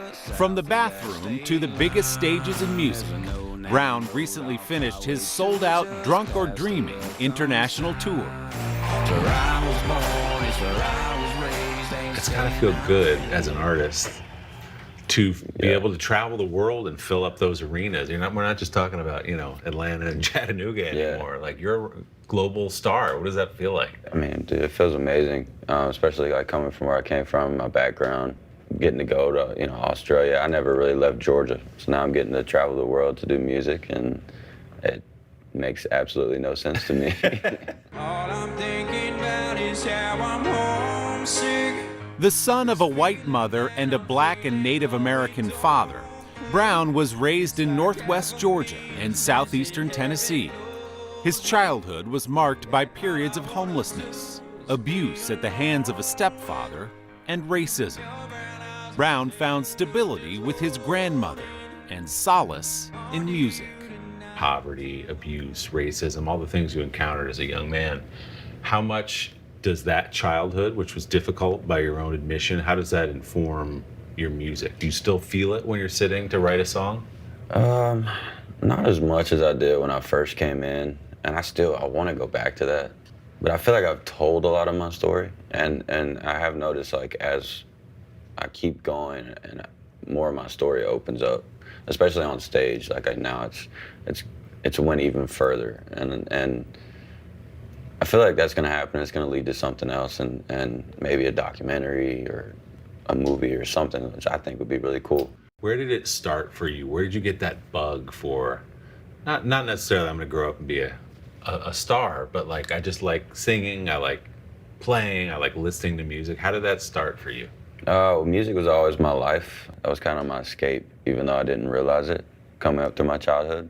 It started coming out more when I started working at Lowe's, and in the meantime, like while I was mixing paint, I was singing. My buddy ended up hearing me and told me to try out for the talent show. So then when I tried out for the talent show, I got like an encore. And so then that was like kind of what sparked me wanting to sing. And then I just started posting it to Facebook.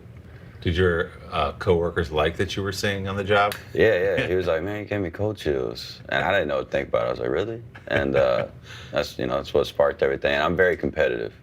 So then once, people told me that they liked it, then I was like, I wonder how many other people I can get to like it. It started way back in 3rd grade. In between shifts at Lowe's and later FedEx, Brown posted covers of country hits to Facebook. His rendition of Lee Brice's I Don't Dance, recorded in the bathroom, exploded while he slept. Yeah, I was that kind of man. I remember waking up and my phone was completely black, and put it on the charger, and immediately, once it turned on, I just got notifications for hours. I couldn't unlock my phone, I couldn't do anything, it just kept popping up. I remember it being 60,000 followers overnight. Wow. And I thought that was big, and then fast forward, and then I did a George Strait check yes or no, and 60,000 turned into millions. And then that's when I started just writing my own music. So what was it like the next day at work? Well, this time, now I'm at FedEx. Okay, So, you moved on. And so I was coming in late to work. I was taking multiple lunch breaks, going doing covers in my car. And my boss was cool with it because he liked to watch the numbers go up when we'd post it. And I'd be like, it would just immediately just flood my inbox. And so he would just sit there and watch it with me and thought it was the coolest thing. And he wanted to see how far I could go. And I get a call saying that we need you to move to Nashville. He just told me, he's like, yeah, man, go. And then you can come back if you need to. So it was an assurance thing for me. Brown moved to Music City to chase the dream. What were some of the reactions you heard from people in Nashville? No, I wouldn't say it was just Nashville. I'd say it was everywhere. I mean, especially the internet. They'd be like, just look at him. He's not country. That's not what country looks like, yada, yada, yada. But I feel like it's also what made me blow up on Facebook, because I mean, I had a lot of people that they clicked my video and they're like, I thought you were gonna rap. And then I started singing, so it shocked them, and then they wanted to share it. You say, what if I hurt you? Brown proved his doubters wrong, releasing a self-titled debut album in 2016 featuring his first #1 song, What Ifs. What if I was made for you and you were made for me? What if this is it? What if it's meant to be? And the 9 times platinum smash, Heaven. I don't know how heaven could be better than Brown continues to defy country conventions. He has crossed over to the pop charts with hits like One Thing Right, a collaboration with DJ Marshmello. I've been wrong about 1,000,000 times, but I got one thing right. You. How do you describe your sound? I think it kind of just evolves over time. When I first got into music, I was really scared of everything. I was like, well, if I do this wrong, And now it's just, I get to be myself, and I wish I would have got to do that from the beginning, but it's hard, man. You want to be successful, and you feel like you got to play by the book and all this stuff. But I did, and it helped me get here, and now it helps me get to open up. Now, the other rumor about you is you're a good basketball player. I'm True? okay. What's your game like? I got to scout you real quick. Well, I'm getting older, so it's getting a little slow. Dude, if you're old, wait till you see me out there. Hey, I don't know what it is. The other day, I played at my house, and it's been a couple months, and my lower back was hurting me for like 4 days. My shins hurt for like 9 days. I was popping Advil. I take Advil before I play now. So that's just telling you. The preemptive Advil is the first step toward middle-age basketball guy. What position did you play in high school? I played small forward, shot a lot of threes. I had to get in there and get some rebounds too. How about you? I was all over the place, not center.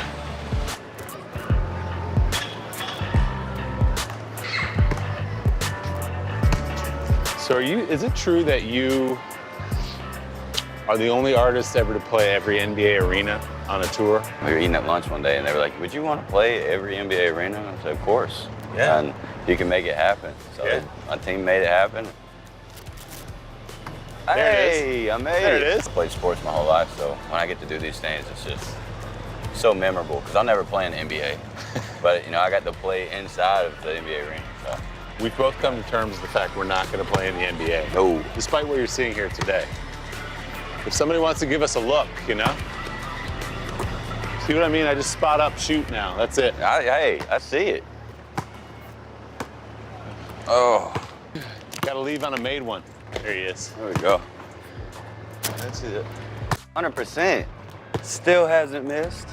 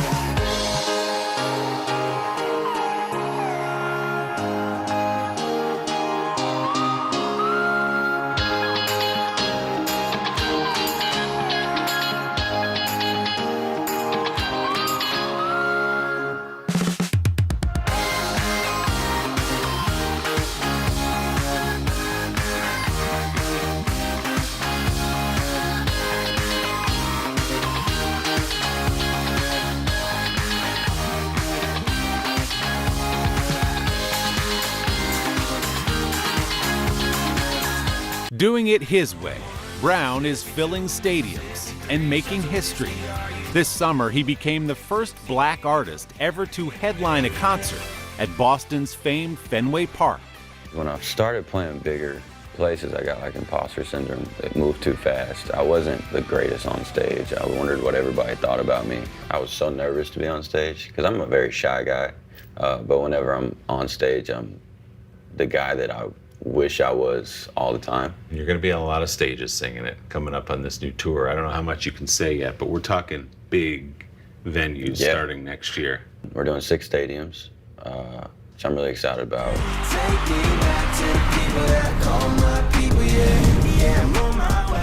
When we did Fenway, I knew that I was supposed to be there. Fenway was very iconic to me. And when I got out there, you know, there was no nerves. There was no, oh my God. It was like, it's showtime and I'm gonna, you know, put on a show and let these people know that I'm so glad they're here. Brown shared the stage that night with his wife, Caitlin, a singer herself. The couple has 2 young daughters and a #1 hit. Thank God your hand fits perfectly in mine. Another cool element about your performance is performing with your wife, right? Yeah. Singing Thank God with your 2 beautiful little girls, maybe somewhere in the stadium. Hey, they're asleep. They're out. By the time you come on, they're done. Yeah. How cool is that, not only to perform with Caitlin, but also to have it become such a hit? Thank God. It was awesome. I knew it was going to be a hit from the start, you know. We met through music, and once we found this song, we used to do covers and stuff and put it on YouTube, and so my fans knew that she sung, but not the whole, you know, place, country world, whatever. And we found this song when we put it out. She was nervous, and I was like, babe, this song's going to be a smash. It don't even have to go to radio. Like, it's going to be a smash because my fans have been waiting on it, and you're amazing. But I remember before we went out on stage at Fenway, she was like, I'm gonna throw up. She's like, I'm gonna throw up. I was like, just look at me. I'm right here.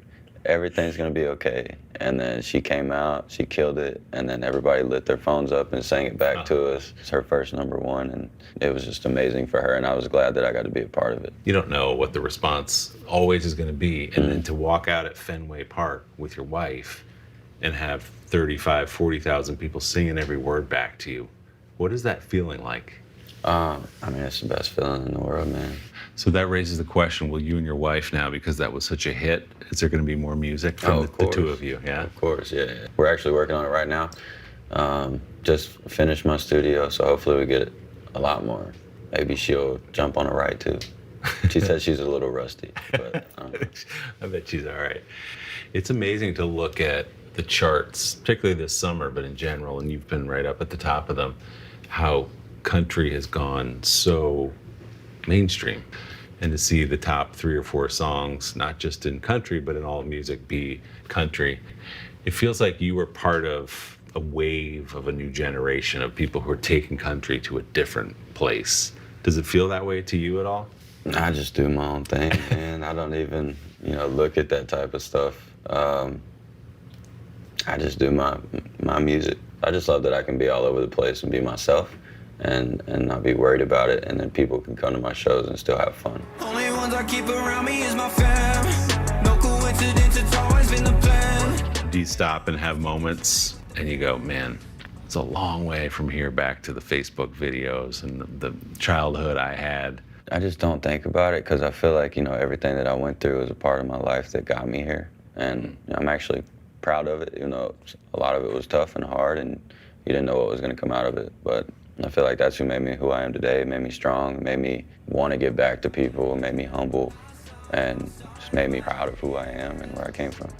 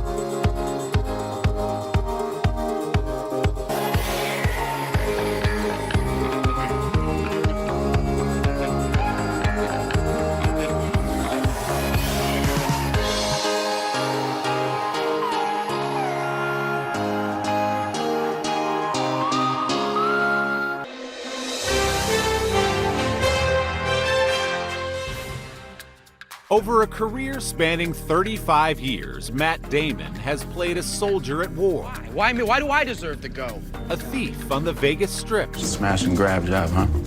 And an astronaut stuck on Mars. I'm still alive. Surprise. Now he finds himself at the center of a pivotal moment in history.